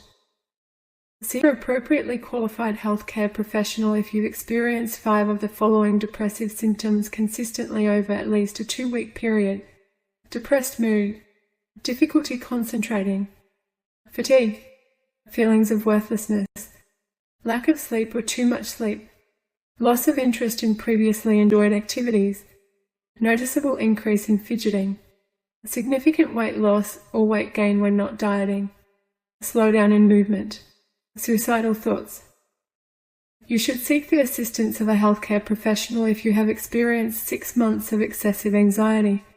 If you have 3 or more of the following symptoms, you may be suffering from anxiety, difficulty concentrating, fatigue, feeling wound up or tense, irritability, muscle tension, sleep difficulty, conquering sleep issues. If you are struggling to get enough shut-eye, you are not alone. The incidence of sleeping disorders is significant. In Australia, for example, it is estimated that 13 to 20% of people suffer from sleep disorders. SleepHealth.org reports that, in America, 70% of adults report that they obtain insufficient sleep at least one night a month, and 11% report insufficient sleep every night. The UK's National Health Service, NHS, reported that 1 in 3 people suffer from insomnia. It is a massive problem. Sleep plays a critical role in a healthy life, and a good sleep is essential for the physical as well as mental well-being of an individual. Studies conducted on sleep and its importance have repeatedly confirmed the essential nature of a healthy sleep routine, as we have discussed above. What can you do to boost the amount of sleep you get? These 13 steps will help to boost the amount of sleep you receive. Follow a sleep routine. It is important to follow a good routine on a daily basis. Keep things organized. Develop a sleep routine. Go to bed at the same time at night and get up at the same time in the morning. Reduce stress and anxiety. Stress and anxiety can rob you of enough sleep. They can stop you going to sleep and wake you from your slumber. If you are suffering from ongoing stress, you are more likely to suffer from depression, and depression is known to change healthy sleep patterns. Meditate, do yoga, see your chiropractor regularly, get counseling, take fish oil, B6 and zinc, exercise, and get outdoors in the sun. Sleep comfortably. In order to enjoy a restful sleep, you need a comfy bed. Your mattress should be supportive and comfortable, not too soft and not too firm. Different people prefer different mattresses, but make sure yours is right for you. A supported spine improves optimal spinal motion, and spinal motion is the major brain nutrient. So sleeping in a supportive bed may actually improve your brain function and serotonin, one of our happy hormones, levels. This helps reduce stress, which can aid sleep. Also, make sure your linen and other bedding is clean and of high quality. Natural fibers are great. Reduce light. For at least an hour before bed, reduce or eliminate bright and blue light. No television, computer screens, smartphones and the like. This light tells our brain it's time to wake up, not time for sleep. Ensure your bedroom is dark so the early morning sun doesn't creep and begin to wake you up early. Bedtime relaxation. Relax. Take a warm bath, say some calming affirmations, breathe. Tell yourself you are safe. Remember also, your bed is for sex and sleep. Keep it this way. Could you have sleep apnea? Sleep apnea interferes with the quality of sleep, as well as increasing your risk of health challenges like heart disease. I know we have discussed this, but it is very important. If you or your partner notice you stop breathing at night, if you wake with a sore throat, snore, are low on energy, and or fall asleep on the couch in the afternoon, you need a checkup with your doctor to have this possibility investigated. On the flip side, if you are overweight or obese, this can significantly contribute to sleep apnea. Do you suffer from restless legs? For some people, endlessly moving limbs can really impact on a good quality sleep. See your doctor to rule out underlying causes. Taking magnesium and visiting your chiropractor can ease this problem, if not resolve it. Cortisol confusion. Do you find yourself energizers and vacuuming the floor at midnight, then exhausted in the morning? You may need a 24-hour cortisol and melatonin test. If these hormones are not in sync, you may find yourself vacuuming the floors or doing the washing while the rest of your household sleeps, and ready for bed as they awaken for the day. Cortisol should increase in the morning. As the levels of this hormone rise normally, you wake and feel ready for your day. Melatonin should increase toward the night and calm you down ready for a restful slumber. If there is an imbalance, this can wreak havoc on your sleep cycle. Avoid caffeine and alcohol. As you may well know, these substances can act as significant sleep deterrents. Sleep during the night. An occasional power nap is fine and can do wonders for your body. But if you are sleeping often in the day and for long periods, this habit may affect the quality and quantity of your sleep at night. You may need to work on this habit to regain a restful night's sleep. Natural remedies. Remedies like valerian can be purchased over the counter and may help with sleep. Try some lavender on your pillow. This has been used successfully for eons. Note, if you are suffering from depression, this may be contraindicated. As always, I would prefer you try to discover the cause and resolve this. However, to help you get some sleep, these can work well. Ensure a nutritious food plan. The foods that help you to release fat and get well also help you to sleep soundly. Engage in regular exercise. This not only keeps you healthy and fit, it can also help you sleep well. If you don't sleep well, there is hope. For some women, some small changes will bring big results. For others, there may be a need to see a healthcare professional. Whatever you do, it is important to ensure a healthy sleep. This will boost your mood, do wonders for your body, brain and soul, and help you to achieve a body beautiful. Module 12. Settling stress. Introduction to stress. Purpose. The three purposes of this lesson are to introduce the truth about stress, explain the relationship between stress and PCOS, provide evidence-based steps to calm stress. Objectives. Upon successful completion of this lesson, you will understand the purposes of stress, understand how stress can impact on those with PCOS, understand what to do to decrease stress and improve your quality of sleep. People often talk of feeling stressed, but just what does that actually mean? The generally accepted definition of stress is simple: the non-specific response of the body to any demand for change. According to this definition, stress can be both good and bad. Just the right amount of stress, referred to as eustress, can actually help people achieve goals. That is, when someone has an impending exam, the stress may encourage ferocious study. Or physically, the stress of resistance training leads to stronger muscles. Distress occurs when there is an accumulation of excessive stress. How much stress is too much is specific to each individual. Often it is difficult to determine when you have moved past eustress and into distress, as the changes that define each can occur incrementally over a period of time and may be difficult to identify. Here is how it works.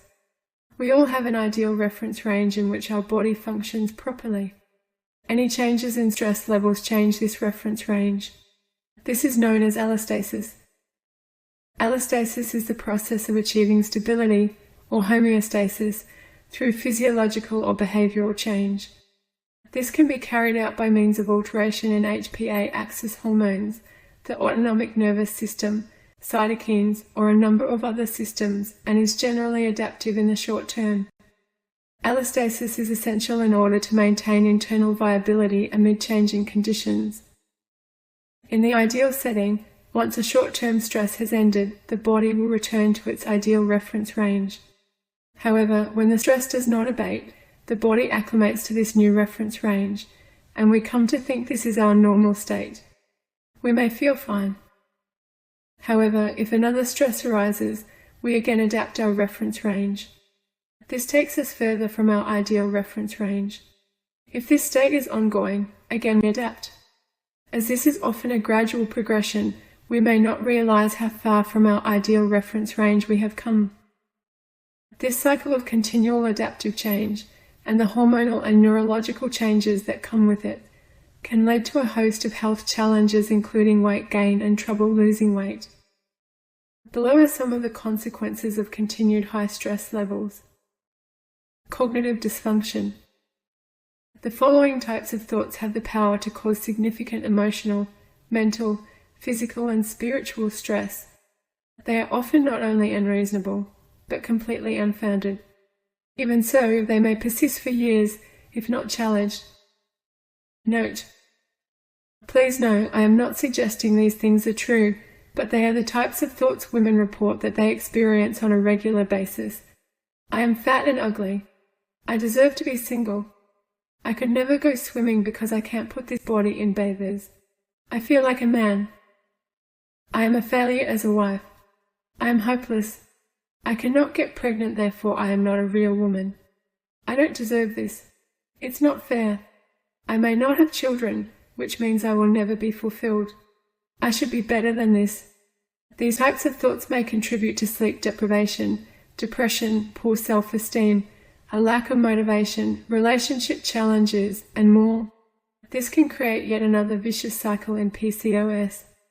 It can also suck away the will to make positive changes, including achieving a body beautiful. Cognitive behavioral therapy, or CBT, can be particularly helpful in altering these thought patterns. A poor food plan. There are certain foods that can cause stress, and there are foods that can increase the relaxation response. If you are feeling highly stressed, avoid depressant substances such as alcohol, excessive stimulant substances like caffeine, addictive substances like nicotine, and foods high in sugar and salt. Ironically, studies have found that it's when we feel stressed that we are more likely to choose unhealthy, sugary foods, and that this is more pronounced in women than men. Given that stress and PCOS result in many similar biological changes, and that both of these contribute to overweight and obesity, those with PCOS need to be particularly vigilant about their stress levels and their food plan. Lack of desire to exercise properly. Exercise has been shown to improve insulin sensitivity, reduce stress, increase our happy hormones, and aid weight loss. People often talk about taking out their anger out on a punching bag or going for a walk or a run to clear their head.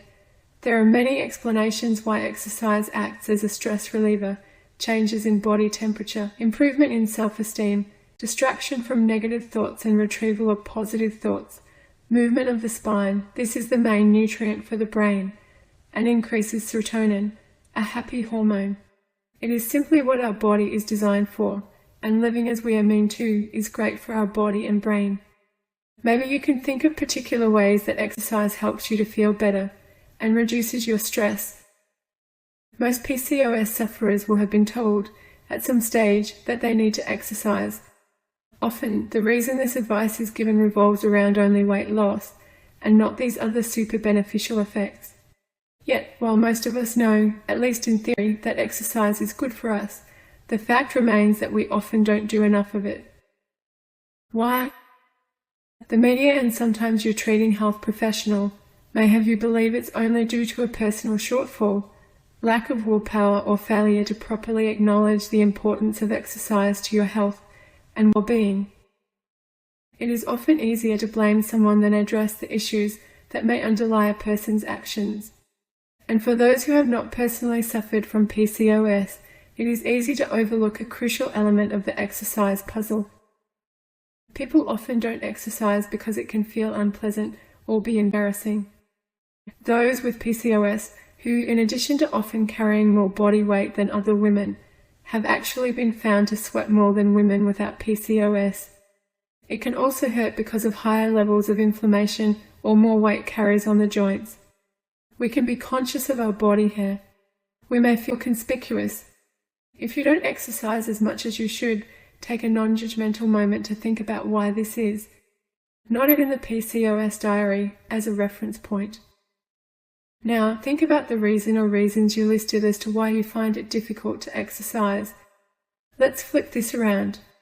What you could do. Is there a type of physical activity that you enjoy? Is there something you could do in the privacy of your home? Do you have a supportive friend who could walk with you? Acknowledge also that the more you exercise, the fewer of these unpleasant effects you will experience. Start out small. Take baby steps regularly. You will be amazed at what you can quickly achieve. Some days may be challenging. If you've set yourself the task of jogging and it feels too much, walk instead. It is more important to form a habit than to aim for the sky and become overwhelmed and disempowered. Guilt is not helpful. An inability to relax. There are various relaxation techniques you can practice to reduce stress. You may want to also visit a qualified professional who can help you. You could also visit your local library or search online for self-guided pre-recorded audio and visual tools that enable relaxation. Even if you feel you're too busy to relax, this is essential. It is important that you regularly find time. Remember that you need to take care of yourself. I used to tell my patients that it's just like flying. When you get on a plane, they inform you in the case of an emergency, please fit your own mask before fitting others. This is not selfish, this is self-love. Depression and anxiety. Depression and anxiety often cause sleep problems.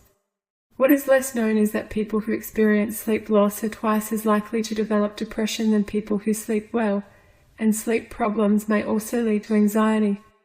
This may be due to a lack of sleep interfering with a person's ability to regulate their emotions effectively.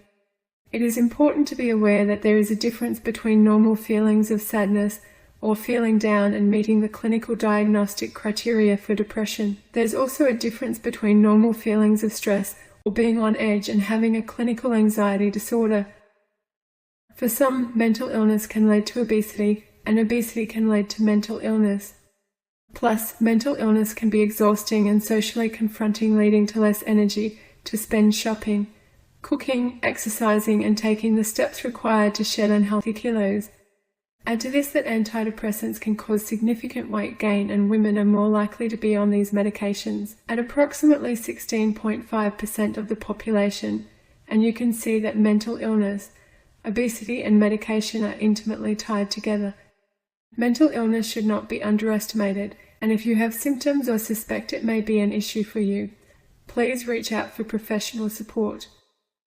See your appropriately qualified healthcare professional if you experience 5 of the following depressive symptoms consistently over at least a 2-week period: depressed mood, difficulty concentrating, fatigue, feelings of worthlessness, lack of sleep or too much sleep, loss of interest in previously enjoyed activities, noticeable increase in fidgeting, significant weight loss or weight gain when not dieting, slowdown in movement, suicidal thoughts. You should seek the assistance of a healthcare professional if you have experienced 6 months of excessive anxiety. If you have 3 or more of the following symptoms, you may be suffering from anxiety, difficulty concentrating, fatigue, feeling wound up or tense, irritability, muscle tension, sleep difficulty. To help you to determine your stress level, take the Depression, Anxiety and Stress Scale, DASS questionnaire. You will find this in the appendix at the end of this module. Please remember this is only a guide. You may find you need professional help to assess and address any findings or concerns. The following is a list of signs and symptoms someone with excessive stress levels may experience: cholesterol imbalance, concentration difficulties, digestive problems, headaches, irritability, tiredness, memory lapses, muscle tension, racing thoughts, short temper, sleep difficulties, worrying constantly, weight gain, trouble releasing weight, insulin resistance, emotional eating, cravings. Simple stress tips. There are many ways to reduce stress. Let's take a look at some ways that can engage your relaxation response so you can identify ones that suit you well. A relaxation ritual. Taking time out to relax is important. If you are time pushed, start by setting aside at least 30 minutes per week just for you. Work your way upwards so you dedicate more time to your relaxation ritual. This time is for you to do something relaxing that you really enjoy. You might take a warm bath, surrounded with burning, essential oil-scented candles, and a good book or soothing music by your side. You might try sitting under a tree in your backyard, soaking up the warmth of the sun and watching as the clouds roll by. Regular chiropractic care and massage can really make a difference. Create a setting that you can look forward to and that rejuvenates and recharges you. Gratitude diary. Stress often stems from worry about the future. Remember the well-known acronyms represented by fear: false expectations appearing real and future events appearing real. I want to change this around. Maybe to face everything and rejoice. By increasing your optimism about the future and changing how you perceive your reality, you can reduce your levels of worry and stress. One of the best ways to do this is to practice gratefulness. Many of us go to sleep, or at least try to, at night running through the day's events and contemplating a virtual impending future. During this time, you may find yourself dwelling on and worrying about what did and or could go wrong. Put those thoughts aside and take some pre-sleep time to focus instead on what is good in your life. Better yet, keep a gratefulness journal. Write down 3 things that you are grateful for daily, and why. Examples may be as simple as a really lovely meal you enjoyed, the traffic-free trip to work, the warmth of the winter's sun on your skin, a lovely conversation with a friend, or something nice your partner did for you. If you're a visual person, you may like to keep a photographic record. Take a few photos each day of things you are grateful for. These records can be really beautiful. Or draw. This process can help you spark your optimistic fire to seek out the positive in a world which at times seems difficult.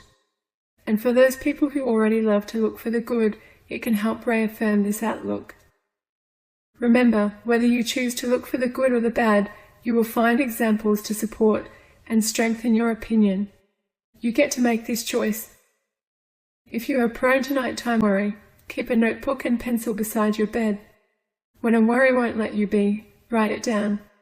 Then release the worry from your thoughts, knowing you have it ready to address at a more appropriate time. When this better time comes, make a plan to address it.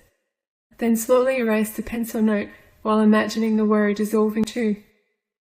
Note: if you are experiencing clinical depression, this can be difficult. Even if you don't feel it, write down 3 thoughts. These may be as simple as: I have shelter over my head at night. I am breathing. I can afford to eat. You can use the PCOS diary as a gratitude diary or purchase a beautiful journal from Amazon or a local bookstore. You can opt for a plain notebook or choose one with prompts like the 5-minute journal, a happier you in 5 minutes a day. Laughter. PCOS is a condition that demands resilience in women. Research suggests that resilient people tend to have, believe it or not, an enhanced sense of humor. They simply laugh more than their non-resilient friends. Developing and enhancing your sense of humor will help you to survive the really tough times. According to psychologist Paul McGee, humor can be developed, and it should be, during times of calm, so that this resource can be drawn on in times of stress. Think of your sense of humor as a muscle. The more you use it, the stronger it becomes. Whether you think of yourself as fairly serious or you already are skilled at seeing the brighter side of life, cultivating your humor muscle is not only helpful, it's enjoyable. Of course, not everyone will find the same things amusing. Thank goodness. Identify your own preferences and find ways to incorporate these into your daily life. Watch a funny TV show, attend live comedy events, or learn to tell a funny joke. Don't just smile, laugh out loud. The physical act of laughing signifies to your mind that you are relaxed and feeling good. Having a good laugh is not only stress-reducing because it releases endorphins, it is plain and simply fun. I read a statistic once indicating that the average child laughs 100 to 400 times per day, while the average adult laughs just 15 to 100 during that same period of time. Getting in touch with your inner child can be transformational and simply work wonders for your body and your brain. Your food plan. A higher protein, lower carbohydrate food plan for those with PCOS has been found to increase psychological well-being. Oranges have also been shown to reduce stress due to the high vitamin C content, as have avocados and broccoli. Foods that are particularly helpful to aid sleep in those with PCOS include cherries and bananas, which are high in melatonin, a sleep-inducing hormone. Following the whole foods food plan recommended in this program will help to reduce stress and release weight. Exercise. Sometimes it takes time to find the ideal exercise for your body type and for your temperament.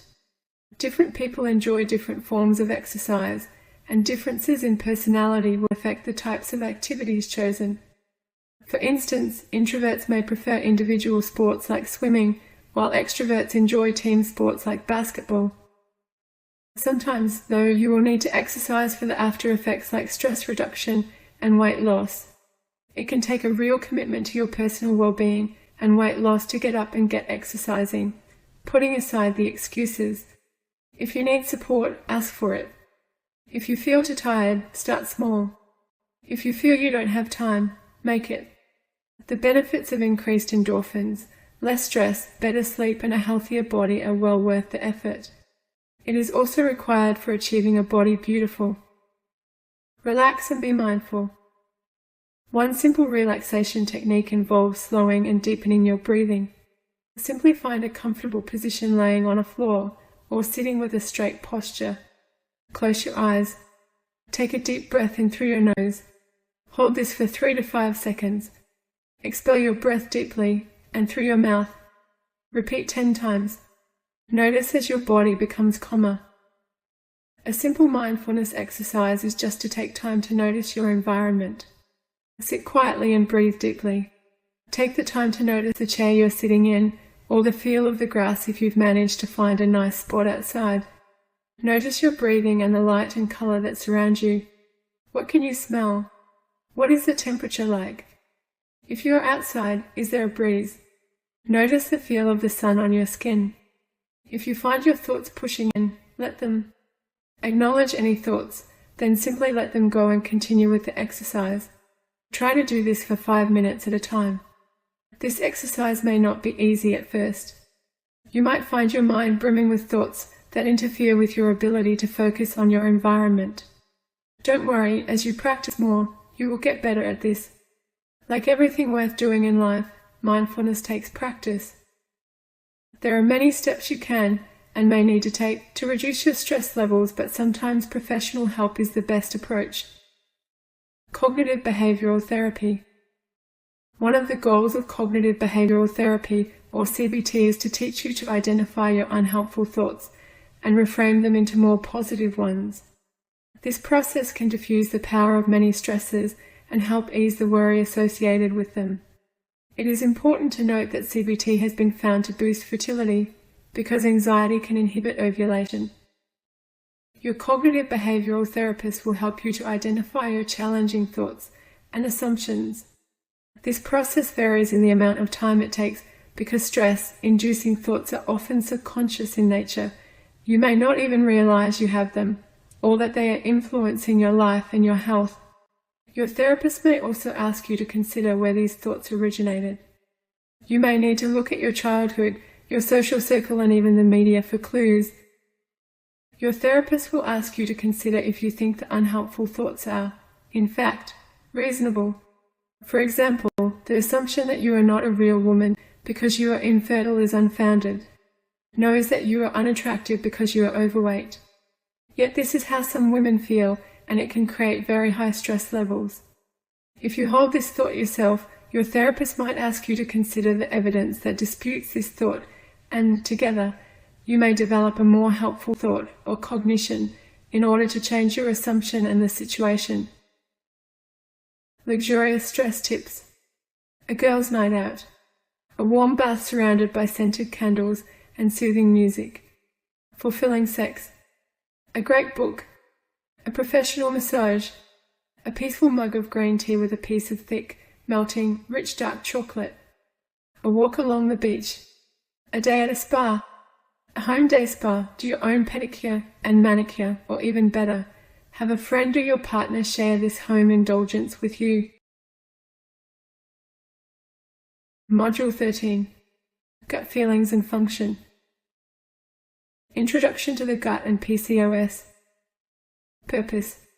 The 3 purposes of this lesson are 2. Understand the importance of your gut. Understand the stress caused by leaky gut syndrome. Learn how to restore a healthy gut. Objectives. Upon successful completion of this lesson, you will understand what your gut does, how improved it is, and how it is related to PCOS. Understand how the gut affects overweight and obesity. Understand the steps you need to take to achieve a healthy gut. Your gut is incredibly important in your health. It transports, breaks down, absorbs, detoxifies, and protects. Hippocrates, considered the father of medicine, appreciated just how important our gut is to our well-being, stating all disease begins in the gut. The passage of food. From the time you place food into your mouth to the time it reaches your colon, your body is busy digesting and separating healthy nutrients from undesirable toxins. When you eat, the food is placed in your mouth. Here begins the process of breaking down, chewing and wetting and digesting food by digestive enzymes in saliva. And you swallow. This muscle contraction propels the chewed food through your esophagus and into your stomach. A healthy working stomach produces just the right amount of acid to further break down the food you have eaten. From here, it travels into your small intestine. Your small intestine breaks down the food further and absorbs nutrients and water. The next step is your large intestine, where salts and water are absorbed. Finally, the remaining waste leaves your body through your anus. The process is complex and areas of suboptimal gut function can occur. This has a significant impact on your health. Digestive enzymes. Digestive enzymes are important to break down the foods you have eaten. Each macronutrient, carbohydrate, protein, and fat requires different enzymes to break them down.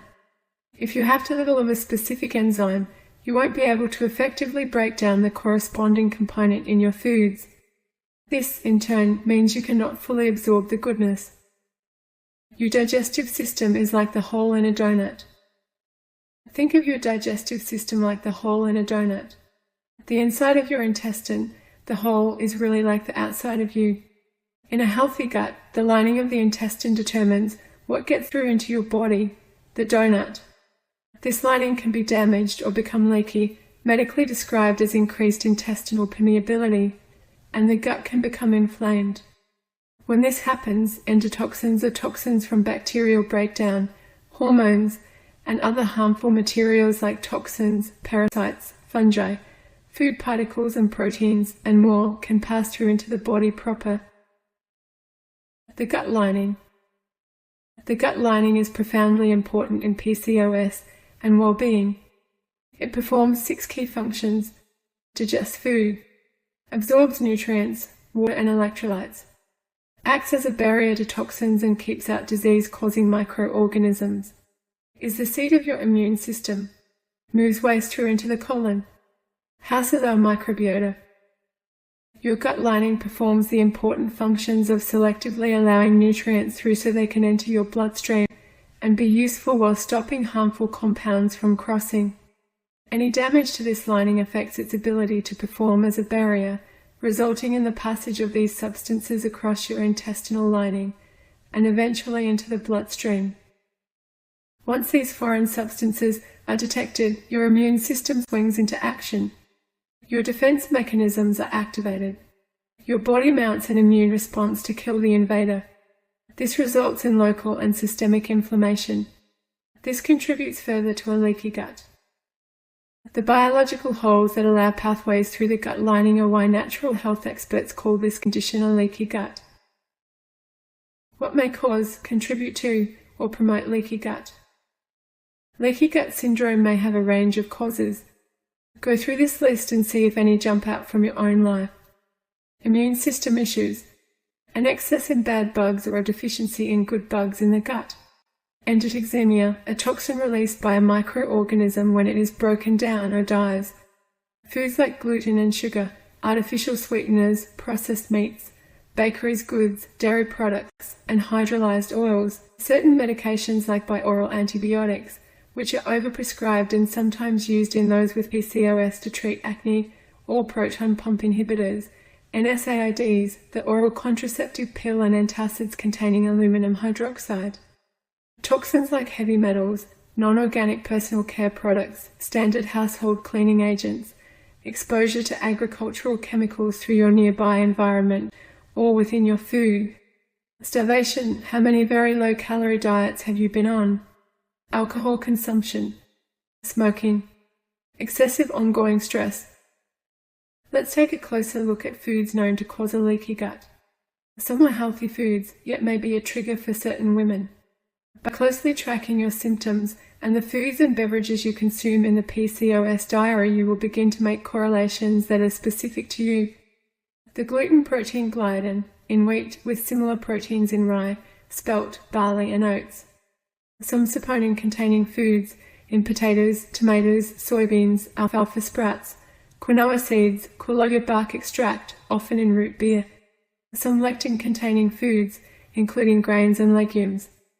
Peppers containing capsaicin. Foods that contain saponins and lectins may be worse, such as soybeans. Foods high in saponins, fried skins, potato chips with skins, chips, frozen baked potatoes, frozen skins, baked jacket potato, tomatoes, especially unripe green tomatoes, and the products they are in, soybeans, soy protein isolate, textured vegetable protein, soybean flour, soy milk, alfalfa sprouts, amaranth seeds, quinoa seeds, koologa extract. Many lectins are harmless in humans. The foods high in potentially harmful lectins are whole wheat and white flour, wheat germ, kidney beans, soybeans, peanuts, There may be a dose-related relationship with saponins and lectins. Too much may be harmful. However, if we eat these in moderation and on a rotation basis, like once every 4 days, they may not be harmful at all. To date, the jury seems to be out on the safe amount. Question. You now know that saponins and lectins may be harmful for the human gut. From the list provided above, do you see any foods you consume often? If so, can you find healthy substitutes to incorporate into your food plan? Tip. Time and tracking will help to ascertain any effects specific foods have on you. Note though that this is not always possible, as sometimes you won't experience noticeable symptoms, or the damage can be accumulative and slow. You are best to eliminate foods you know aren't good for you and play with those that also have health benefits. Leaky gut, obesity and hormonal imbalance. Now you have a greater understanding of a leaky gut. You also have a way to assess if this may exist for you, noting that I am at a loss to remember those with PCOS who I've talked to who doesn't have some level of gut involvement. If your gut is involved, I strongly recommend you consult with a health professional who specializes in this area. See, your gut could be a significant player in overweight and obesity and the hormonal imbalance of PCOS.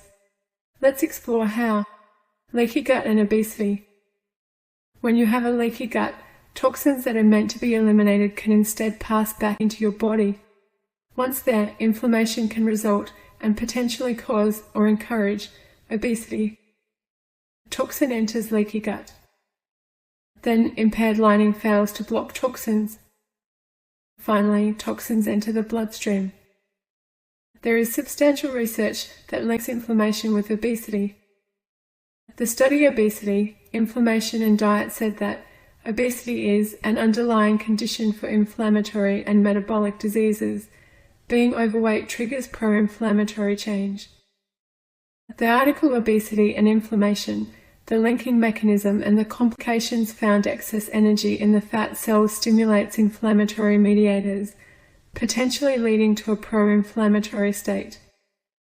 Another study compared the levels of an inflammatory marker called high-sensitivity C-reactive protein, or CRP, in overweight and normal weight children. The overweight kids had a 3-fold higher level of CRP than those of a normal weight. We tend to think, and are often told, that being obese is the sole reason for the underlying inflammation those with PCOS are more likely to experience. But the reverse appears to be true. Inflammation can trigger overweight and obesity. A study published in the journal Pathophysiology found that elevated levels of compounds called inflammation-sensitive plasma proteins were associated with future weight gain. Excess inflammation could be a cause of weight gain rather than a result. A healthy gut and a thriving community of microbiota make it far less likely that leaky gut will occur and likely reduce your risk of developing obesity. Research also shows that improving gut and microbiota health can aid weight loss. Leaky gut and hormonal imbalance. When I was writing Conquer Your PCOS Naturally, I knew in my gut, pun intended, that there was a link between estrogen and the microbiota. It took me almost 2 years to find it. Since that time, there has been a groundswell in awareness, and the term estrobolome, or estrobolome, has entered popular vernacular. Research has now shown definitively that your hormone levels and gut are intimately linked. Take the case of estrogen. As with all of our hormones, balance is required. Our reproductive hormones fluctuate throughout each menstrual cycle, if one is present. We have mechanisms in place to increase deficiencies and remove excesses. When we have too much estrogen, through exposure to estrogenic chemicals within our environment, our food plan, the oral contraceptive pill, personal care product, or in the normal course of life, the body binds and inactivates it. The bound hormone enters our gut on its way to excretion. However, an enzyme called beta-glucuronidase can unbind and reactivate estrogen. This enzyme is produced by these 3 bacteria, Escherichia coli, Bacteroid species, and Clostridium perfringens. The first and the third can harm the integrity of our gut lining. These gut bugs can free estrogen from its binds, and then a leaky gut can allow it to re-enter the body and increase systemic levels. This can compound a condition called estrogen dominance that is present in many of those with PCOS. In fact, along with endometriosis and fibroids, PCOS is considered an estrogen-dominant condition. Add to this our oft-overworked liver. The liver is able to break down unused hormones, medications, toxins, and other substances and send them to the gut for excretion. In the case of leaky gut, as we've just described with estrogen, some of the toxins destined for excretion are, instead, reabsorbed into our body. They then exert effects and are finally returned to the liver for processing and shunted into the gut for excretion. The cycle continues as a leaky gut is unable to properly remove these toxins. This cycle can be taxing for the incredibly resilient liver, resulting in a biological backlog, so to speak. A fatty liver might result. Note: my video PCOS and fatty liver, the guide to what you must know and do, will help you understand more about a fatty liver. A leaky gut also increases your chance of developing an autoimmune condition. Although autoimmune conditions are a huge topic on their own, and others have written about this at length, I wish to make you aware of 2 points as they may be relevant for you. Hashimoto disease is an autoimmune thyroid disease and a cause of hypothyroidism. Hypothyroidism is more common in those with PCOS. I believe endometriosis has autoimmune underpinnings. While advice often revolves around medications and surgery, I prescribe diet, stress management, and gut-focused approaches to create incredible results. The vicious cycle of a leaky gut. Our modern day results in endless exposure to toxins. The gut has a main role in protecting us from this challenge. However, toxins increase the leakiness of our gut and allow harmful compounds into our body proper. This creates inflammation and perpetuates the cycle. How do you find out if you have a leaky gut? We asked Dr. Lauren Corden, a world-leading health researcher and the creator of the paleo diet, how to know if a person has a leaky gut. He replied, if they eat wheat, they have a leaky gut. You can also have a test called the dual sugar test or lactulose and mannitol urine test. How do you fix a leaky gut? The formula is simple for many women: food, supplementation, and a healthy lifestyle. You need to add the right ingredients, remove as many toxins as is possible, and empower yourself to heal. Interestingly, the food plan that repairs a leaky gut also improves PCOS. A professionally guided, evidence-based detoxification program is important. We will talk more about this later in this program. Below you'll find a checklist on how to improve your gut and repair or avoid a leaky gut. Checklist for optimal gut health. Take your time and focus on consciously, mindfully consuming your food. Eat where you can relax. Do not eat in front of the TV. Watching negative images like the news may stress your body. Stress and digestion are not compatible. Chew thoroughly. This begins to mechanically break down and digest your food. Take apple cider vinegar. Eat foods congruent with health promotion like organic vegetables, organic proteins, fiber-rich whole foods. Avoid processed foods. Many modern-day food-like substances provide no nutrition and take nutrients from your body in order to break them down. Better they are not part of your food plan.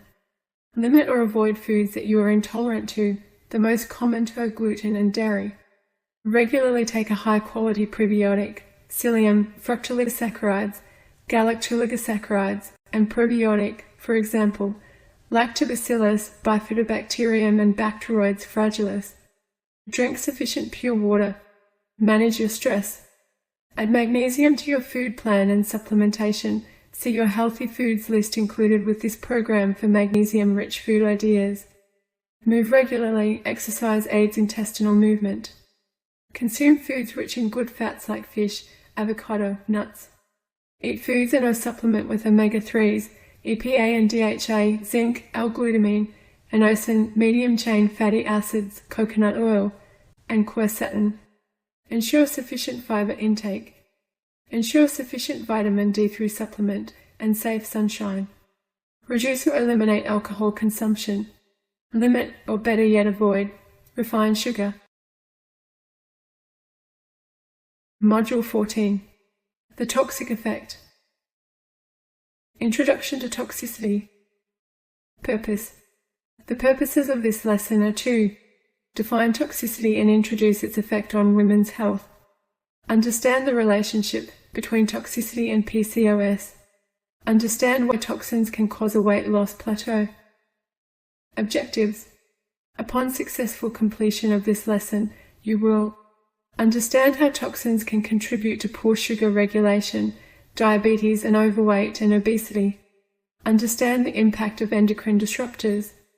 Have several steps in place to reduce your toxic load. There is a much overlooked issue in regard to conquering your PCOS, toxicity. It is important yet rarely addressed. This significant challenge often goes unrecognized, quietly corrupting health without so much as a considered glance. You likely know that movement and food choices matter for achieving a body beautiful, but have you ever stopped to consider what role toxins play in your life? Let's take a look. Defining toxicity. Toxicity is the ability of a chemical substance, drug or poison to produce harmful biological effects, whether acute, chronic or subchronic. This means its impacts may be through short-term exposure, a single occurrence, repetitive exposures, or over an extended period of time, more than 12 months. Toxicity can be introduced through the world's pollution in foods and beverages, personal hygiene and household cleaners, heavy metals found in agricultural fertilizers and industrial waste, to name a few sources. The impact of toxicity on a woman's health is significant. Toxicity greatly influences our hormones and cell receptors. A woman's hormonal balance is necessarily sensitive, and there are toxic substances that imitate the actions of hormones. These are known as artificial hormones, xenohormones, or endocrine disruptors. We will discuss a highly specific xenohormones later in the module, known as a xenoestrogen. Because xenohormones are similar in structure to natural hormones, they are able to bind with cell receptors to alter hormonal balance. This can block the body's normal responses, increase hormonal activity, alter the interaction between hormones and their carrier proteins, and, in this way, trigger imbalance and dysfunction within the system.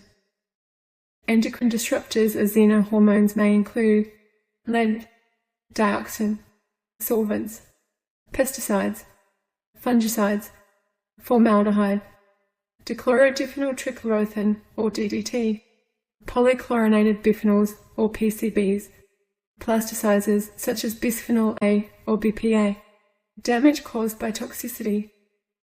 Toxins that disrupt hormonal balance and cell receptors may lead to the following issues: ovarian function damage, ovarian cysts, immune disorders, depression, anxiety, cancer, endometriosis, infertility, PCOS, overweight and obesity, trouble releasing excess fat. The relationship between toxicity and PCOS. This important relationship is complex and not yet fully understood. Yet, what we do know is worrisome indeed. Those with PCOS typically experience high levels of androgens in their system. These are commonly referred to as male hormones, though the female body does make them too. High levels of androgens, typically made by the ovaries, can affect the development and release of an egg during ovulation. This can lead to irregular periods, unstable monthly bleeding, and the small fluid-like sacs or cysts within the ovaries that form one of the criteria for the diagnosis of this syndrome. Research also points to the role that insulin plays. Those with PCOS may have too much of this hormone in their blood, hyperinsulinemia, or lose its ability to function well, leading to an inability to optimally regulate sugar. This is discussed in depth in the sensitizing insulin module. These two conditions, as well as others, can increase the expression of PCOS signs and symptoms and lead to weight gain that is beyond stubborn to then shift. The study Polycystic Ovary Syndrome and Environmental Toxins by Alexandra Zofia Rutkowska and Evanthea Diamonte Kandarakis found that acute or prolonged exposure to EDCs or endocrine disrupting chemicals and AGEs or advanced glycation end products through different life cycle stages may result in destabilization of the hormonal homeostasis, and lead to disruption of reproductive functions. They may also interfere with metabolic alterations such as obesity, insulin resistance, and compensatory hyperinsulinemia that can exacerbate the PCOS phenotype and contribute to PCOS consequences such as type 2 diabetes and cardiovascular disease. In 2004, an FDA investigation revealed mercury residue in all of the mercury cell-2 alkali products, which included potassium hydroxide, hydrochloric acid, and chlorine. Mercury is a neurotoxic heavy metal that is considered toxic to the nervous system. Further studies conducted by the American Academy of Pediatrics found that mercury exposure ought to be minimized in women due to the toxin's ability to cross the placental barrier. Mercury can actually cross the barrier and be detected in a growing fetus. Whether you plan to have children or not, I believe this is sufficient reason to avoid it. Back to Rick Kaska and Avanthia Diamonte-Kandarakis' work, where they state that an entero exposure to the endocrine disrupting chemicals that mimic endogenous hormones could be responsible for altering the way fetuses are programmed. This, in turn, could lead to PCOS and potentially affect a number of future generations. I tell you this not to scare you, but to share 2 important points. First, if you plan to have children, minimizing your exposure and undergoing a professionally guided detoxification program before pregnancy is essential. My colleague Helen Z can walk you through this process. If weight loss is your main aim, a professionally guided detoxification with supplements is ideal. My colleague Nick Toff will be a wonderful guide and support. Tell her I sent you for a complimentary copy of our Superfoods book. Second, you may have been exposed in a way that is currently affecting your health. Again, minimizing exposure and a professionally guided detoxification program are in order. Bisphenol A, BPA. Bisphenol A is a toxin we're exposed to in everyday life. This industrial chemical is found in epoxy resins and polycarbonate plastics. The former is used to coat linings of bottle tops and food tins. The latter is used in containers that store food and drink.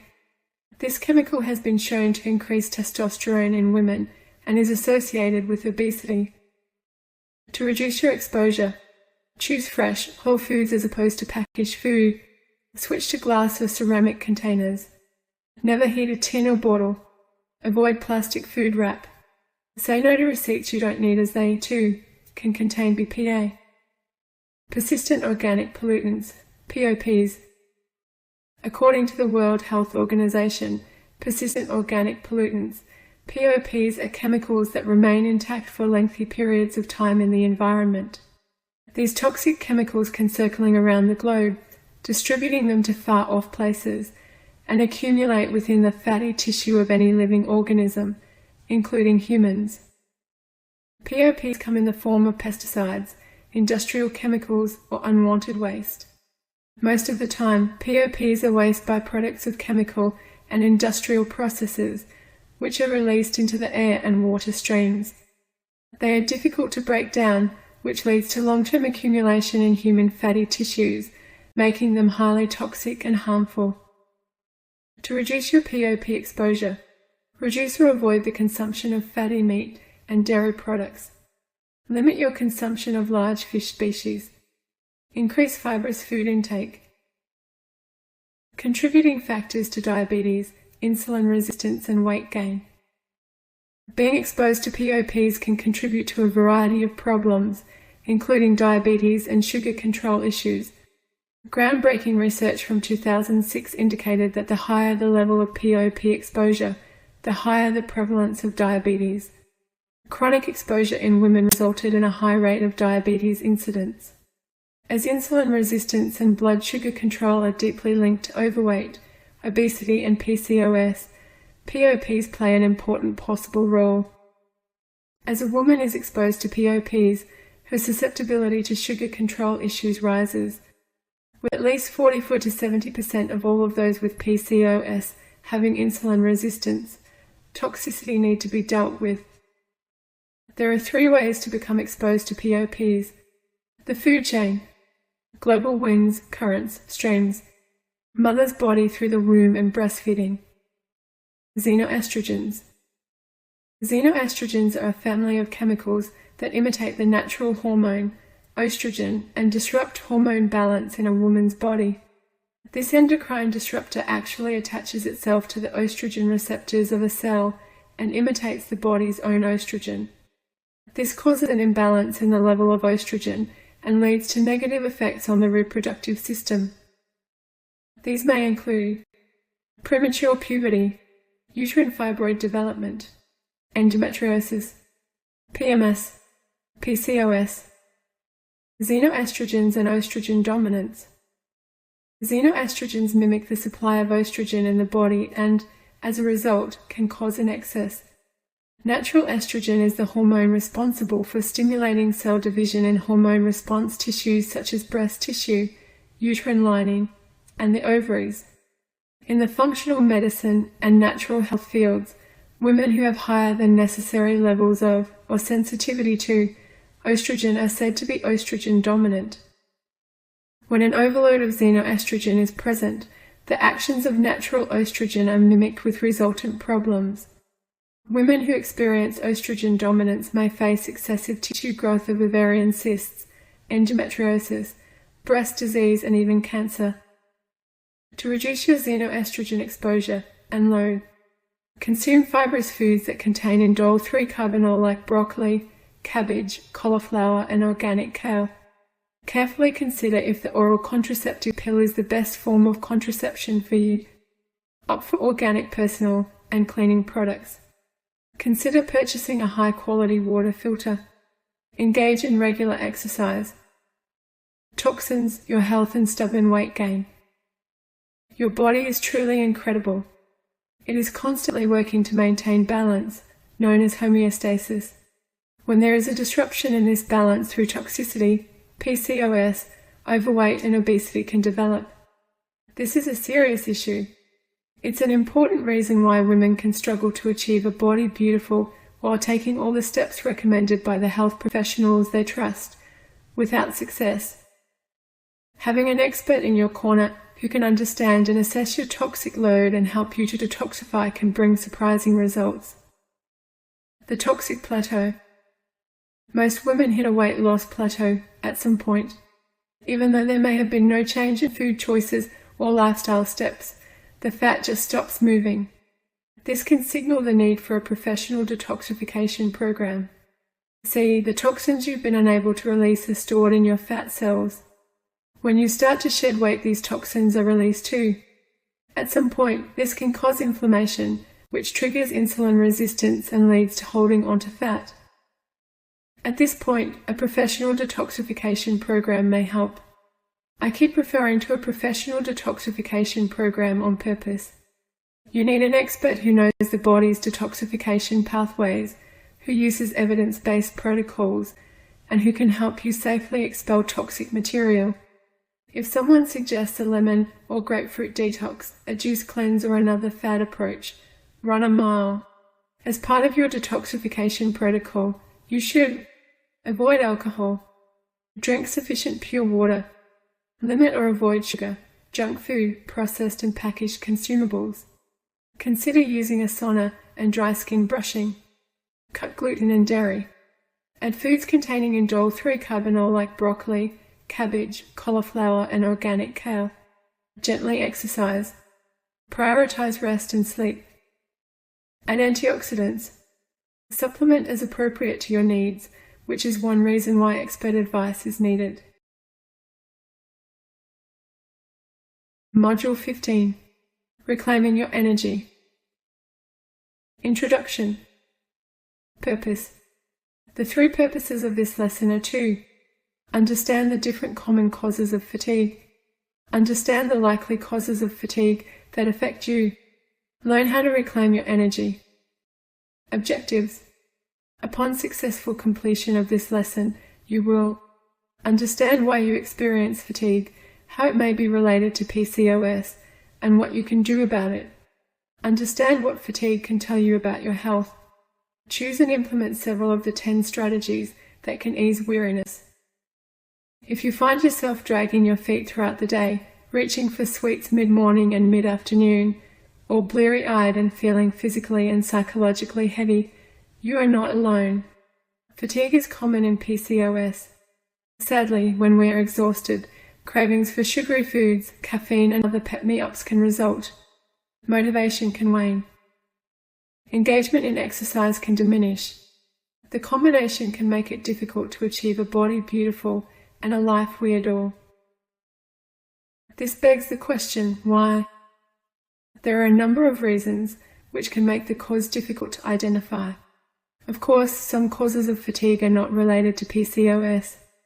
Those that may be included. Insulin resistance is an integral part of PCOS. When we eat foods that raise our blood sugar quickly, the subsequent crash can deplete our energy rapidly. The sensitizing insulin module in this program will guide you through this process and how to improve insulin-related issues. An underactive thyroid is more common in polycystic ovary syndrome. I discuss this in detail in the How to Re-Spark Your Thyroid module.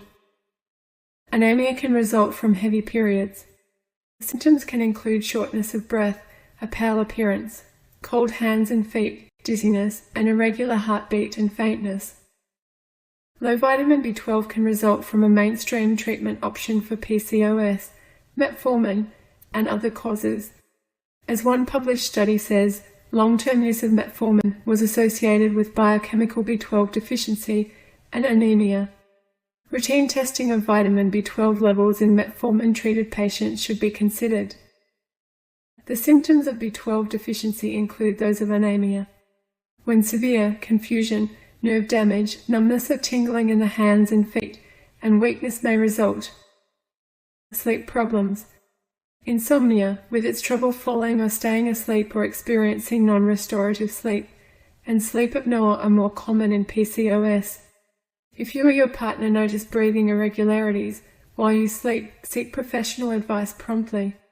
I discuss sleep broadly in the Sound Slumber module. Mental illness like depression and anxiety are also more prevalent in PCOS and can lead to sleep issues and fatigue. Research has shown that for people who experience ongoing unexplained fatigue, psychiatric complaints might be involved. If you have concerns around any of these potential problems, consider seeking professional advice. Appropriate testing can help you shortcut your path to understanding and well-being. How do you boost your energy naturally? Firstly, you must get to the root cause of the problem. If your thyroid is sluggish, you must work out why.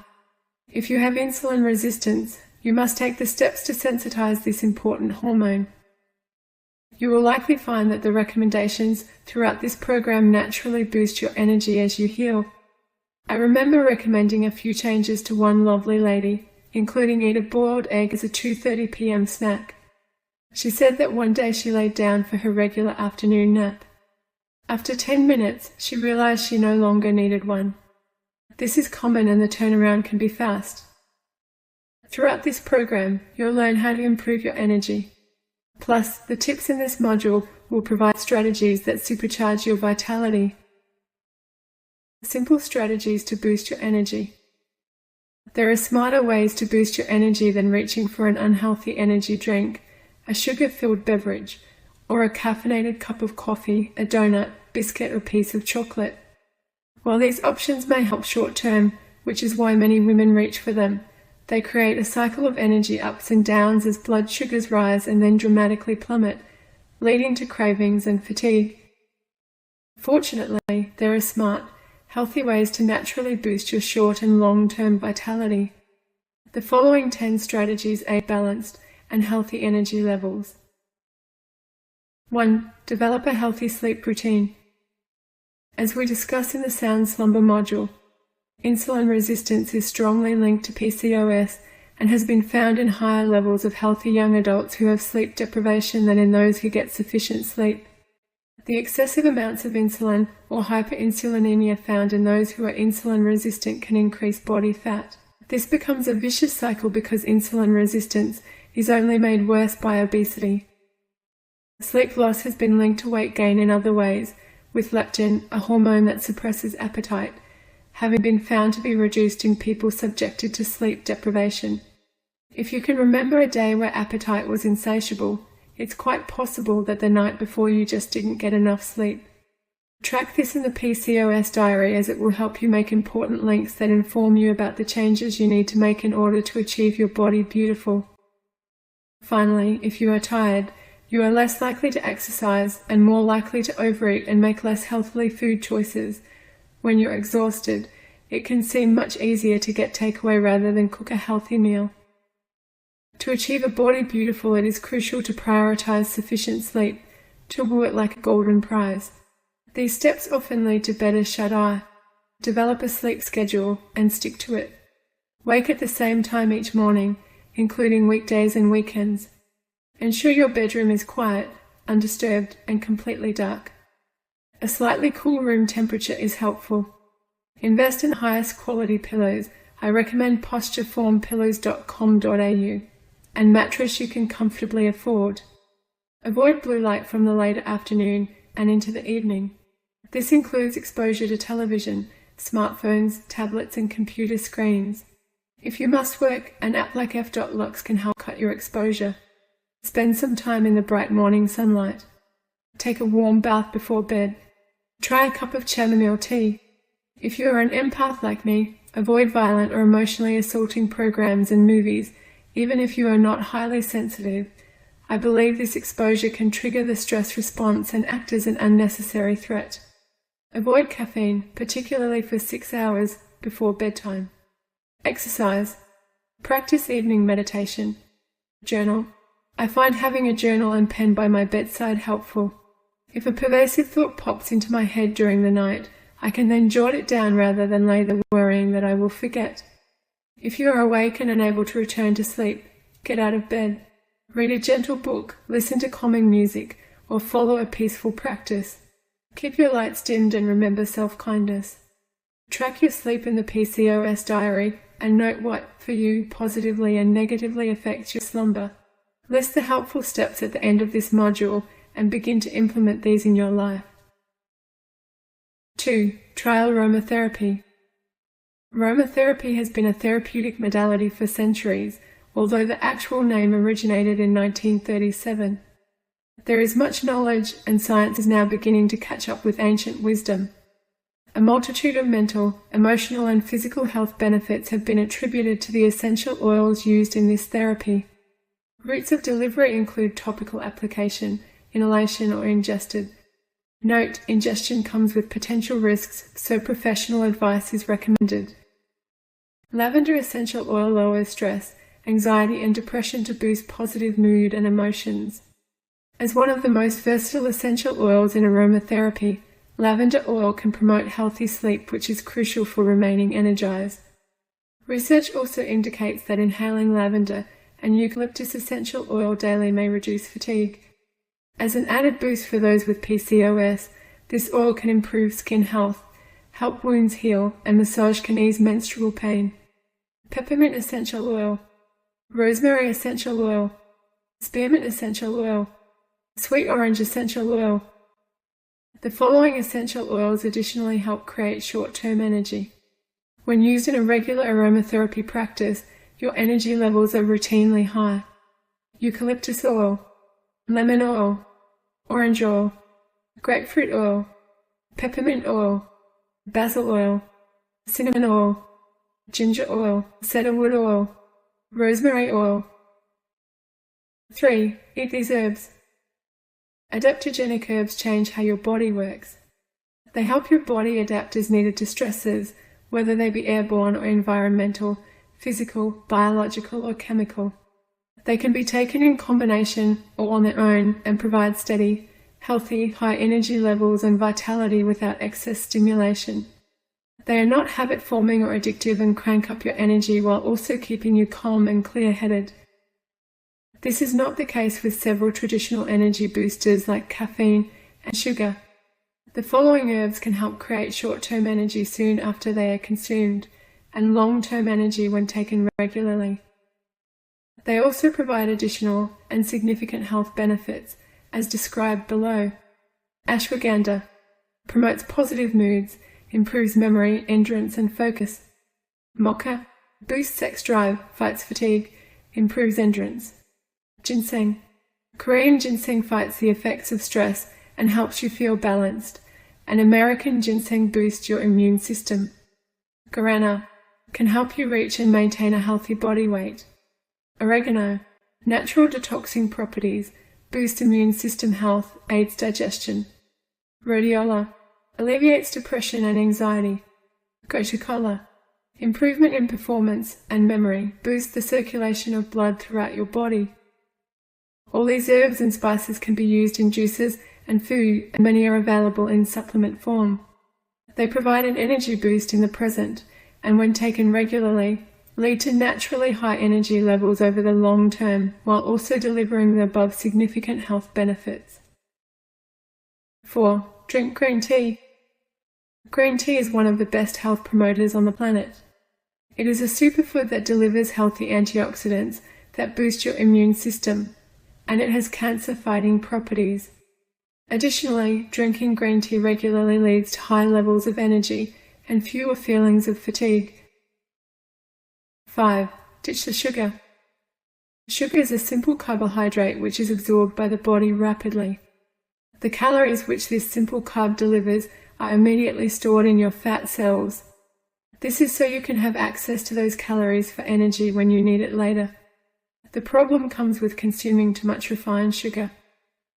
Your fat cells continue to grow, and if you don't begin using more energy than you have already stored, overweight and obesity become problems that lead to fatigue and low energy levels. Refined sugar is linked to several serious health conditions and is not required by the human body. Replace table sugar with stevia extract or powdered stevia, or use locally grown, raw honey as a natural sweetener instead. 6. Kick coffee to the curb.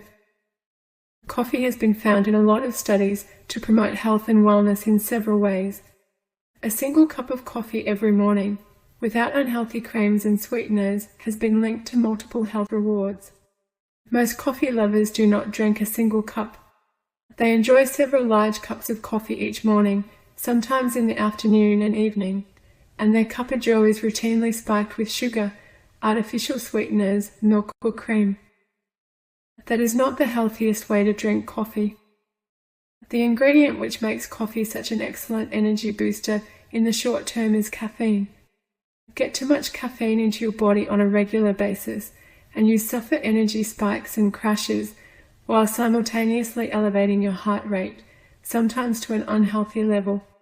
When your body begins to depend on its own resources and physiological processes for energy, instead of a caffeine-filled coffee injection, you train your brain and body to level out natural energy production.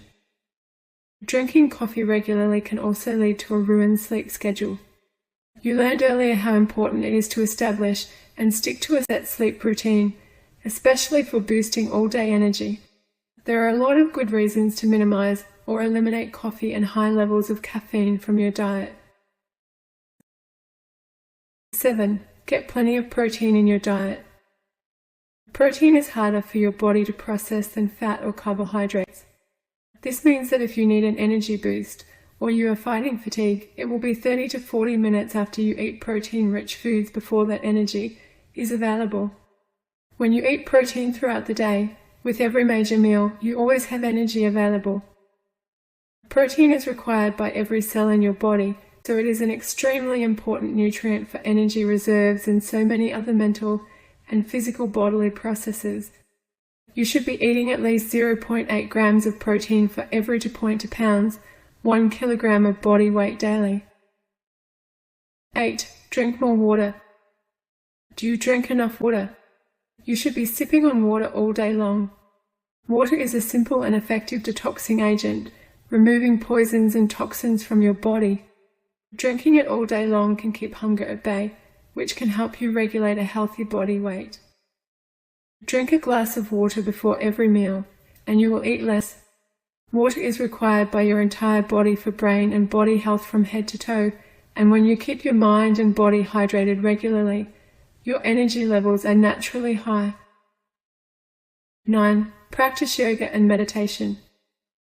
When something triggers a stress response in your body, you enjoy a short-term surge of energy.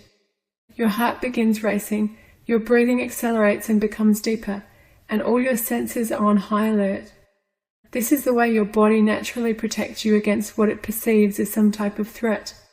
Chronic stress, being in this position much of the time, leads to inflammation, and inflammation is present in most chronic disease and illness. Even in the short term, after your stress response is over, you feel energy being sapped away. This is why you want to minimize the amount of stress you experience, whether physical, mental, or emotional. One proven way to do this is with yoga. Yoga is a centuries-old practice that combines slow, flowing movements and physical postures with a specific method of breathing and mental focus for a multitude of health benefits. For relieving anxiety and stress and preventing depression, yoga has a well-earned and ancient reputation. The same can be said for meditation. Most meditation practices focus on the present moment. You don't think about or concern yourself with 1 second from now or 1 second ago. Time is not a consideration. You simply exist and focus on that single moment of existence. As with yoga, specific breathing practices accompany this singularity of focus. 10. Exercise. Exercise and moderate to intense physical activity can provide you with a short-term energy boost. All your bodily processes are cranked up and active, and you experience high or low energy levels and more vitality. The real benefits where energy is concerned come from a regular exercise regimen followed over time. Exercise gets your blood pumping and moves oxygen through your body. Oxygen is required throughout your body for a number of bodily processes. This rush of oxygenated blood leads to a right now rise in energy and vitality. Exercise regularly, adding strength training and aerobic activities to a weekly schedule, and your body benefits from higher natural energy levels all of the time. This means if you want a short-term energy boost, get moving. Go for a jog or run. Hop on your bicycle. Take a brisk walk. Lift some weights. These are all physical fitness activities that can improve your energy level right now. When you do these types of things regularly, and you stay active and moving more frequently than when you are sitting and sedentary, you create all-day energy over the long term, as well as benefiting from a short-term dose of energy. The wrap-up. Your body knows how to naturally deliver short-term and long-term energy supplies. Unfortunately, sometimes we adopt unhealthy fitness, dietary and lifestyle practices which make us feel tired and sluggish. We reach for a cup of coffee filled with sugar or an energy drink and receive a short-term energy boost. Then the inevitable crash occurs and we feel wiped out once again.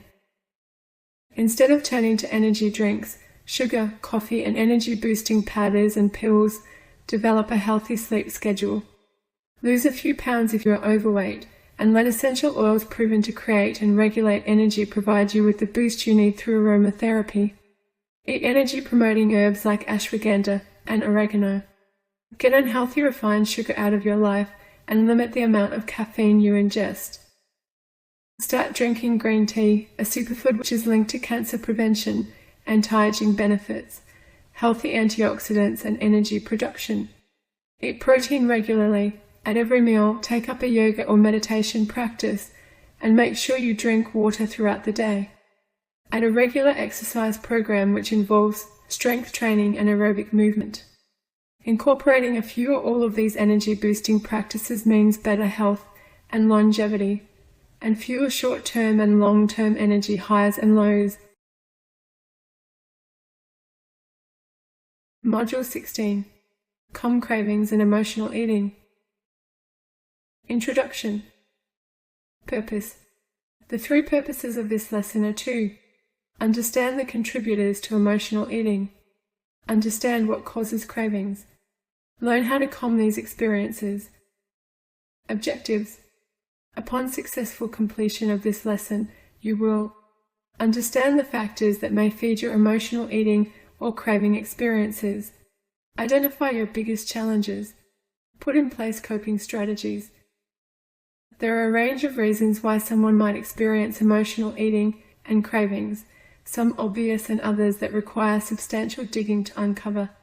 During this process, it's important to extend yourself liberal amounts of self-love and kindness, being told and believing That these two issues are your fault is inaccurate and extremely unhelpful. If and when these thoughts pop into your head, acknowledge them and let them go. They are not accurate, nor will they serve you. Emotional eating. Contemplate this. Dieting is considered a risk factor for an enhanced tendency towards emotional eating. Yes, the act of restricting your food intake, of lowering calories as we're implored to do, can sabotage results. See, your body doesn't not know a diet from real food shortage, and its priority is always survival. In response, metabolic rate slows while hunger soars, especially when you are stressed. Your body makes you eat. Emotional eating is linked with an altered hypothalamic pituitary adrenal HPA stress response. The HPA is a neuroendocrine unit, a system extending between body and brain that connects the nervous system and hormones in order to maintain homeostasis or internal balance and the stress response. It is considered dysfunctional in polycystic ovary syndrome. It's not important to understand this in detail, but it is helpful to know that drivers in PCOS could also lead to emotional eating. Plus, emotional eating can be triggered simply by the presence of delicious food. That's why it is best not to have foods that you find irresistible in your home and to be careful when dining out.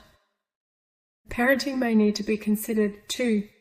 If your parents emotionally ate, you are more likely to.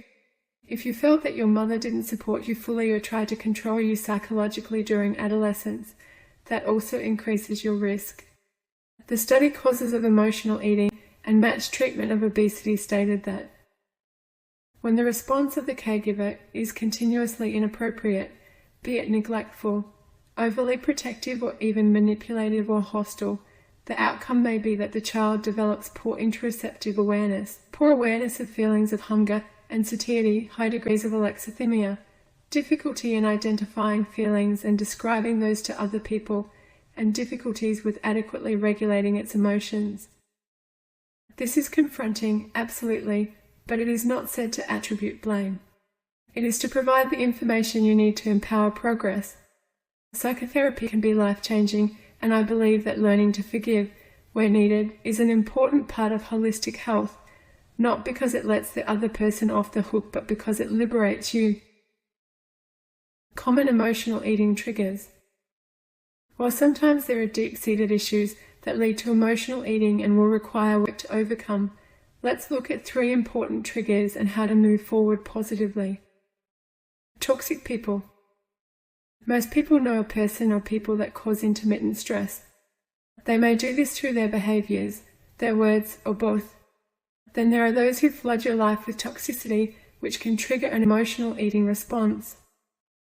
This is a huge problem and one we need to develop strategies for. It is not okay to beat yourself up, to lessen who you are, or to hold yourself responsible for their conduct. Yet through years of clinical experience, I've noticed self-blaming thoughts are sadly common. If someone is toxic to you, strategies that keep you safe must be enacted. This is not negotiable. I've heard people often advise others to remove toxic people from your life. This is, of course, one option and sometimes the best choice. But oftentimes, the incredible complexities of our existence or interrelated relationships make this all but impossible. If the latter is the case, you must still protect, love and prioritize yourself. Whatever you choose, you need to take your power back. Loving ourselves works miracles in our lives. In his article, How Emotionally Intelligent People Handle Toxic People, Travis Bradbury, PhD, shares 12 tips on how to deal with toxic people. I strongly recommend the read. I'll touch on 3 important steps he recommends here: remaining aware of emotions, establishing boundaries, and getting sufficient sleep. The first can be done by using the PCOS diary to identify your triggers, including people. It is through awareness that you can begin to implement change. The second is squashing negative self-talk. Remember that those voices in your head have often been inserted by others and are not necessarily the truth. This is especially important if the toxic person in your life is a parent, sibling, or other influential person. Building self-confidence and assertiveness is key, which is an important part of this program. The third I go into detail in the sleep module. Being sufficiently rested places you on a gentler keel and allows greater insight and more appropriate responses. An overloaded schedule and an inability to say no. Oh yes, busyness is a psychological drain and an emotional eating trigger. To make matters worse, research shows that chronic life stress seems to switch food preferences to energy and nutrient-dense foods, especially choices that are high in fat and sugar. As part of this program and in your ongoing life, I want you to truthfully ask yourself ongoing questions. Am I too busy? Am I saying yes when I ought to say no? Many women I know say yes to virtually everything. Social commitments, requests for time, additional work responsibilities, incurring financial debts for gifts that loved ones don't, in actual fact, need outdated doctrines, parents, partners, siblings, children, bosses, friends, sales, being all things to all people, except yourself. If you add too much to your schedule, you will negatively affect your health. Decide where you need to say no, what yeses you love, and where the middle ground lies. Also decide whether you are saying yes to fit society's preconditioned model for women, because you understand the balance of give and take, or because you actually want to. I did the constant yes thing for most of my life.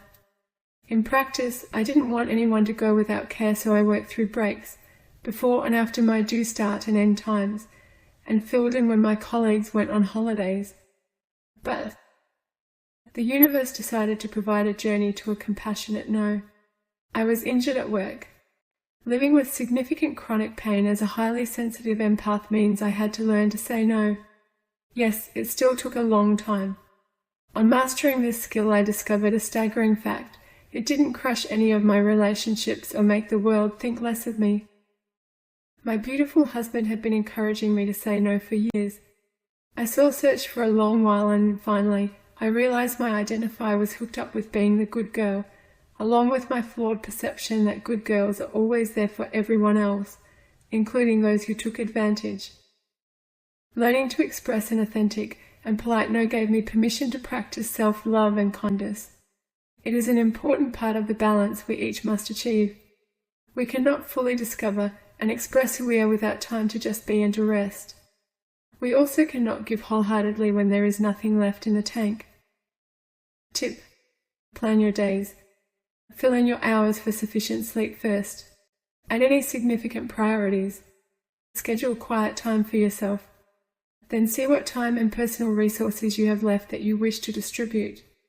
This will not kill time spent with those you love. It will likely have the opposite effect.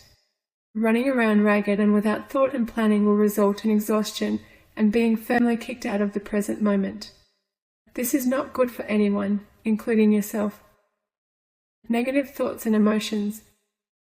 Throughout this program, I encourage you to become aware of the thoughts and emotions that constantly cycle through your mind. This is crucial to achieving a body and mind beautiful because as you become conscious of the stories society, media and family have planted in your head, you can restore your potential and power. See, many of your thoughts haven't stemmed from you. Most people are other people. Their thoughts are someone else's opinions. Their lives are mimicry, their passions are quotation. Oscar Wilde. Our thoughts come from our beliefs and, most often, lead to a confirmation of that which we already accept, followed by their aligned behaviors. Imagine the power this plays when beliefs, even those you hold tightly, are incorrect. Left unconsidered, our lives simply reflect our unaware inner states. This can empower or disempower, regenerate or destroy, create transformation or stuckness. Never underestimate the power of your mind to change your body, your path and your blessings. Dr. Rebecca Harwin. Our thoughts and our emotions are intimately linked. They may lead to emotional eating and also to the eating disorders those with PCOS are at a higher risk of. When we think of emotional eating, we don't necessarily consider the extension into disease, yet it can be a slippery slope. A study published in the Journal of Eating and Weight Disorders noted that automatic thought processes, those we don't consciously pay attention to, are key determinants for eating disorders. They also discuss 3 types of automatic thoughts about eating: positive, negative, and permissive. These thoughts may act in a vicious circle, prompting disturbed eating behaviors. Positive thoughts about eating are associated with the perceived benefits of eating, like, if I eat it will all hurt less inside. Negative thoughts about eating refer to the perceived consequences, like, my clothes won't fit anymore. Permissive thoughts make it easy to start and keep on eating, like, I'll just have a little bit more.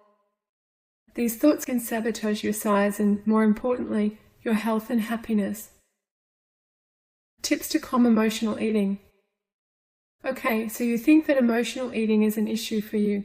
What can you do? Stress management. As we've discussed, ongoing stress is a trigger for emotional eating. Being constantly connected to stimulating technology, a phone that incessantly pings, notifications of upcoming events, appointments, and other people's stuff, financial strain, drama in your life, and the lives of loved ones, work, the imprints gained from earlier life, our and others' expectations for our life. It goes on and on. Strategies to quit and overwhelm will help.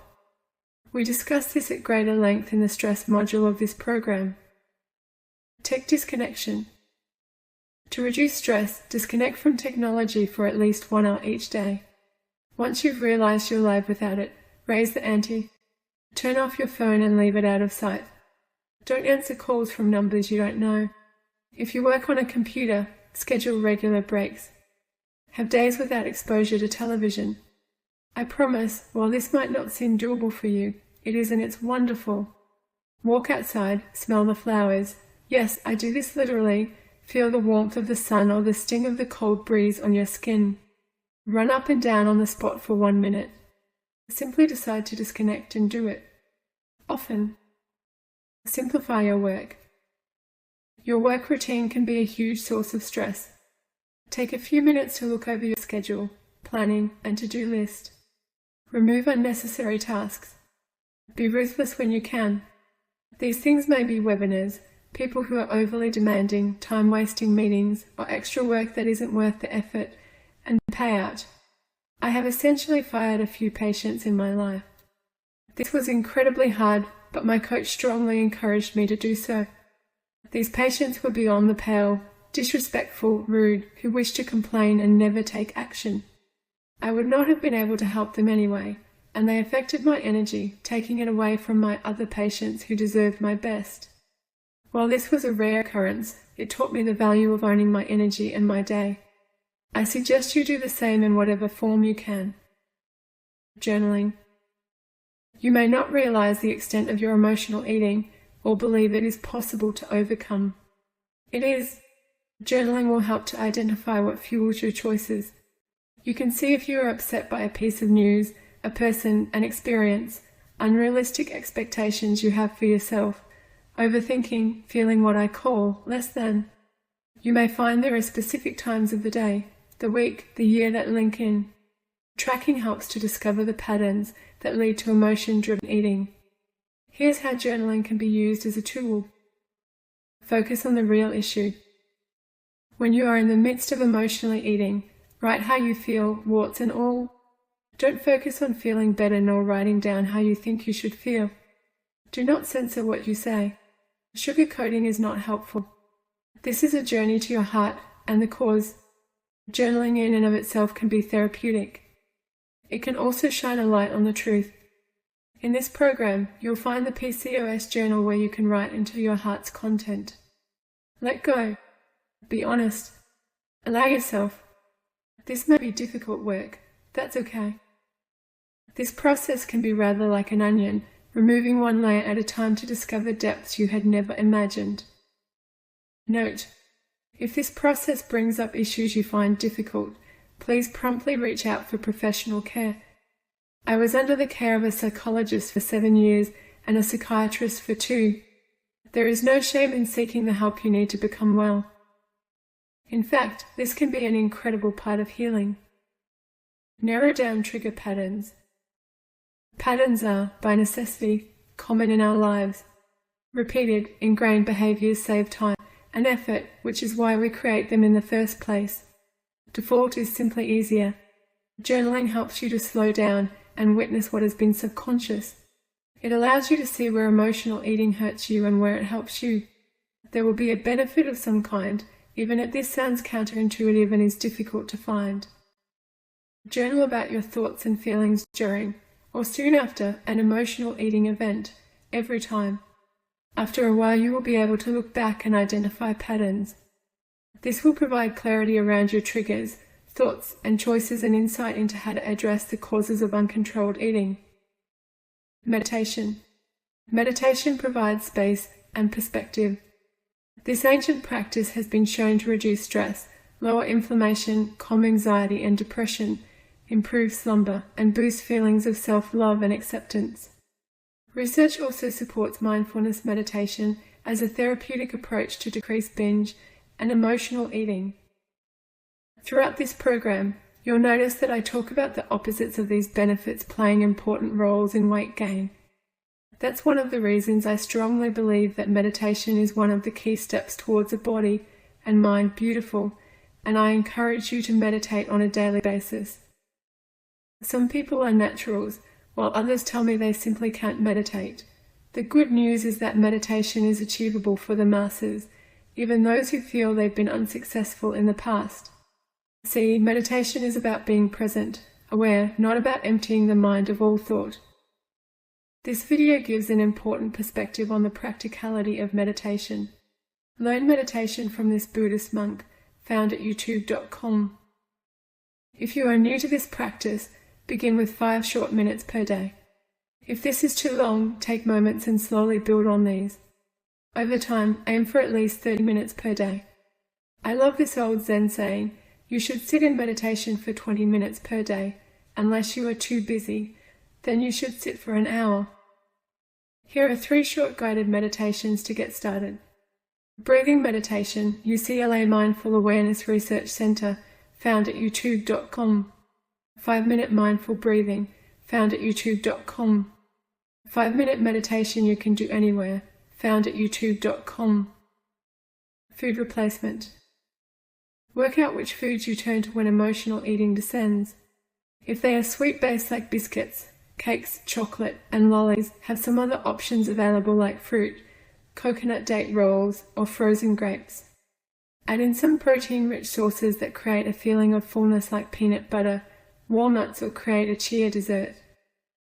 As you heal and emotional eating wanes, these replacement foods will not be needed to subdue this behavior.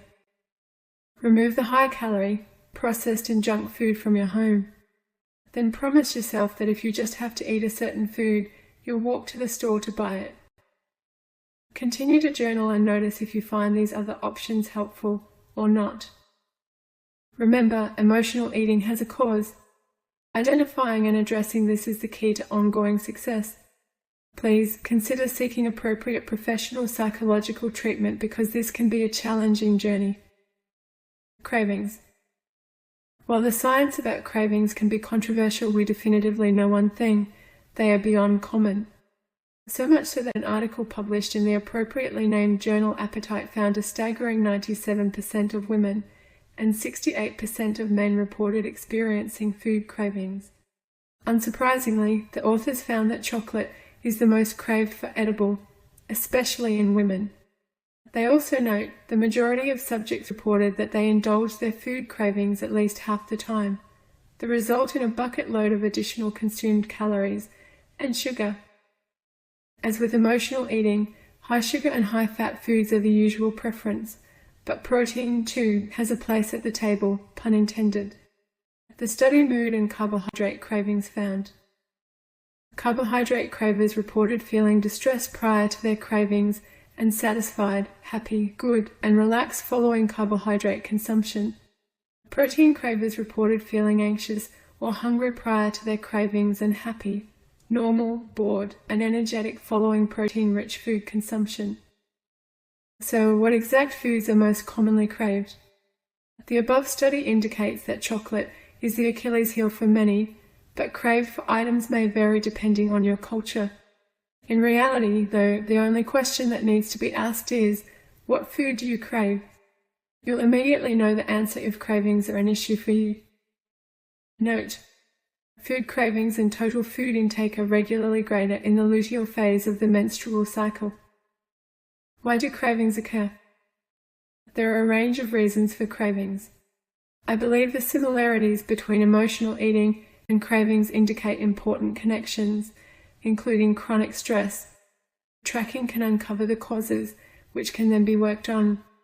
This will naturally curb your cravings, so you don't have to fight to abstain from the food your heart most desires. Psychological stress. Chronic stress is a significant issue. The biological changes it causes are strikingly similar to PCOS. It should never be ignored. The research bears this out. A study called Sweet Craving and Ghrelin and Leptin levels in women during stress investigated 57 women to see whether stress was related to cravings. Among the women who were stressed, 77% experienced sugar cravings, which was different to those who were worry-free. The authors noted that those with sugar cravings were more likely to have a body fat percentage above 30%, a larger waist circumference, and an altered body composition. In the stress module of this program, you'll learn more about how your psychological health impacts on achieving and maintaining a body and mind beautiful. Again, meditation is key. Suitable exercise, sufficient sleep, self-love and discovery, prioritizing your health, eating well, practicing deep breathing, and learning to relax and let go each play an important role. Note, if you are ready to truly transform your life, connecting with your inner light and spiritual self are key. I hold 3 health science degrees and have heard ad nauseam the view that we are of an only matter. This is not scientifically accurate and is utterly disempowering. You, my beautiful soul, are much more than you can conceive. If you would like to understand how science and spirituality are intimately and irrevocably connected, I recommend Dr. Huguenot's book, The New Science of Consciousness Survival and the Meta-Paradigm Shift to a Conscious Universe. Insulin resistance. Those with PCOS are far more likely to experience insulin resistance. Insulin is required to guide surplus sugar from the blood into the relative safety of the cells, but in insulin resistance this process becomes more difficult. As I discuss in the article, Insulin Resistance, Signs, Symptoms and Treatment. Our cells have special sites in which the molecules of insulin fit like the pieces of a jigsaw puzzle. In insulin resistance, there is a malfunctioning of these sites so they cannot optimally bind with insulin. They stop responding, so to speak, to normal insulin levels and cannot remove glucose from our blood as they should. High blood sugar levels force our pancreas to produce more insulin in an attempt to manage the increased blood sugar. This leads to a condition where there is too much insulin in our blood called hyperinsulinemia. This, then, can cause a substantial blood sugar drop as too much glucose is removed from the blood. Reactive hypoglycemia, commonly known as a sugar crash, results. The unwanted consequences are increased hunger and a heightened motivation toward food consumption, particularly of high-fat and high-sugar foods, to restore a healthy blood glucose level. In a low blood sugar state, the brain also drives us into the arms of high-calorie foods. Lack of sleep. Take a moment to pause and consider. On reflection, many women see that poor slumber increases their drive for food. Research has revealed that being sleep-deprived alters brain function and appetite regulation, increasing calorie consumption. It's far more problematic than this alone. A small study published in the journal Nutrients investigated 24 women to look at the role reduced sleep played in food choices. The authors concluded that poorly rested participants felt hungrier, experienced increased food cravings, were more susceptible to food rewards, and chose larger portion sizes. To achieve and maintain a healthy body beautiful, prioritizing sleep is essential. You'll discover more in the dedicated sleep module within this program. Understanding why cravings occur is important. Knowing what to do about them is even more so. Addressing stress, insulin resistance, and lack of sleep are key strategies we look at in detail in their respective modules. Below, however, you'll discover fast, traditional, and out-of-the-box strategies to calm cravings when they arise. As you implement the larger lifestyle changes that will halt cravings long-term, you will need to rely on these less and less traditional approaches. A brief walk. Walking at a moderate pace for 15 minutes has been shown to boost mood and reduce cravings. This simple step can be implemented whenever a craving strikes and is effective against a lust for high-calorie, high-sugar options. Protein-rich breakfast. Nobody ever listened to reason on an empty stomach. Ken Hubbard. It's difficult to face the world with rationality and grace when your tummy is growling, so it makes no sense to begin the day without a filling breakfast. Research has shown that a protein-rich breakfast can improve appetite control and the feeling of fullness, as well as reduce the desire to eat, food motivation and hunger. These are important factors in craving reduction. Examples: poached eggs with avocado, tuna and wilted spinach, a hearty bean stew, scrambled tofu, banana, egg and cinnamon pancakes. Tip: add high-quality protein nutritionals to your food plan. Find out more here. Psychological therapy. Cognitive behavioral therapy, CBT and emotional freedom technique, EFT are both effective treatments for food cravings. CBT is discussed in the stress module of this program, but in effect, it teaches you to identify your unhelpful thoughts and reframe them into more positive ones. This process can diffuse the power of many stresses and help ease the worry associated with them. EFT is colloquially known as tapping. I was resistant to try this technique for years because the research is scarce. Then I hit rock bottom and out of sheer desperation took the advice of a naturopath friend and tried it. While I still don't understand how or why it works, it helped me to reduce the intensity of my not craving-related emotions. As cravings are linked to brain and emotions, give tapping a try and decide if it is a worthwhile tool to have in your toolkit. This video explains more. EFT tapping to allow natural healing by Dr. Kindia Romo, found at youtube.com. Remain hydrated. When you feel a craving creeping up on you, drink a glass of water before you consume any food. You might be dehydrated. Out-of-the-box remedies. Chew gum. Chewing gum isn't my favorite or first suggestion, as it can increase the tonicity and tenderness of your jaw muscles, saying that research showed that chewing gum for at least 45 minutes significantly suppressed rated hunger, appetite and cravings for snacks and promoted fullness. Green plant membrane supplementation. An article published in the journal Appetite found that supplementing with green plant membrane decreased the hankering for chocolate and sweetness. In this study, 5 grams were consumed daily, prior to breakfast. Tip: choose an organic product only, as grains can absorb toxins. Options: Peak Performance Organic Grain Superfood Advanced Formula, Organifi Grain Juice, Amate Organic Superfood Grains, Fruits and Veggies Complex. Heart rate variability training. As the heart pumps, there are beat-to-beat variations. Heart rate variability, HRV, is simply a measure of this variation. When we are healthy and relaxed, our HRV is high and complex. As stress rises and the flight and fight response kicks in, our heart rate variability falls. If you experience cravings or have been unable to succeed in your previous weight loss attempts, HRV could play a significant role.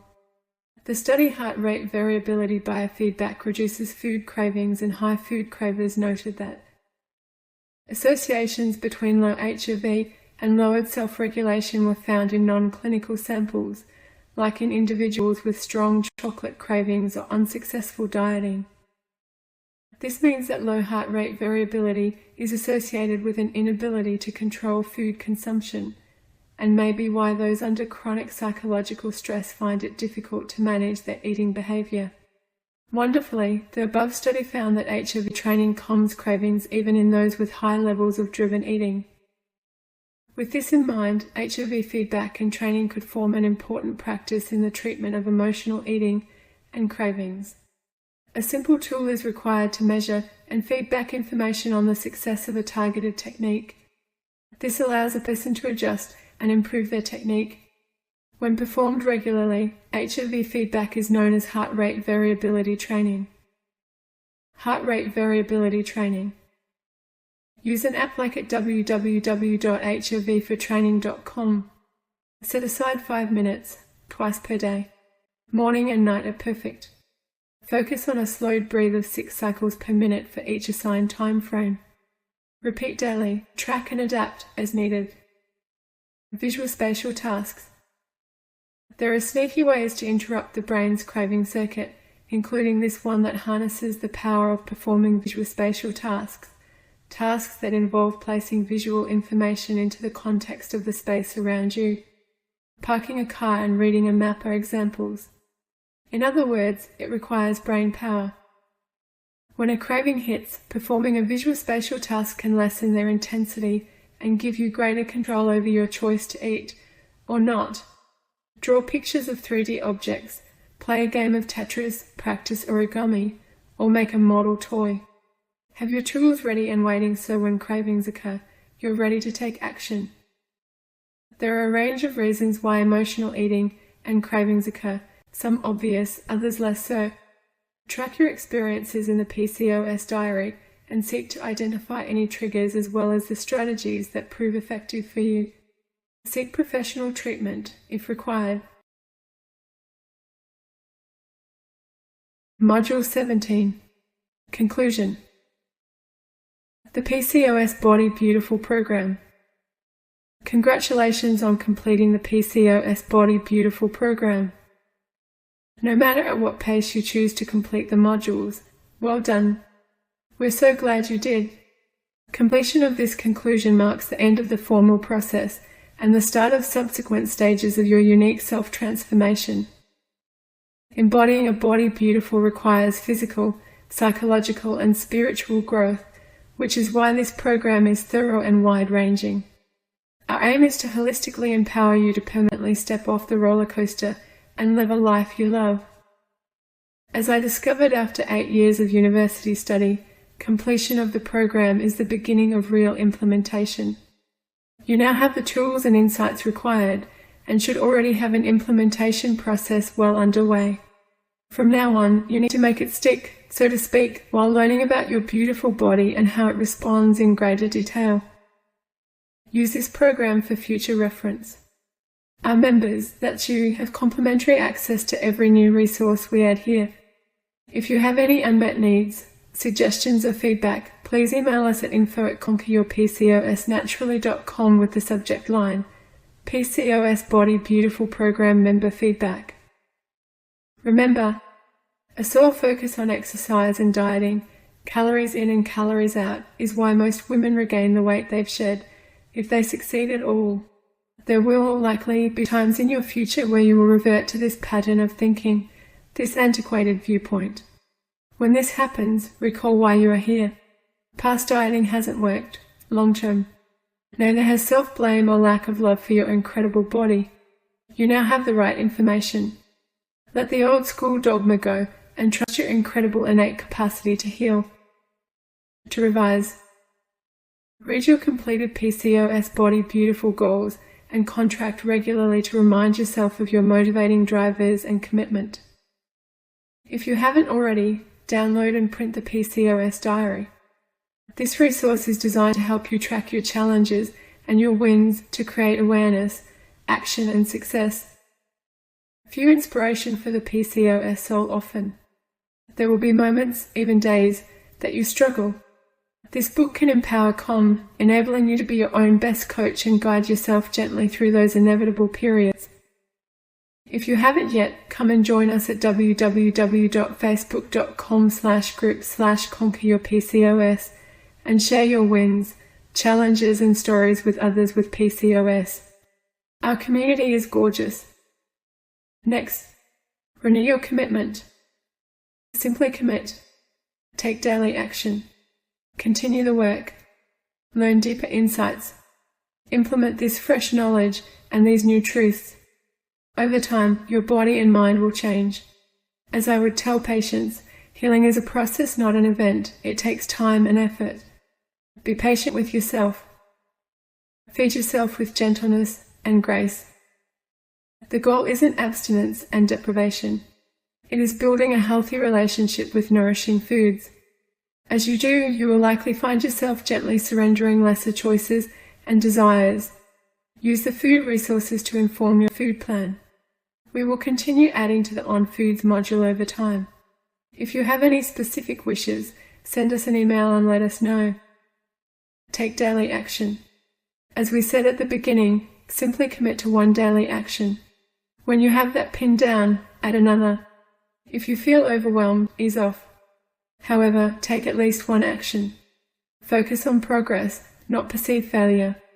Daily action, even when small, is a crucial step in a healthier direction. In review, the modules in the PCOS Body Beautiful program include Welcome, setting yourself up for success, mindset, motivation insights, mindfulness and meditation, your ideal weight, the essentials, on food, make the move to health, the art of self-love, sensitizing insulin, race-sparking your thyroid, sound slumber, settling stress, gut feelings and function, the toxic effect, reclaiming your energy, calming cravings and emotional eating, conclusion, congratulations, and continuing your success. All other than this module and the introduction include a downloadable module with information, questions, and exercises. Depending on the module, you will also find checklists, worksheets, audios, interviews, ebooks, PDFs, or other resources. Program evolution. This program has been designed to evolve based on new evidence, plus the feedback that you and our other students provide. We will continue to add and change modules, resources, and other inclusions. You are now an important member of our Body Beautiful community, and we are invested in your success and happiness. Share your story. Please share your success stories with us via email and our Facebook community. We love hearing them. It's the reason we created this program in the first place. Your story matters. It might include just what another woman needs to hear to transform her life also to your wonderful, beautiful future.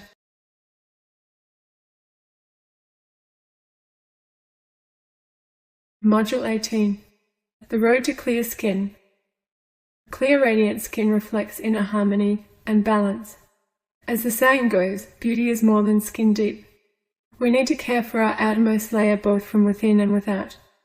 Nutrition, lifestyle, and targeted approaches matter. Hirsutism, acne, scalp hair loss, acanthosis nigricans, skin tags, and cherry angioma are more common in those with PCOS, staggeringly so. In this module, we will first discuss the causes of these challenges. Then, later, you'll learn possible ways to reverse these conditions. Please note, patience is key. You may also find aesthetic procedures or approaches helpful. Hirsutism, excessive facial and body hair growth. Hirsutism is defined as the growth of dark terminal hair in women located in areas we normally associate with men. The lips and chin, chest, around the nipples, down the center of the abdomen, on the arms and legs, and on the upper and lower back. It is estimated that PCOS is responsible in 70 to 82% of women with hirsutism. In assessment, a tool called the Ferriman-Gorley scale is most often used. You can access an instant online calculator here, https://education.endocrine.org/Ferriman-Gorley-hirsutism-system. Hirsutism can be caused by a number of conditions, PCOS being the most common. Other causes will be ruled out by your medical professional. These include acromegaly, adrenal hyperplasia, Cushing syndrome, hyperprolactinemia, idiopathic hyperandrogenemia, idiopathic hirsutism, iatrogenic, or medication-induced hirsutism, and thyroid dysfunction. In PCOS, hirsutism is caused by a combination of increased androgen, or male hormone production by the ovaries, a reduction in sex hormone-binding globulin, or SHBG, and an increase in 5-alpha reductase, an enzyme that activates androgens, particularly testosterone, in the hair follicles. The severity of hirsutism is also influenced by the hair follicle's sensitivity to androgen. In PCOS, the ovaries can overproduce androgens. Normally, SHBG binds to excessive androgens, rendering them inactive until they are excreted in the urine. When they are inactive, they cannot produce symptoms in the body. If the level of SHBG is too low, an increase in free androgen, particularly testosterone, circulating in the blood can produce unwanted signs. Once testosterone reaches the hair follicles, the enzyme 5-alpha reductase activates the testosterone into dehydrotestosterone, or DHT, and causes the hair to become thicker and darker. DHT can also cause scalp hair loss in women. Excessive hair can be so embarrassing many women completely cover up. Some even choose to stay home rather than risk being exposed to the world and its judgment. I was interviewed about this by the Sydney Morning Herald for the story Women Face Hairy Taboo for men's health because it is such a big issue. I used to be the former, which made university practical classes particularly difficult.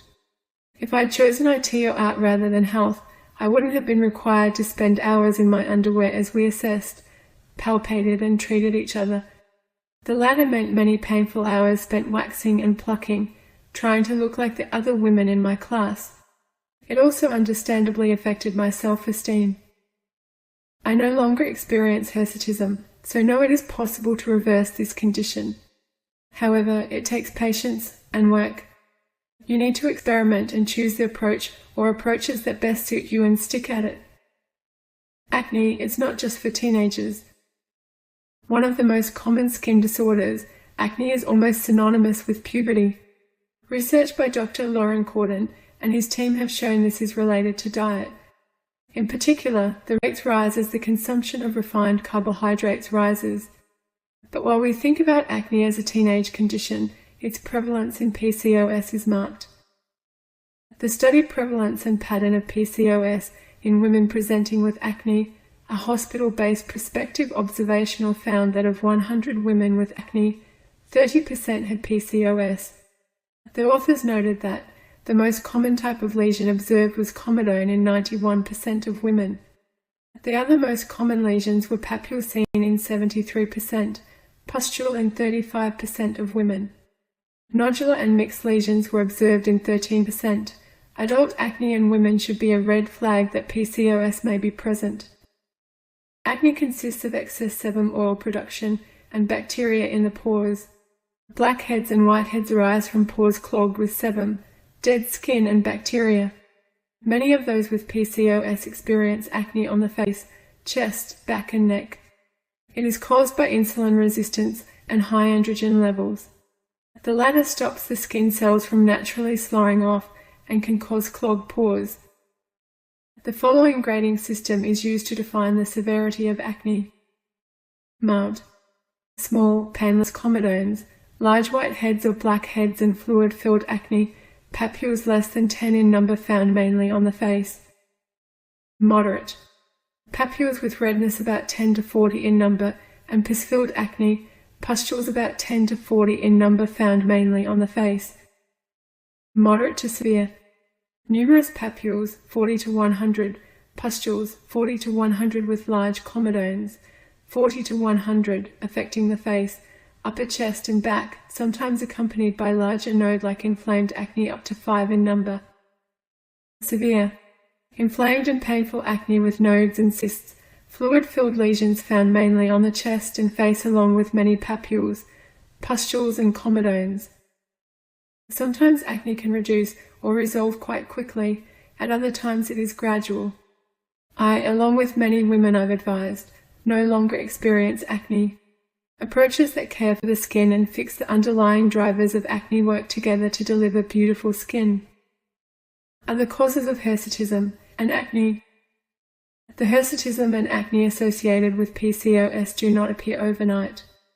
They are the result of slow and gradual changes to your hormonal balance. If these conditions develop suddenly, they may be caused by tumor or cancer of the adrenal gland, tumor or cancer of the ovary, Cushing's syndrome, a condition where the body produces abnormally high levels of the hormone cortisol. Certain medications like testosterone, danazol, anabolic steroids, glucocorticoids, cyclosporine, minoxidil, phenytoin, etc. Scalp hair loss in those with PCOS. Scalp hair loss in women is surprisingly common, with tens of millions affected around the world. In those with PCOS, who often have higher androgen levels or hyperandrogenism, this plays an important role. A greater sensitivity of the hair follicle to androgen may also be a trigger. However, it is important to speak to a dermatologist to determine the cause. That being said, research suggests that androgens may cause hair loss by increasing production of inflammatory proteins called cytokines. These chemicals trick the hair into entering its rest phase, which triggers senescence, or deterioration, and then hair fall. In female pattern hair loss, two changes occur. The hair follicles become progressively smaller, called miniaturization, and the thick, colored terminal follicles transition to vellus-like follicles, which are short, slender, and have a slight pigment only. Vellus-like follicles produce short, fine hair shafts. Unlike men, though, women tend not to develop areas of actual baldness. Poor thyroid function, plus low ferritin and vitamin D levels can increase hair loss. Poor lifestyle, insufficient nutrition, stress, as well as hormonal issues can cause or worsen scalp hair loss. As the report Female Pattern Hair Loss noted, this condition is often precipitated and exacerbated by conditions that cause telogen effluvium, such as medications, acute stresses, weight loss, postpartum and hormonal therapies with pro-androgenic effects like norethistron, levonorgestrel and tibolone.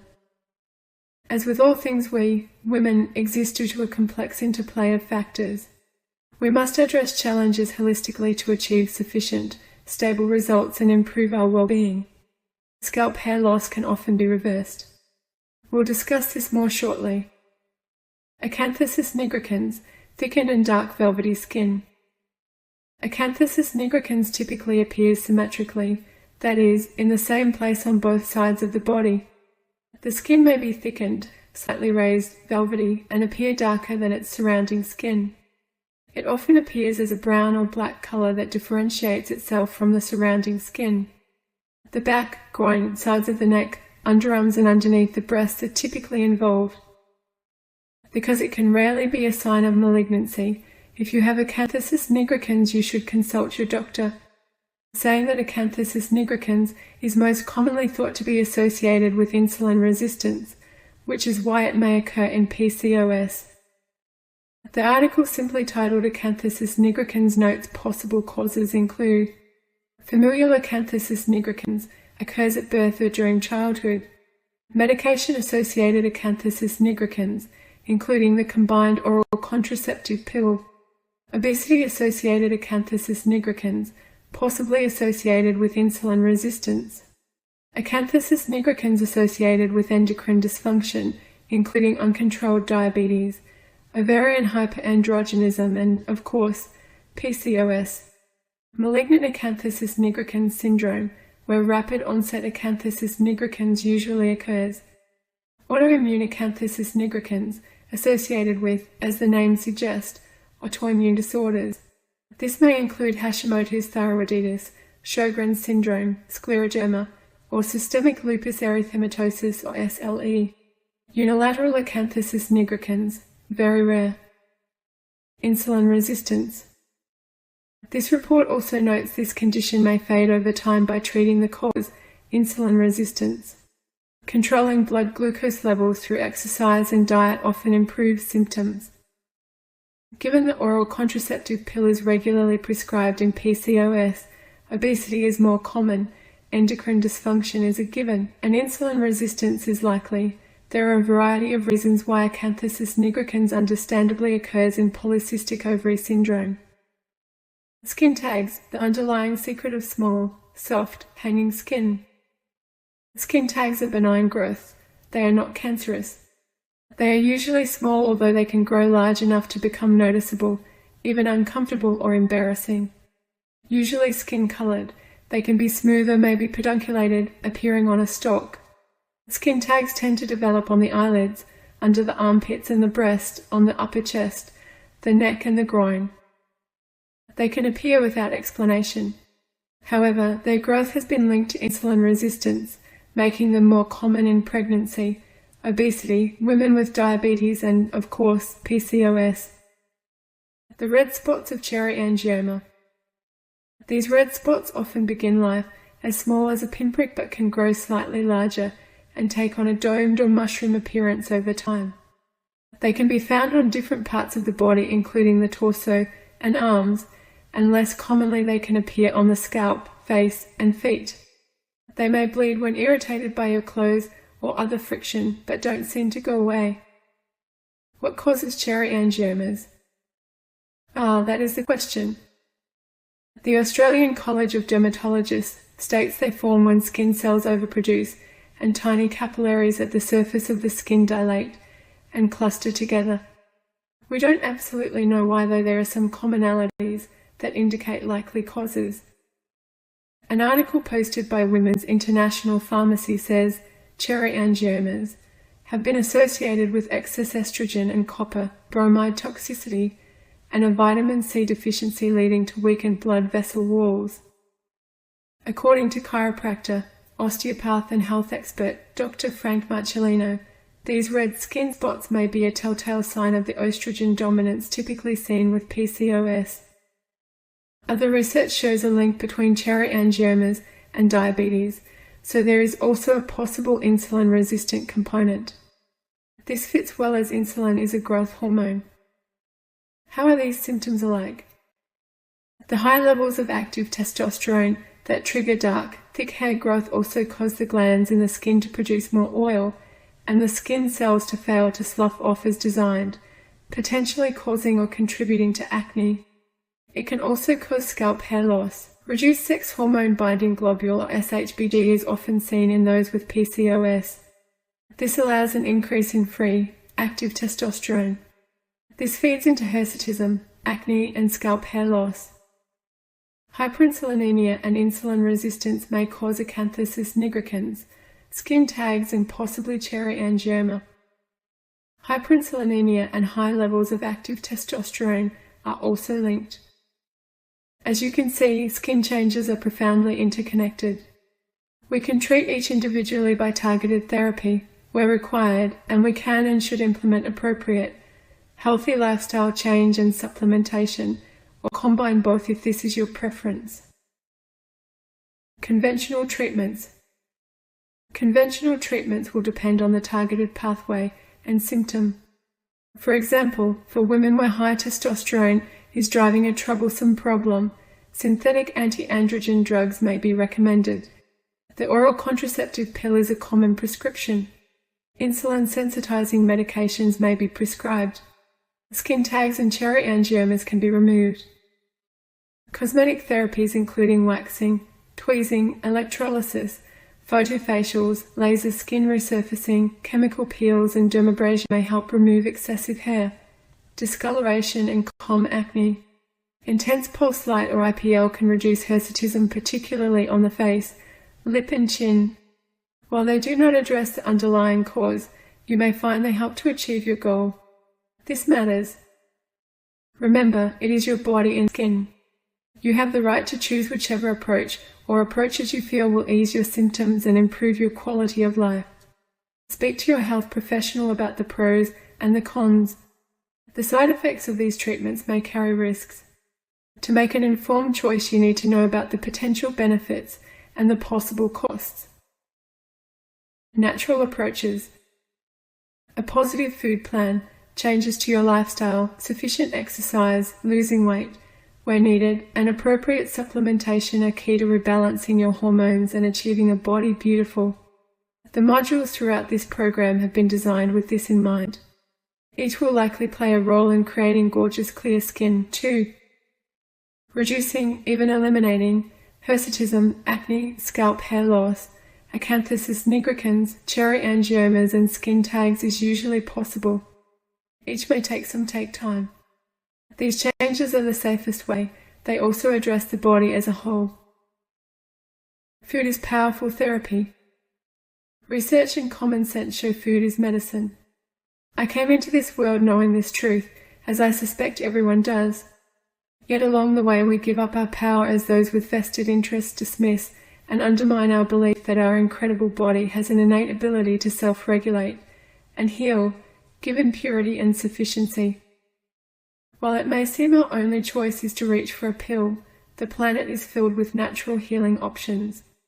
Healthy food has the side effect of good health, whereas a study in the British Medical Journal showed medicine is the third leading cause of death in the United States. I don't share this information to undermine your choices, but we each need the opportunity to make informed decisions.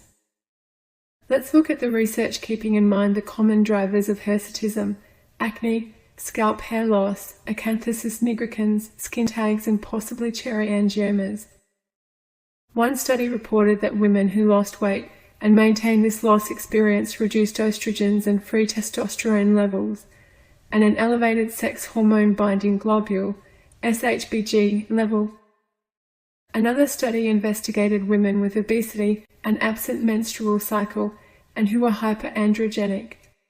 The women lost between 4.8 to 15.2 kilograms each, and their waist to hip ratios dropped from an average of 0.86 to 0.81. With this change, testosterone and luteinizing hormones, or LH concentrations, both often high in PCOS, decreased significantly. The authors noted that hirsutism improved significantly in more than half of the women, as did acanthosis nigricans when present. Another study treated two groups of young men with severe acne for 12 weeks. Those following a diet containing 25% protein and 45% low glycemic foods lost weight, experienced improved insulin sensitivity, and their total acne lesion count significantly decreased. While this study was in men, it is no less relevant for women. Yet another study compared following a vegan diet to following an omnivorous diet, which includes meat and plant products. The vegans had an astounding 23% higher level of sex hormone binding globule, SHBG. Remember, that's the globule that attaches to and inactivates sex hormones like testosterone and estrogen. SHBG is important to reduce high active hormone levels and potentially ease hormone-driven symptoms. Another study in women showed that a diet low in animal fat and refined carbohydrates and rich in low glycemic index foods, monounsaturated and N3 polyunsaturated fatty acids, and phytoestrogens resulted in weight loss, increased SHBG and reduced testosterone level. And yet another paper discussed how high glycemic food plans have been linked to insulin resistance, yet the low glycemic load food plan recommended in this program has been shown to improve insulin sensitivity. It can also reduce the chronic inflammation linked to PCOS. I could go on, but I hope you see, your food plan is your golden ticket. In Module 5, Weight Loss Essentials, and Module 6, on food, we go into more detail about the right food choices for those with PCOS. These will aid beautiful skin. Here are some quick tips for selecting healthy, low glycemic load foods. Fruits and vegetables are low glycemic load and low-calorie foods that are packed with nutrients and fiber. Increasing your daily servings of fruits and vegetables will help to balance your hormones. It will also give your skin the vitamins, minerals, and antioxidants needed to heal. Apples, blueberries, cherries, grapefruit, kiwi fruit, oranges, peaches, raspberries, and strawberries are some of the best choices. Artichokes, asparagus, broccoli, carrots, cauliflower, celery, cucumber, eggplant, green beans, leafy greens like lettuce, spinach, kale, chard and mustard greens, summer squash, tomatoes, and yams also meet the low glycemic load standards. Many gluten-free whole grains, peas, beans and lentils are low glycemic load and calorie. They contain complex carbohydrates, dietary fiber and the nutrients required to balance your hormones. Foods that contain harmful types of saturated fats, white flour, sugar, artificial colors or flavors, and preservatives are not part of a healthy PCOS food plan. These products wreak havoc on hormonal balance and weight management, making the symptoms of PCOS, including excess hair and acne, worse. Processed foods such as lunch meats and prepackaged dinners contain many of these unhealthy ingredients and should be avoided. Natural treatments options. Changing your food plan and weight loss where needed, calm the hormones responsible for PCOS-related skin problems. What else can help you overcome these complaints? Plant-derived anti-androgenic therapies. You might be surprised to learn that there is both anecdotal and research evidence to support the use of certain plants in reducing androgens.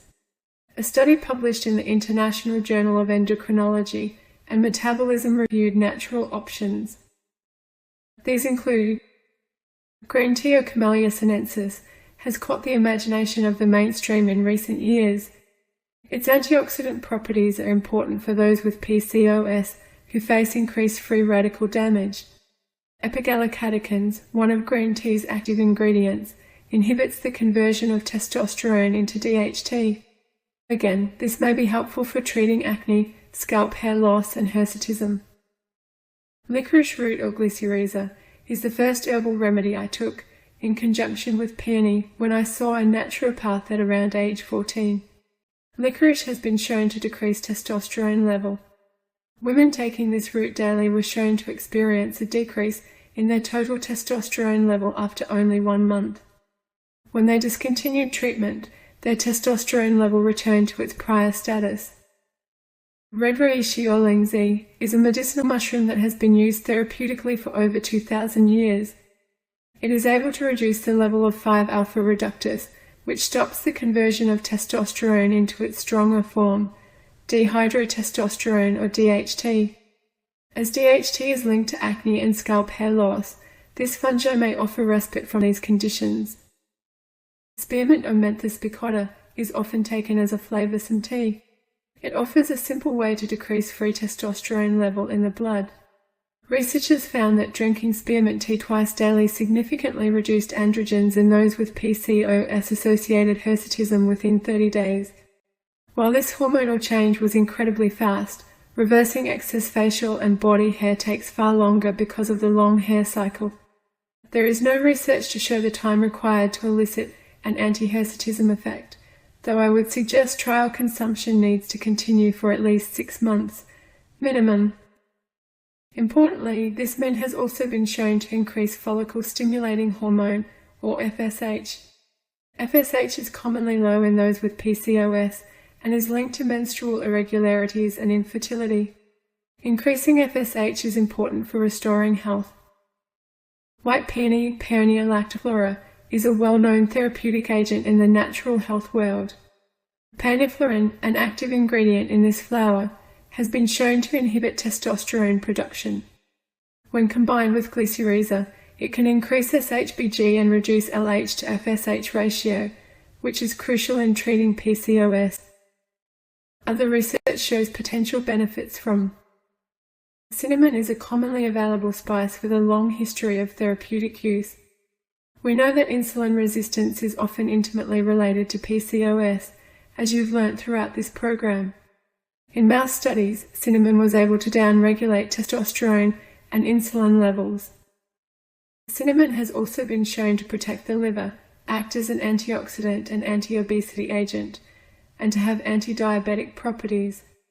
Those with PCOS are more likely to experience non-alcoholic fatty liver disease, or NAFLD, obesity, and to develop diabetes, so daily cinnamon consumption is sensible on many levels. It's part of my daily regime. Alcohol consumption. Drinking alcohol appears to increase total and free testosterone levels, especially amongst women who take the oral contraceptive pill. Reducing or eliminating alcohol makes sense. Natural insulin sensitizing therapies. Enhancing insulin sensitivity is an important step for alleviating PCOS signs and symptoms, including hirsutism, acne, acanthosis nigricans, and likely skin tags and cherry angioma. In Module 9, Sensitizing Insulin, we cover this in detail. Refer to this module for detailed information. Stress management. Psychological stress can increase insulin resistance, which, as we've seen, may increase free hormone levels.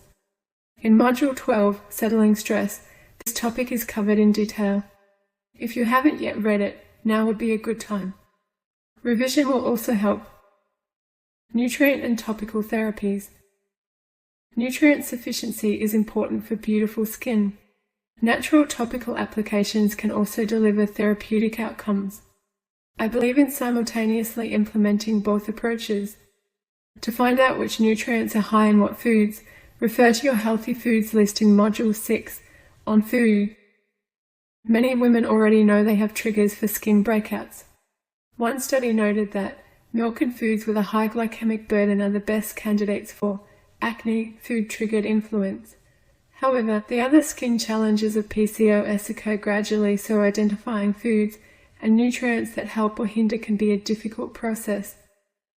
Note: we talk about the foods best left on the shelf in Module 5, Weight Loss Essentials, so here I wanted to talk about the nutrients that may help to calm dermatological issues and why. Antioxidants quell the free radicals constantly produced by the cells of the skin. The production of these harmful chemicals is a byproduct of normal respiration and metabolism. It is nothing to worry about. However, when the balance breaks and insufficient antioxidants are present, skin disease can be triggered or exacerbated. As with all processes in our incredible bodies, they work in a synergistic manner. As the article Antioxidants in Dermatology states, multiple antioxidant molecules allows not only to amplify the antioxidant action in several sites, but also to obtain an amplified action. Simply put, this means that by combining a range of antioxidants, the effect is greater. They each play an important role, with the result being greater than the sum of its parts. Antioxidants include vitamins A, C, D, and E, essential omega-3 fatty acids, and flavonoids. Vitamin A is a fat-soluble nutrient involved in cellular communication, immune function, reproductive health, and the development of new skin cells. Topical application is used to calm mild to moderate acne. Vitamin C is a water-soluble nutrient that is deeply supportive of skin health, with high levels found in the dermis and epidermis. Vitamin C is important for wound healing, calming inflammatory lesions and acne, and as an antioxidant, which may protect the skin. It reduces blood glucose levels in insulin-resistant diabetics and directly improves insulin sensitivity, as insulin resistance triggers the androgenic changes that lead to hirsutism, acanthosis nigricans, unlikely skin tags, and cherry angioma. Supplementation and topical application make therapeutic sense. Vitamin E, as an Oregon State University article says, is a fat-soluble antioxidant that is essential for the maintenance of healthy skin. Topical application can reduce inflammation of the skin. Zinc is an important mineral needed for healthy reproductive function, immunity, wound repair, and healing. It has antioxidant and anti-androgenic properties. A deficiency has been associated with insulin resistance in women who are obese. These things combine to make sufficiency crucial for clear skin. Topical application has been shown to be effective in the treatment of mild to moderate acne, and oral supplementation can ease moderate to severe acne. As a lovely bonus, topical products may significantly reduce wrinkles, and a 1% solution containing zinc pyrithione showed considerable hair growth in androgenic hair loss. Essential fatty acids, or EFAs, are important for protecting the skin from sun damage, reducing sensitivity and aging, calming inflammation, and for optimal wound healing. This is important for normal skin function and appearance and may be particularly helpful for inflammation and acne. Topical application and oral supplementation effectively deliver EFAs to the skin. Polyphenols, including flavonoids, occur naturally in plants including bark, flowers, fruits, vegetables, nuts, and seeds. They possess wonderful antioxidant properties, anti-inflammatory effects, act to regulate the immune system, repair DNA, and correct harmful cell function. Polyphenols, in essence, help to protect, calm, and repair the skin. Throughout this program, the changes you make will most likely have a positive impact on the health of your skin. The more you quell the drivers of your PCOS, the greater the results will be. What you eat, supplementation, how well you sleep, avoiding cigarette smoke, either active or passive, managing your stress, and topical applications will all help you to achieve beautiful, clear skin. Module 19. a PCOS guide for loved ones. Thank you for being here to support your loved one. This journey can be difficult. Your being there matters more than you can imagine. While this program goes into much detail about PCOS, this module has been created especially for you, to provide insight into this syndrome, to help you understand why it can so profoundly affect your loved one and the way she sees herself and her body. This module will assist you in supporting her and also yourself. Mainstream treatment options. Mainstream treatments tend to revolve around the birth control pill, drugs to decrease androgenic hormones, often referred to as male hormones, and those that improve insulin sensitivity. However, these can bring side effects and do not address the underlying drivers of disease. It's a little like covering up your car's oil light, designed to warn you there is a problem. Initially, it works, no more annoying light.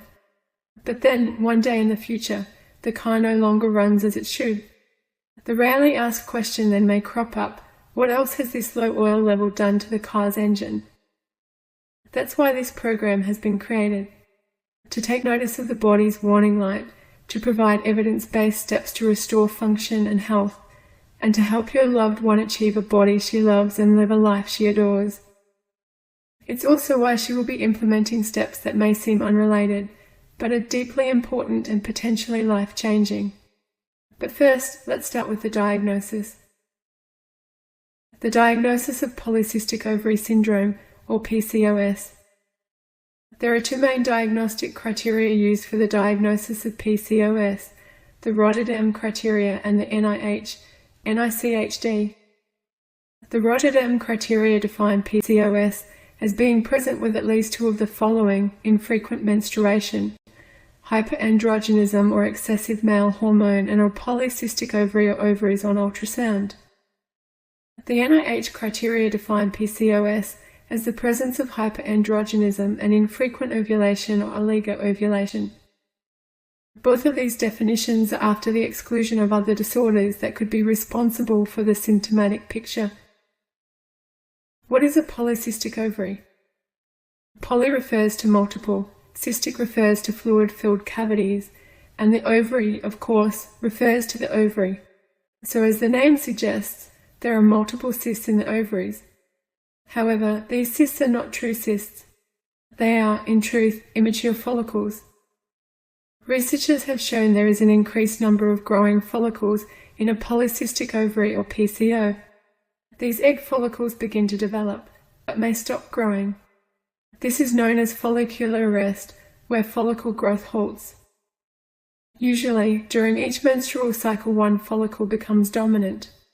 It enlarges, the egg within matures, and an egg is finally released, known as ovulation. When this process doesn't occur, it is known as anovulation, the literal lack of ovulation. This leaves numerous immature follicles still sitting in the ovary. These are the cysts in the name.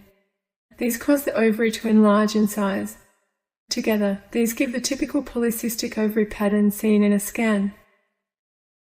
The appearance of polycystic ovaries on either side of the uterus. What does a polycystic ovary look like? The definition of a polycystic ovary is one in which there is either 12 or more follicles measuring 2 to 9 millimeters in diameter and or increased ovarian volume, greater than 10 cubic centimeters. The follicles appear in a typical peripheral pattern, also known as the string of pearls appearance. This is most commonly determined by abdominal and or transvaginal ultrasound. The transvaginal scan is more accurate. Having a scan can be confronting for your loved one. She may feel uncomfortable or sad. The best approach is to support her and listen to her concerns. You may gently encourage her, but remember, it is her body. Do not override her sense of self, personal control or decisions. What is the difference between polycystic ovaries and polycystic ovary syndrome? The appearance of polycystic ovaries and polycystic ovary syndrome are two separate entities. A woman with the appearance of polycystic ovaries, PCO, may or may not have PCOS. Approximately 19 to 33% of the general female population may show PCO appearance on ultrasound. Somewhere in the vicinity of 10% of the female population has PCOS. There is some thought that PCO may develop into PCOS given the right conditions, including weight gain or an increase in insulin levels. However, until further research is conducted, these two entities should be considered distinct from one another, saying that the lifestyle changes and advice in this program are not only what is best for those with PCOS, but also for a human being to experience well-being. Regardless of whether she has PCO or PCOS, following the advice will likely improve her health.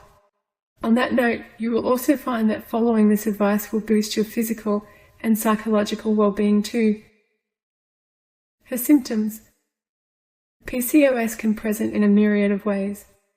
The picture of an average woman with PCOS includes extra cuddly bits, trouble losing unwanted weight, irregular, potentially painful periods, infertility, excessive facial and body hair, and acne. However, there is much variation.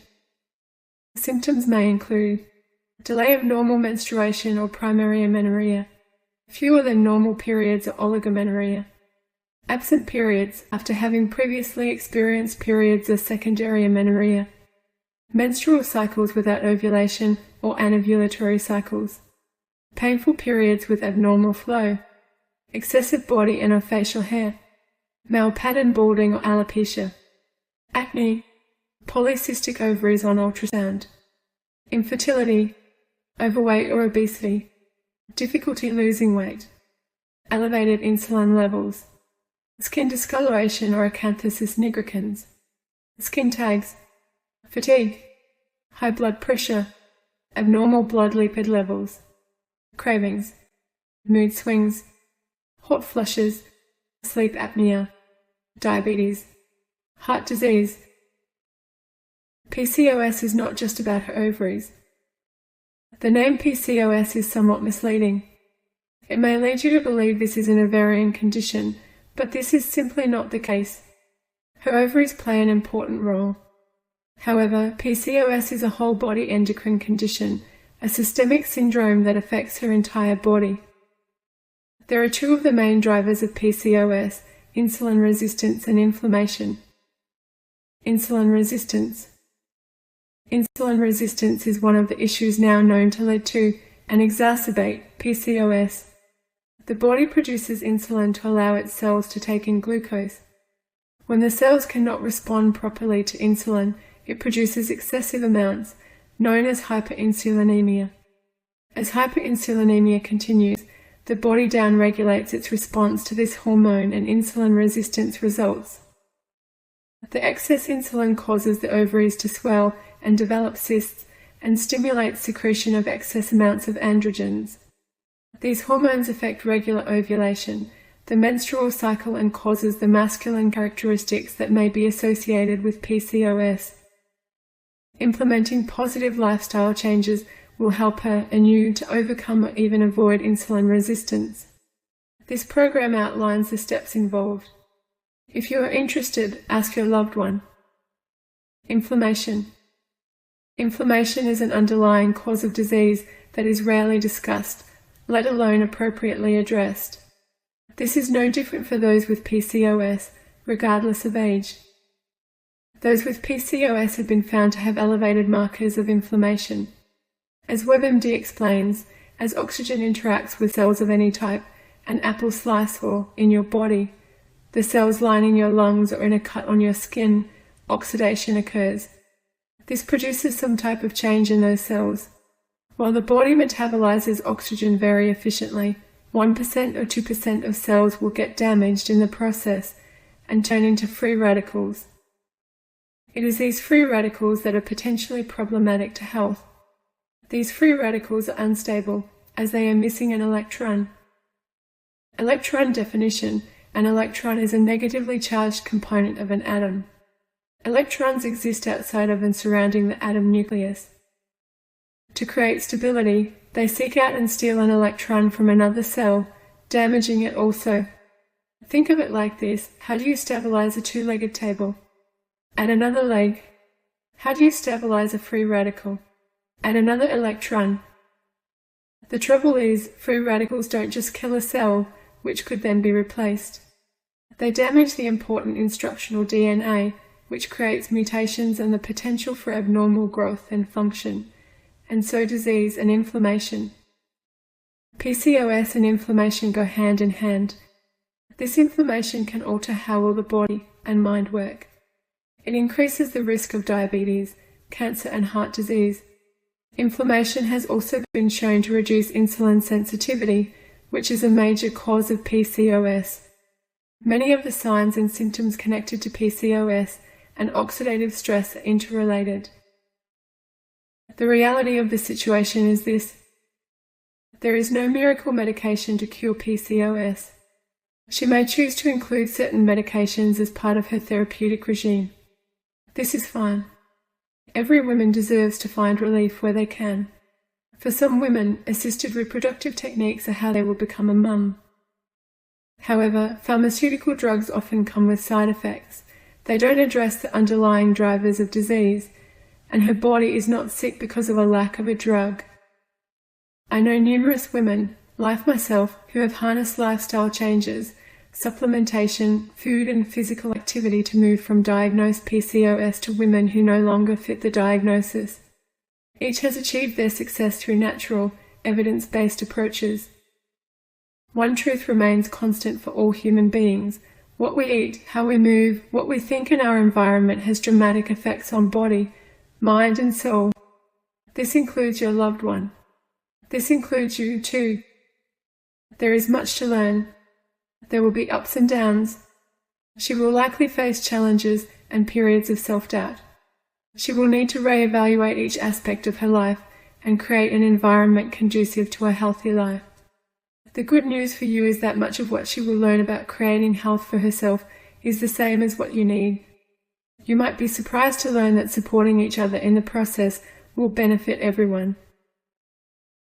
Our responsibilities. One of our greatest responsibilities is to offer unconditional support to our loved ones. This can be, at times, easier said than done. Let's talk about that. Whether the woman you love has just been diagnosed with polycystic ovary syndrome, or it has been a part of her life for a long time, you can be her teammate in facing and managing this syndrome. Many of those living with PCOS find themselves facing much more than just the physical effects of this syndrome. PCOS changes her body and may leave her feeling defeminized and unattractive. This can make it challenging to achieve and maintain feelings of confidence in a relationship. If she is a family member or a friend, your support may be a cornerstone for her to conquer her PCOS. If you are her partner, this can be more intense. You might tell her she's beautiful. She may not believe you. Tell her anyway. You might tell her she's strong. She may begin to cry. Tell her anyway. You might feel lost and not know what to say. That's okay. Ask her what she needs. Provide compassionate space and love. If she has been living with PCOS for a long time, there's a good chance she knows a good deal about it. If she has just been diagnosed or has recently opened up to you about this syndrome, then there is a lot to learn. PCOS affects every woman differently. The key to understanding what your loved one is facing lies in knowing about this syndrome, learning about her symptoms, knowing what causes them, and in working diligently to comprehend what this means for your loved one. Do not assume, do not push. Consulting with a PCOS specialist is helpful. Someone who specializes in this syndrome can provide valuable, focused information and insight that other practitioners may not be able to offer. If your partner doesn't already have one, seek out a local specialist who is knowledgeable about natural and alternate treatments as opposed to one who uses pharmaceutical drug therapy alone. Strengthening her body and bringing it back into balance is a wonderful focus. If you cannot locate a local specialist, consider making a trip or scheduling a telehealth consult. Consult with a nutritionist or naturopath who will be able to offer tailored advice. If she wants you to, accompany her to see the specialist whenever possible and play an active role during the appointments. Note: ensure this is what she wants, ask her and listen well.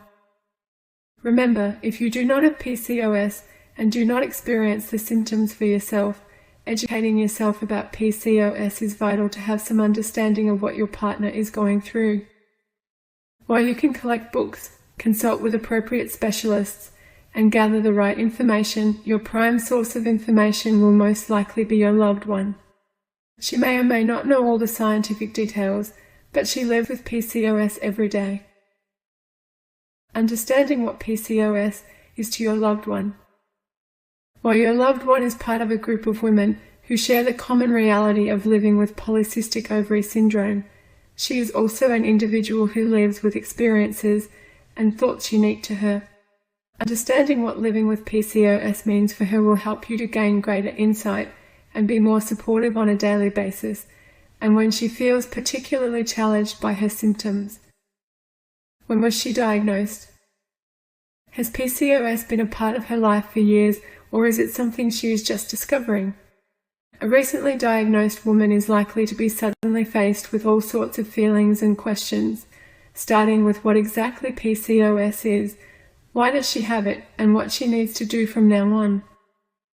She might feel distraught over discovering that she has a syndrome which may affect her hormones and body dramatically, or she may feel relief at finally having an answer. Someone who has been living with PCOS for years will have been through the initial challenges and hopefully has made some major adjustments to her lifestyle.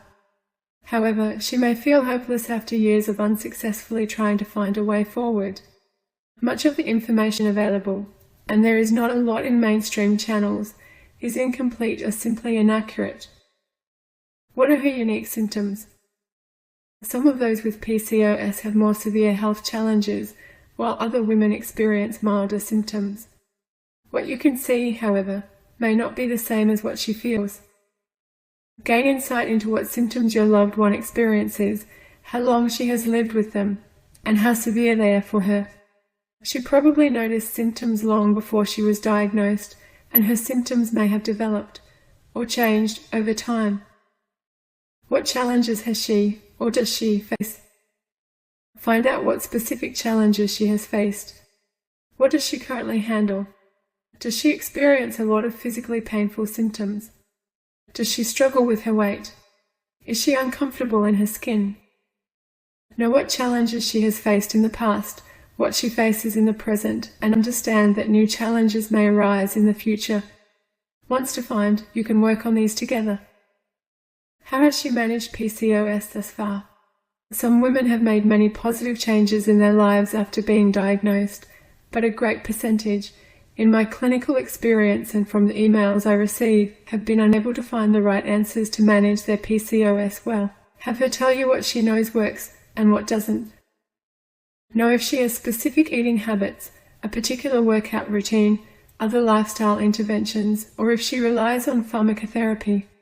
Understand, though, she needs your support, not judgment or pressure. Is it time for a change? No matter how long PCOS has been part of your loved one's life, now is as good a time as any to evaluate or re-evaluate her approach to it. Educate and re-educate yourselves as necessary. Examine where she currently is with regard to therapeutic success, define any challenges, examine current approaches and decide together what needs to change. She should take the lead. Encouragement and motivation. Making lifestyle changes can be difficult for anyone. Making the lifelong lifestyle changes vital for the maintenance of good health and conquering PCOS can be extremely daunting. Your motivation and encouragement are often just as important as her dedication to maintaining healthy habits. By encouraging her on a day-to-day basis, no matter what hardships she faces, you will make a difference for her. No nagging. Understanding what PCOS means for a romantic relationship. As with any relationship, you and your partner should work as a team and commit to facing your challenges together. This includes PCOS. Life throws us all sorts of challenges, and PCOS will likely come with challenges of its own. Be prepared and dedicated to work things through. If she wishes for you to, take an active role in the management of your partner's PCOS. The best way to do this is by being willing to make changes to your own lifestyle to help her fully commit. Making these changes together will solidify your partnership and you may be surprised how beneficial these changes are to your own health too. However, for some couples, PCOS can be difficult to manage. Counseling can be a profound blessing. If you need help, either together or alone, please seek professional care. Dr. Gretchen Kubacki is a qualified psychologist with a special interest in PCOS. You can reach her through drgretchen-kubacki.com. Understand what she needs. Everyone has different needs and expectations from their loved ones. Open discussion is helpful. Living with any chronic health challenge can be an alienating or isolating experience. Let your loved one know that she is not alone. Express and show her your support. Make a genuine effort to understand her needs. Emotional support. PCOS causes hormonal imbalances, which can affect her emotions. Being supportive through the emotionally challenging periods can help ease the stress associated with these times. Offering support while she's facing a challenging period is important. Let her know that you are there for her and that you want to help her work through her feelings. Do so gently and without judgment. Those with PCOS are more likely to suffer from depression, anxiety, and low self-esteem. Due to the upsetting nature of some of the signs and symptoms, she may also not be upfront about how she is feeling nor how she sees herself. She may know she is feeling and acting irrationally, but at the same time be unable, or too embarrassed, to express the reasons for her emotional state. Be patient. Tip: do not invalidate her feelings or assume if she is upset it must be her PCOS talking. Communicate. Communication is key in all relationships, and communicating about your partner's PCOS is important. You may not always be able to recognize how she's feeling. Ask her and request that she lets you know when she needs to talk. You do not want PCOS to become the focus of your lives together, but be open to and engaged in discussions. Discuss how you both feel about the changes being implemented to improve her PCOS and your lives. If she thinks it's time to try a new approach, hear her out, decide together on a way forward, and take action accordingly. Also, be open and authentic. You need to be you in this space. You need to speak your truth and show up. You need to feel heard and be considered. Nutritional needs. Regardless of the severity of her PCOS, speaking with a nutritional specialist like a naturopath or a nutritionist and improving her food plan is essential for conquering PCOS. Be aware of which foods to avoid and which foods are beneficial. Stock the pantry and refrigerator accordingly. In Module 6 on food, you'll find recipes, our healthy nutrients list, and other food-related resources. In the bonus section, you'll find the module, Sensational Supplements. Here you'll discover the foundational nutrition system I recommend to ensure nutrient sufficiency for your partner and yourself. Nutrition plays a huge role in conquering PCOS and in well-being. Eat together. Your loved one is at greater risk for obesity, diabetes, and heart disease. But both of you need to eat the right foods in the correct proportions to maintain a healthy weight, activity level, and individual nutritional needs. This is an important area where a collaborative effort will make a huge difference in conquering her PCOS and achieving well-being for you both. The ideal food plan for your partner is also likely the ideal food plan for you. If you together implement and enjoy the foods recommended in this program, you will keep each other on track and both improve your health. Certain foods can be extremely detrimental to your partner's health, especially in excess, so prevent temptation by keeping those foods out of the house. Encourage each other to eat healthy portions. Find healthy alternatives to favorite treats. Do not encourage her to starve herself. A very low-calorie diet is damaging to artery walls. Plus, if she does not receive the nutrients needed, she will not improve her health, lose weight, or conquer her PCOS. Exercise together. Physical activity has a huge impact on health. Movement, or lack thereof, also affects how your loved one's PCOS manifests. Incorporating additional activity can improve her quality of life by contributing to overall well-being. decreasing cravings, improving insulin sensitivity, reducing depression, elevating mood, and helping her to lose weight. When you exercise as a team, you will both benefit. When one of you doesn't feel like exercising, the other can be the motivating partner. You will both feel better once you introduce sufficient physical activity into your life. Exercise will help to control obesity, and obesity and PCOS often go hand in hand. Cardiovascular exercise strengthens the heart, which is extremely beneficial to those with PCOS. Strength training is something many women approach with caution, but it is a valuable addition to the fitness program of those with PCOS.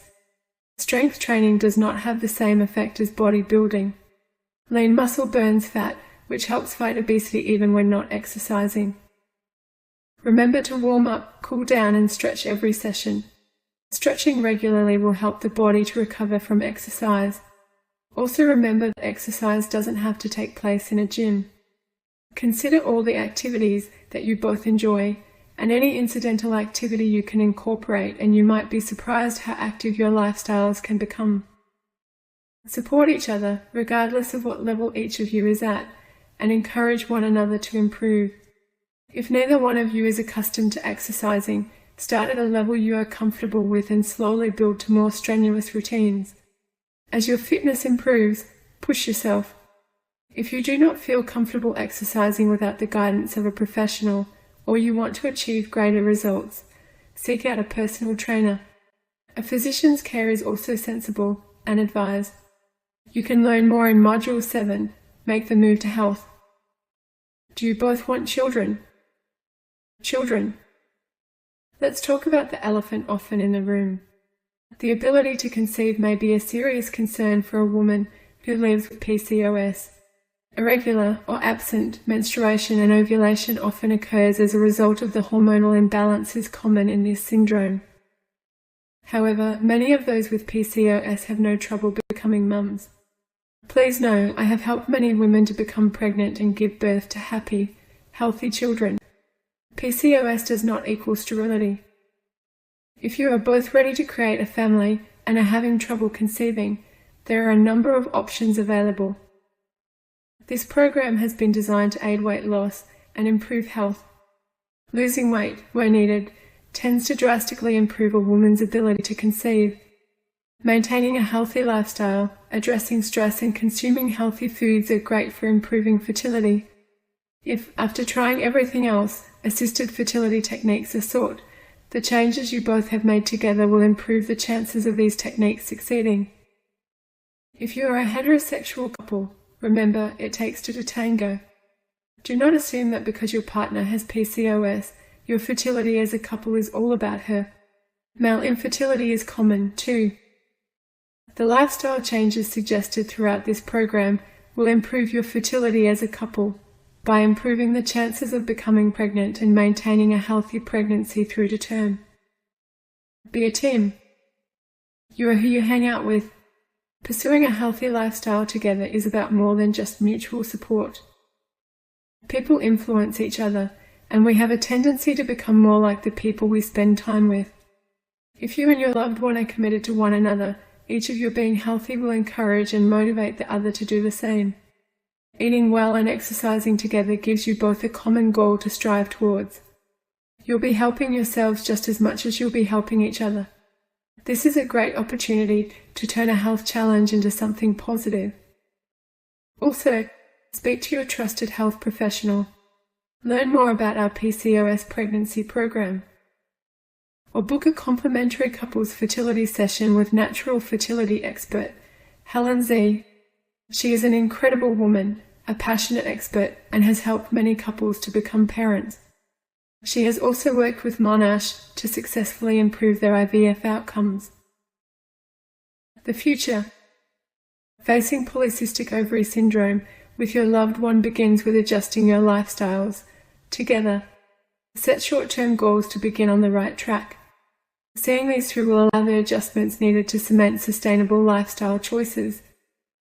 Think about what you want in your future. Determine what it will take to ensure the two of you achieve your goals together. Remember that you are a team and your relationship is a two-way street. As a woman living with PCOS, your partner will have several unique needs. She may rely on you to either provide direct help or to support her through this process. Let yourself be empowered by the support you provide her, and let your unity enrich your relationship. And never forget, you must look after yourself too. You made it. You just completed all the modules of the PCOS Body Beautiful program. And that means something. It means you showed up for yourself when it would have been easier to give up. It means you chose to understand your body instead of fighting it. And it means you're ready to step into the transformation you've been working toward. Take a moment to celebrate that. Seriously. So many people start this journey and never finish. But you did. Over these modules, you've learned that PCOS weight loss isn't about willpower. It's about addressing the root causes, including insulin resistance and how to sensitize your cells, inflammation and how to calm your body's stress response, gut health and how it controls your cravings, thyroid function and metabolic restoration, stress management and cortisol balance, the mindset shifts that make change sustainable. You now understand that your body isn't broken. It's been working as it should, given the environment it's been in and your biology. And now you have the tools to change that environment. And here's what I know, this journey won't always be linear. There will be days when you make choices that feel aligned, and days when you don't. There will be wins that feel huge, and setbacks that feel discouraging. But remember what we talked about in Module 1, progress over perfection. Daily action, even when small, is a crucial step in a healthier direction. Your relationship with food and with yourself will continue to evolve. Your body will continue to respond, and over time, sometimes slowly, sometimes surprisingly fast, your tastes, your priorities, and your results will change. Trust the process. Trust yourself. Now, here's the thing. You don't have to do this alone. Healing PCOS is so much more powerful when you're surrounded by others who understand what you're going through. The frustration, the hope, the small victories, the hard days. That's why I want to invite you to join our free PCOS community at facebook.com/groups/conqueryourpcos. Inside, you'll find many others are healing their PCOS naturally. Regular support, encouragement, and accountability. Recipe ideas, success stories, and real talk. A place to ask questions and share your wins. This community has been a lifeline for so many. They celebrate each other's progress, troubleshoot challenges together, and remind each other that they're not alone in this. I'd love for you to be part of it, and if you want to stay connected beyond the group, subscribe to this YouTube channel for weekly PCOS education, research, poetry, and natural treatment strategies. I'm constantly creating new content to support your journey. Join my email list to get exclusive tips, research updates, and early access to new programs and resources I'm developing. It's at conqueryourpcosnaturally.com/join us. Leave a comment below and tell me, which module was most impactful for you? What's the biggest shift you're committed to making? I read every single comment and I'd love to hear from you. I wish you all the very best and look forward to hearing about your success.